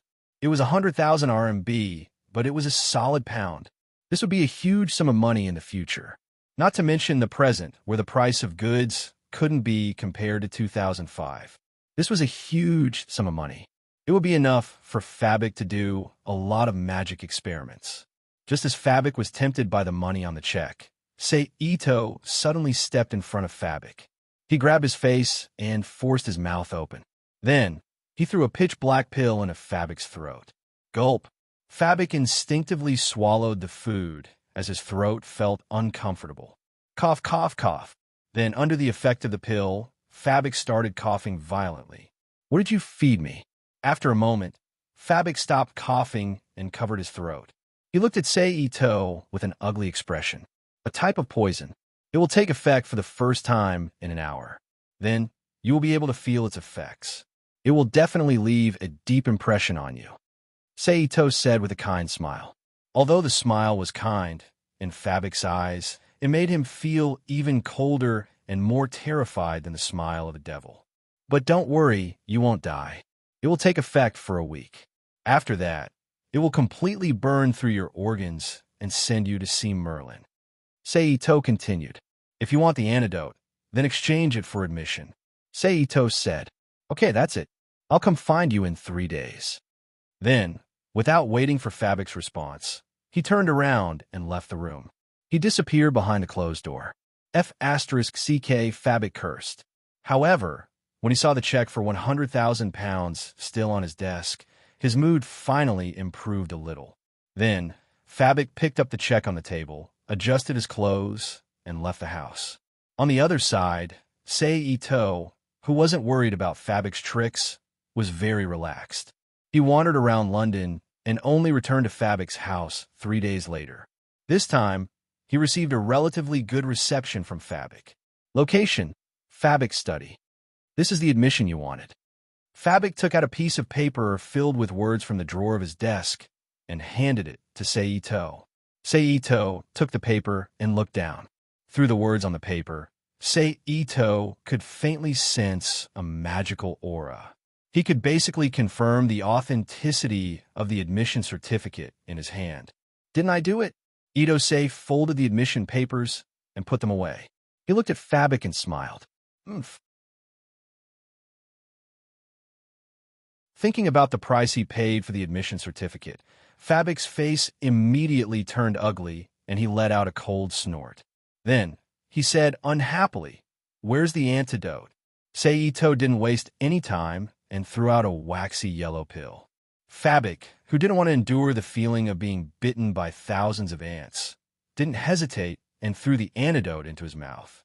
Of course, it wasn't that he didn't think of seeking the help of those magicians who were proficient in potioneering in the Time Meter Tower. However, his status wasn't high enough, and he didn't have the face to do so.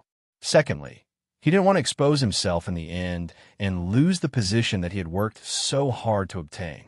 So, in the end, he could only endure it unwillingly. Under the circumstances of not attracting the attention of the other personnel in the logistics department, he bribed a certain person with limited resources in exchange for the admission qualification that could save his life.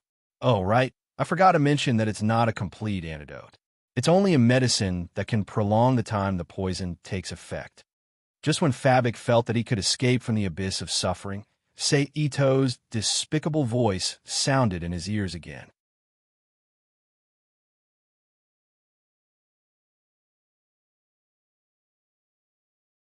Chapter 1782. Fabic's face looked like he just ate a fly. He glared at Sei Ito and yelled angrily. This is just in case. Sei Ito patted the admission papers in his arms and chuckled. Just like he said, although the admission papers in his hands looked real and didn't feel fake, Sei Ito didn't dare to let Fabic go before he actually used it to enter the chronometer tower. Plus, he was worried that Fabic would use his power and connections in the chronometer tower to make things difficult for him. Therefore, he had to have an appropriate countermeasure. He didn't want to be delayed by trivial matters while he was farming reputation in the chronometer tower. From now on, I'll give you an antidote to slow down the effects of the poison every half a month until I finish studying in the chronometer tower. Sei Ito looked at Fabic and said, You win. Fabic's lips were trembling with anger as he said with hatred, It's still the same. Everything is just in case. As long as I'm fine, you'll be fine too. Sei Ito smiled. Then, the two didn't say anything else. Sei Ito left Fabic's house and returned to his rented apartment in London. The next day, Sei Ito simply packed up and took the admission papers that Fabic got him. He went to the chronometer tower in the British Library and found a receptionist there. Hello, I want to go through the admission procedures. Sei Ito handed the admission papers to the young man in front of him. The young man looked at Sei Ito in surprise and took the admission papers. He lowered his head and checked. As he checked, waves of obscure, magical aura leaked out from the admission papers. Some of the words that didn't exist on the admission papers or were in the wrong position were reproduced in the correct way. Fill in the form. The young man took out a registration form and said. Sei Ito nodded and took the paper. He bent down and filled in the form with a quill pen. Name, Sei Ito. Family, none. Place of birth, Japan. It could be said that with the filling of this form, Sei Ito's name was officially registered in the chronometer tower's register. As for whether he could become an official member or even a higher-level cadre in the future, it all depends on Sei Ito's ability and reputation. A moment later, Sei Ito straightened up and handed the completed form back to the receptionist. Looking at the place of departure on the form, the receptionist frowned, and the enthusiasm on her face disappeared. Obviously, in his consciousness, Itsunari, who was born in the far east of Japan, where there was a magic desert, definitely did not have a good aptitude. It was not worth the attention of him or the factions behind him. It was time to talk about the rules of the Magician Association that made people speechless. Although on the surface, there were more capable people, but after nearly 2,000 years of inheritance, there was no one left. The atmosphere inside had long changed.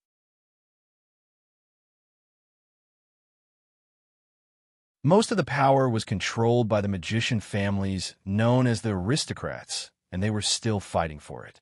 For this reason, a large number of factions, large and small, appeared in the Magician Association and worked together to compete for resources. Among them, as the foundation and strength of the factions, talents became the most important. Therefore, every receptionist sent here hid the purpose of observing the new students and recruiting elites. Hamilton, take him in. The young receptionist turned his head and said to a young magician not far away.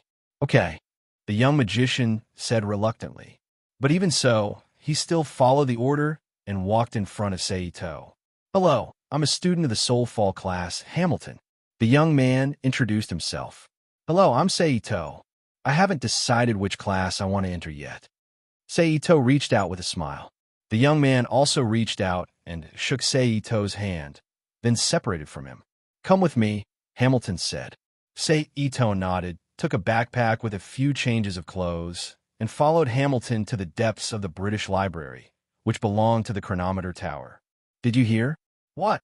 "Sei Ito is going to be given the green color." "Are you serious?" "He's only been here for a year, and he's already been given a color?" "I heard.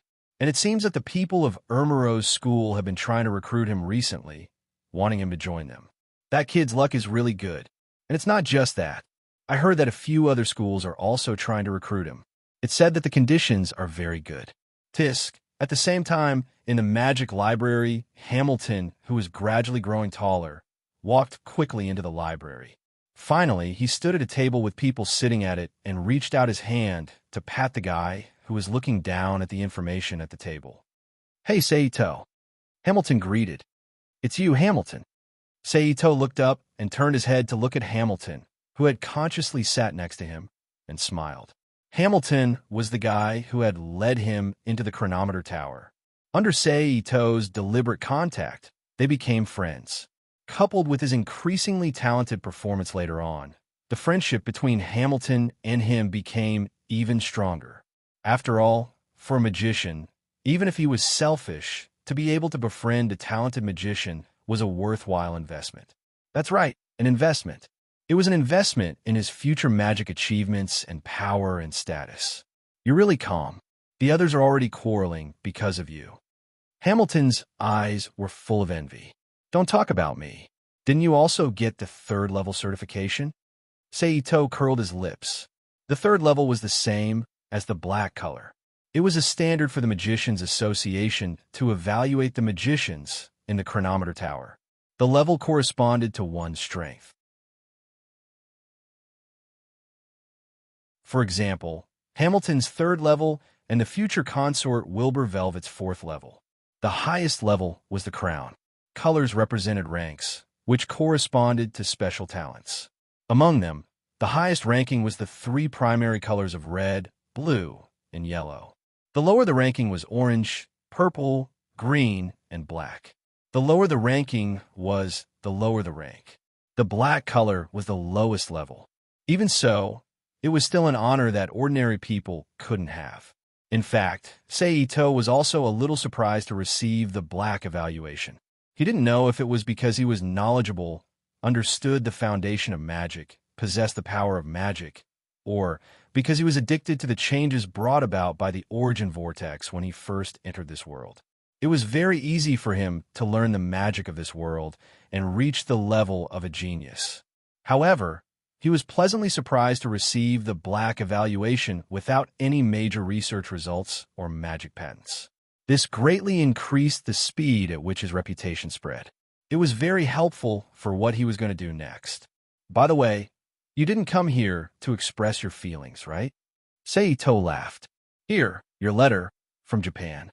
Hamilton curled his lips and put a letter in front of Seito. Sorry to trouble you." Seito thanked him. "Well, I won't bother you to continue your studies. I'll go first." Seeing Ito Sei take away the letter, Hamilton also knew not to disturb him. He stood up and said. Then he patted Sei Ito's shoulder and turned to walk out of the library. After watching Hamilton leave, Sei Ito looked at the letter in his hand, opened it, and took out the letter inside. "Dear," the sender of the letter was Yasuzo Asakami, and the content was mainly to report to him about the mobile phone business. After more than half a year of design, preparation, and base station construction, the first batch of miniaturized mobile phones officially appeared on the market 2 weeks ago, and, as expected, it caused an unprecedented sensation. Almost in an instant, it brought a huge amount of wealth to the Asakami Corporation, which owned 80% of the shares of Ito Sei. It also allowed Yasuzo Asakami to enter the upper class of Japan and become a popular figure. In addition, Sei Ito received a small amount of world power as an additional reward for triggering the technological advancement of this world in advance. But it also attracted a group of people's greed. For this reason, Sei Ito specially asked for a long leave from the chronograph tower and rushed back to Japan to help Yasuzo Asakami deal with the follow-up matters. With his intervention, All the guys who originally coveted the Asakami Society quickly became honest, allowing the Asakami Society to truly settle down and become Ito's little treasury in this world. I'll leave the matter of my daughter to Mr. Fujino, Yasuzo Asakami. At the end of the letter, it was written, as she changed her name, Seito put down the letter and narrowed his eyes. In that case, I'll go back for a while. Thinking of this, Seito no longer hesitated. He closed the book, got up, and left the library. After saying goodbye to the so-called teacher, he left the chronograph tower and took the earliest flight back to Japan.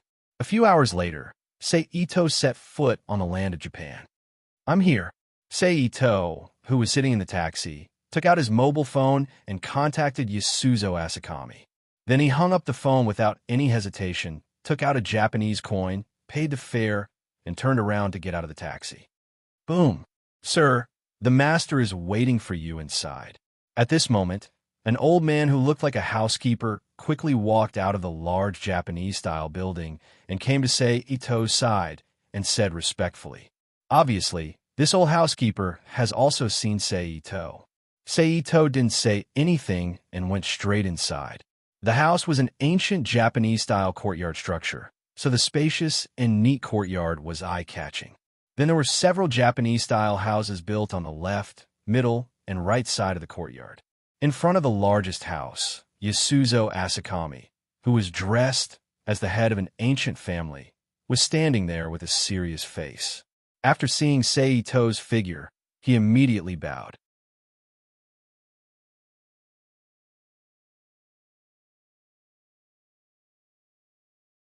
Chapter 1783. P.S. Same old question, first pass, then change. Sir, Asakami Yasuzo respectfully called out. His respectful demeanor was completely different from his usual dignified demeanor. But fortunately, he had already ordered the butler to send away the surrounding servants, and ordered them not to come over without being summoned, so he didn't have to worry about his image being affected. Seito slightly nodded as a greeting and stepped into the room. After he sat down, Asakami Yasuzo took something like an account book from the butler's hand and respectfully handed it to Seito. Seito didn't refuse and reached out to take it and lowered his head to look at it. Swish, swish. The pages of the paper were flipped one by one. Until a moment later, it completely stopped. Tell me about your daughter. Seito closed the account book, threw it aside, and said with a smile, It's like this. Asakami Yasuzo slightly leaned forward and talked about his daughter's problem. Although he said that she was his daughter, she wasn't actually his biological daughter, but a daughter brought over by his new wife. Her name was Fujino, and she was the daughter of the Asakami family head. In terms of status, she was a direct descendant, and she was much higher than the Asakami family head. Of course, this was under the condition that the Asakami family hadn't declined yet. But now, the family was heavily in debt, and there was no other way to maintain their livelihood except to sell their ancestral property, so it wasn't the case. Coupled with Asakami Yasuzo's recent rise, Fujino Asakami's status in the eyes of Asakami Yasuzo was no higher than an ordinary girl. And the reason why she was able to become Asakami Yasuzo's daughter, it was because she came with her mother who remarried to pay off the debt of the main family, so they were father and daughter. But if it was only this reason, it naturally wouldn't trouble Seito. But what made Asakami Yasuzo feel troublesome was that Fujino had awakened her family's bloodline power, superpower, a kind of eye power that could distort things. This was a taboo for Asakami Yasuzo, who had already stepped into the upper class and took over the main family's position from the Asakami family. So he really wanted to seal Fujino Asakami's power, just like how he treated Fujino Asakami in the original work. But now that he knew Ito's say, he naturally wouldn't use that kind of inhumane method, so he directly brought up the matter of Asakami to Shino in this routine letter. Bring your daughter, Fujino. Let me see, Seito said. Asakami Yasuzo nodded, slightly saluted, then got up and left the guest room. Taking advantage of this time, Seito's mind began to recall Fujino Asakami's information and her ability. Fujino Asakami's original name was Fujino Asakami. After her mother remarried Asakami Yasuzo, she changed her surname to Asakami. She had the ability to distort things seen through her line of sight. This ability originated from the Asakami family's bloodline. It was a kind of superpower belonging to the suppression force of Aleya. But for the Asakami family who had this kind of power, they didn't know that their power was a benefit given by the suppression force of Aleya. They only thought that it was an abnormal awakening. Similarly, there were several other retired magician families. Tap, tap, tap, tap. At this time, a faint sound of footsteps interrupted Sei Ito's thoughts. Sei Ito turned his head and looked at the door. Then Asakami Yasuzo's figure appeared at the door. At the same time, a little girl wearing a pink kimono with a white pear flower pattern on the surface, looking only 5 or 6 years old, with a timid expression, also appeared in Sei Ito's line of sight. Needless to say, this little girl was Fujino Asakami, who had not been forcibly made painless. Asakami Yasuzo expressionlessly walked into the room with Fujino Asakami. Fujino, go and say hello. Asakami Yasuzo said in a deep voice. Hi, hello, I am Fujino Asakami. Kota timidly walked out from Asakami Yasuzo's leg. Her small face was full of nervousness as she saluted and said, Your name is Fujino? How old are you? Sei Ito asked softly with a gentle face. 6.5 years old. Feeling Sei Ito's gentle aura, Kotu slightly relaxed. 6.5 years old. Have you gone to school? Sei Ito asked again. This time, Kota did not answer, but looked at Asakami Yasuzo on the side. The latter did not know what Sei Ito wanted to do, and his heart was full of doubts as he replied, No. Come, take this and eat it. Sei Ito nodded, turned his hand, and took out a piece of milk and handed it to Kotu. Kotu still did not speak, and looked at Asakami Yasuzo. Take it. Asakami Yasuzo said. Thank you, uncle. Fujino Asakami took the milk and thanked him. Call me brother. Sei Ito's expression stiffened, and his mouth twitched as he said, Oh, thank you, brother. Kota blinked her eyes and changed her words.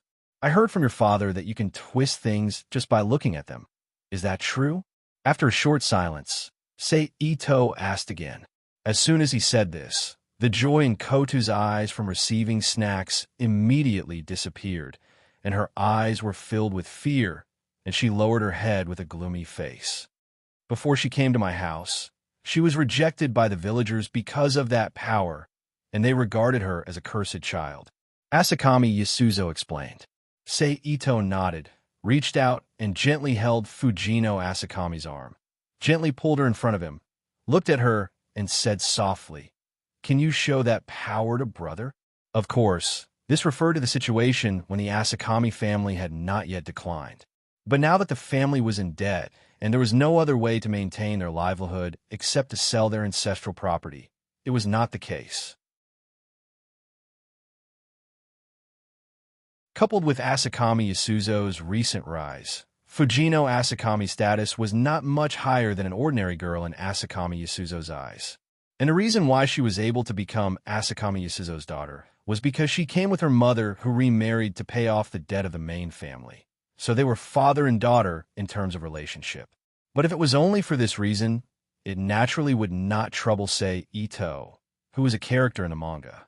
But what made Asakami Yasuzo feel troublesome was that Fujino Asakami had awakened her family's bloodline power, a power that could twist things. This was a taboo for Asakami Yasuzo, who had already stepped into the upper class and took over the main family's position from the Asakami family. So he really wanted to seal Fujino Asakami's power, just like how he treated Fujino Asakami in the original work. But now that he knew Sei Ito, he naturally would not use that kind of inhumane method. So he directly brought up the matter of Fujino Asakami in this routine letter. Bring your daughter, Fujino Asakami. I want to see her. Sei Ito said. Asakami Yasuzo nodded, slightly bowed, then got up and left the reception room. Taking advantage of this time, Sei Ito began to recall the information about Fujino Asakami and her ability in his mind. Fujino Asakami, originally named Fujino Asakami, changed her surname to Asakami after her mother remarried to Yasuzo Asakami. She has the ability to twist things through her vision. This ability originated from the Asakami family's bloodline. It's a kind of superpower belonging to the suppression force of Alea.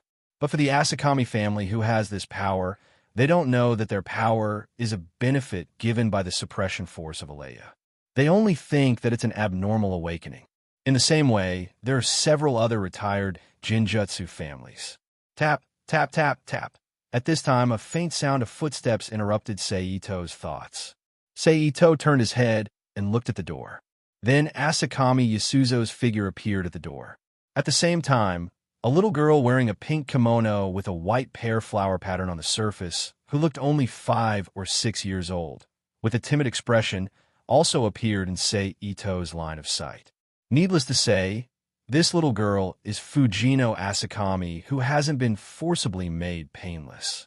Asakami Yasuzo expressionlessly walked into the room with Fujino Asakami. Fujino, go and say hello. Asakami Yasuzo said in a deep voice. Hi. Hello, I'm Fujino Asakami.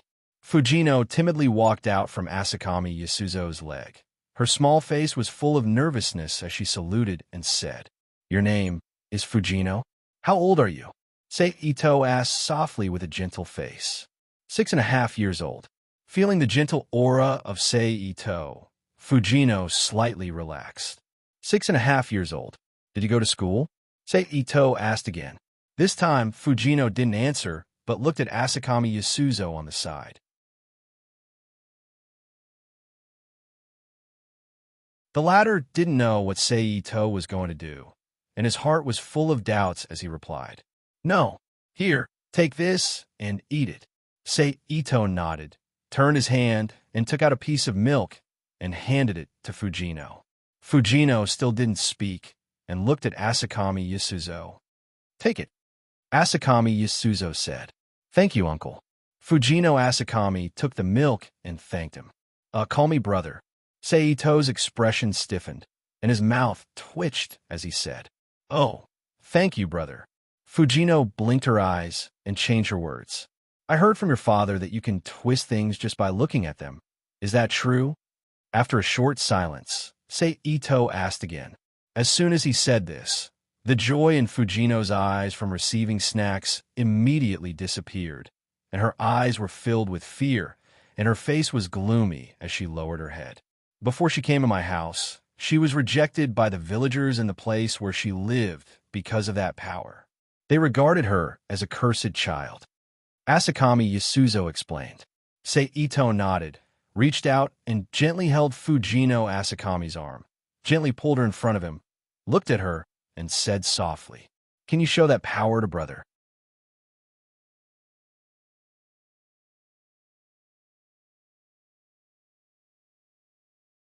Chapter 1784. P.S. Thank you to Zhang Xiaozhong, KX, Mars, and Hell Aristocrat for their precious monthly votes. Thank you to Boring Saint and Heaven's Tour for their awards. Thank you to Chun Guozhen for your evaluation vote. Remember, you can't take it off except when you're sleeping, bathing, and when your eyes are uncomfortable. In the Asakami family's courtyard, Seito, who was carrying a small package in his hand, looked at Asakami Fueno, who was standing beside Yasuzo Asakami, wearing a small kimono and a pair of strange flat glasses. Okay. Asakami Fueno nodded very seriously and agreed. Also, remember to practice what I taught you well. When I come back next time, I will check it. Seito said again. I will practice hard. Asakami Fueno said seriously. Seito smiled and reached out to rub Asakami Fueno's head, then straightened up and looked at Yasuzo Asakami next to him. I'm leaving. If there's anything, remember to write to me. Okay. Yasuzo Asakami solemnly agreed. Seito nodded, smiled, and waved at Asakami Fueno, then turned and walked out of the mansion. After a while, he completely disappeared from the sight of Yasuzo Asakami and Asakami Fueno. Are you really not going to accept the invitation of the chronometer tower? In the chronometer tower, in the room assigned to Seito, Hamilton looked at Ito, who was packing up, and asked. At this time, a few years had passed since he saw Asakami Fueno. In these few years, except for holidays and special matters that required him to leave, Ito basically stayed in the chronometer tower to study and achieved excellent results. Especially in the previous year. With the help of a new magic theory he submitted, he obtained the yellow evaluation of the 3 primary colors, which greatly spread, Ito's fame among the nobles and families. No, I don't want to waste my energy on the power struggle of the chronometer tower. Ito shook his head and said, You too. Isn't it great to accept an invitation from a sect?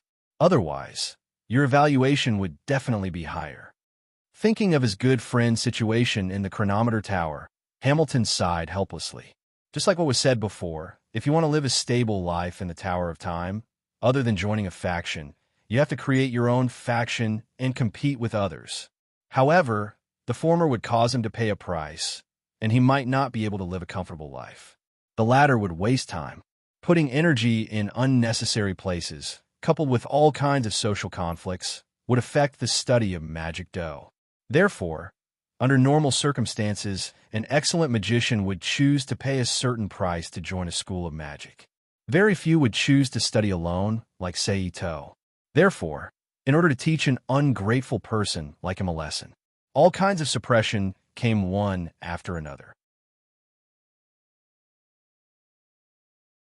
For example, they would smear your reputation during the evaluation, pull you back, make it difficult to obtain materials during the experiment, alienate you on a daily basis, provoke you in the dark, etc.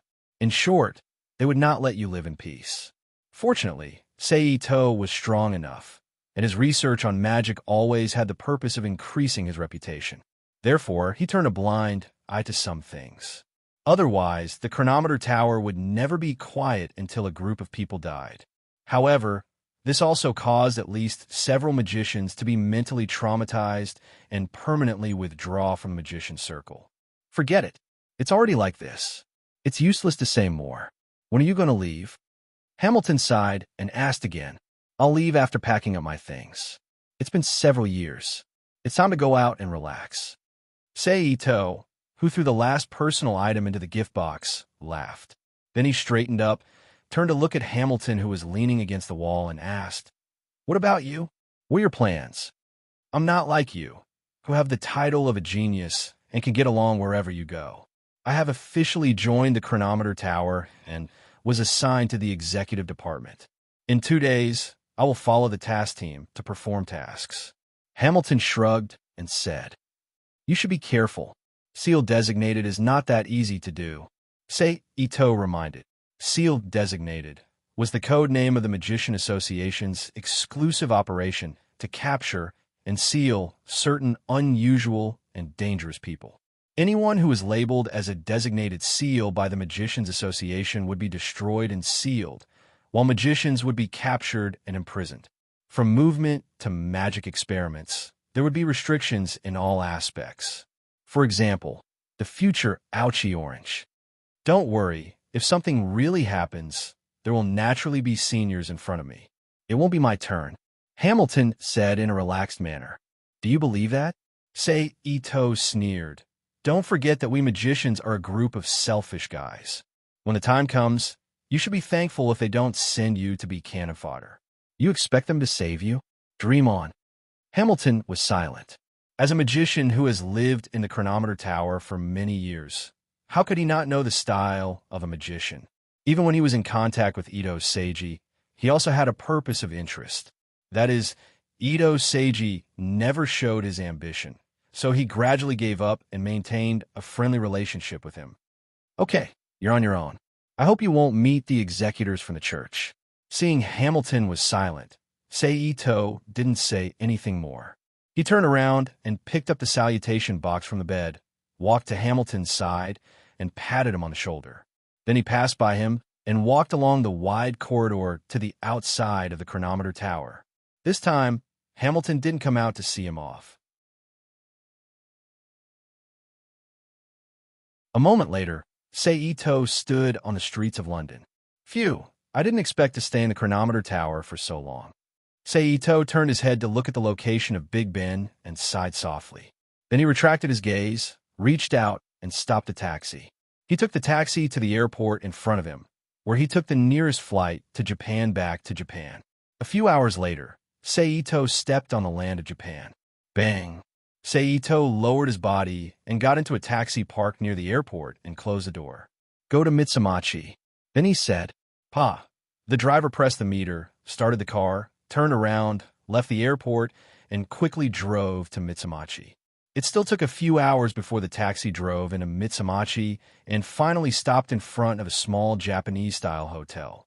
At this time, it was already night. Seito paid the fare, got out of the car, and walked into the hotel. Under the warm greeting of the lady boss, he got a room and checked in. Lady boss, wait a minute. Just as the lady boss was about to leave, Seito suddenly stopped her. Guest, what else do you need? The lady boss asked politely. I want to ask, is there a big family with the surname Yuano in this town? Seito said, a big family with the surname Yuano? Oh yes, it's on the west side of the town. The house is very big. It's a small Western-style house. You can see it as soon as you go there. The lady boss thought for a moment and suddenly said, is there only one? Seito asked again. Yes, there's only one family with the surname Yuano in the whole town. The lady boss replied, oh, thank you, lady boss. Seito thanked her. You're welcome. If there's nothing else, I'll take my leave first. The lady boss said, okay, go ahead. If I need you, I'll call you. Seito said.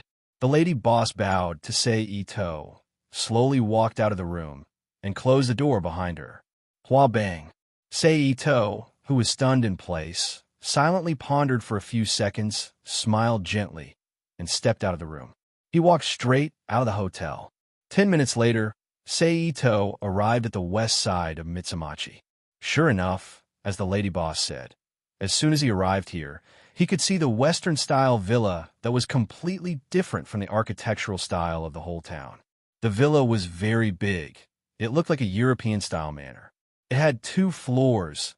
The whole body was reddish-brown, and the lines of the bricks were clearly visible. In front of the villa, there was a courtyard that was not particularly big. The inside was full of grass that was about the height of a finger, and it was surrounded by the outer wall. Seito looked at the Yuano family's villa, and with a tiptoe, he jumped over the wall of the Yuano family's house and landed in the courtyard. Then, like a parkour youth, he jumped up to the protruding platform outside the second floor of the villa with a few steps. Then Seito carefully leaned out. He looked into the room inside. In an instant, a spacious bedroom came into view. The bedroom was very big, about 40 to 50 square meters, and it was decorated with warm colors. A very large European-style soft bed was placed at the end of the room, and a girl with long black hair was quietly lying on the bed, flipping through the book in her hand. This is Akino Ino, right? Idose looked at the little girl in the room with some uncertainty. But he didn't care too much, and directly reached out to gently knock on the glass window. Dang, dang, dang. Almost at the same time the sound was heard, Akino Ino on the bed looked over, and her eyes met with Seito's flickering eyes. Then, Akino Ino's eyes went blank and became empty. Seeing this, Seito did not hesitate, and immediately used his internal force to open the door, pushed open the glass door, and flashed into Akino Ino's room, and closed the glass door again. What's your name? Seito walked in front of Akino Tokino and asked. Far Wild Autumn Leaf. Far Wild Autumn Leaf replied. Where is your father's room? Seito asked again after confirming that the little girl was Akiha Tokino. It's Kino Akai told him the location of his father's room. Where are the amber and jadeite? Seito asked again. It's after memorizing the addresses of the 2 places, Idose didn't stay in Toino Akaba's room for long. He quickly left the room from the door and moved to the nearest room of Toino Akaba. In just a minute, Seito had arrived outside Yoshino's house. Help! Ah! Don't come over! Don't come over! Ah! 2 girls' cries of fear and a man's roar filled with bestiality could be faintly heard from behind the door. Seito, who could vaguely guess what happened, didn't dare to hesitate. He immediately used his internal force to break the door lock, pushed open the door, and rushed in like a gust of wind. In an instant, 2 5 or 6 years old naked little girls and a middle-aged man with an inhuman aura appeared in front of Seito's eyes. As expected, Seito secretly said and rushed towards the middle-aged man with an inhuman aura. The middle-aged man's figure flashed and dodged to the side with an inhuman agility. He looked at Seito with a murderous gaze. "Who are you?" The middle-aged man's voice was filled with killing intent and madness. "The person who will kill you," Seito coldly said.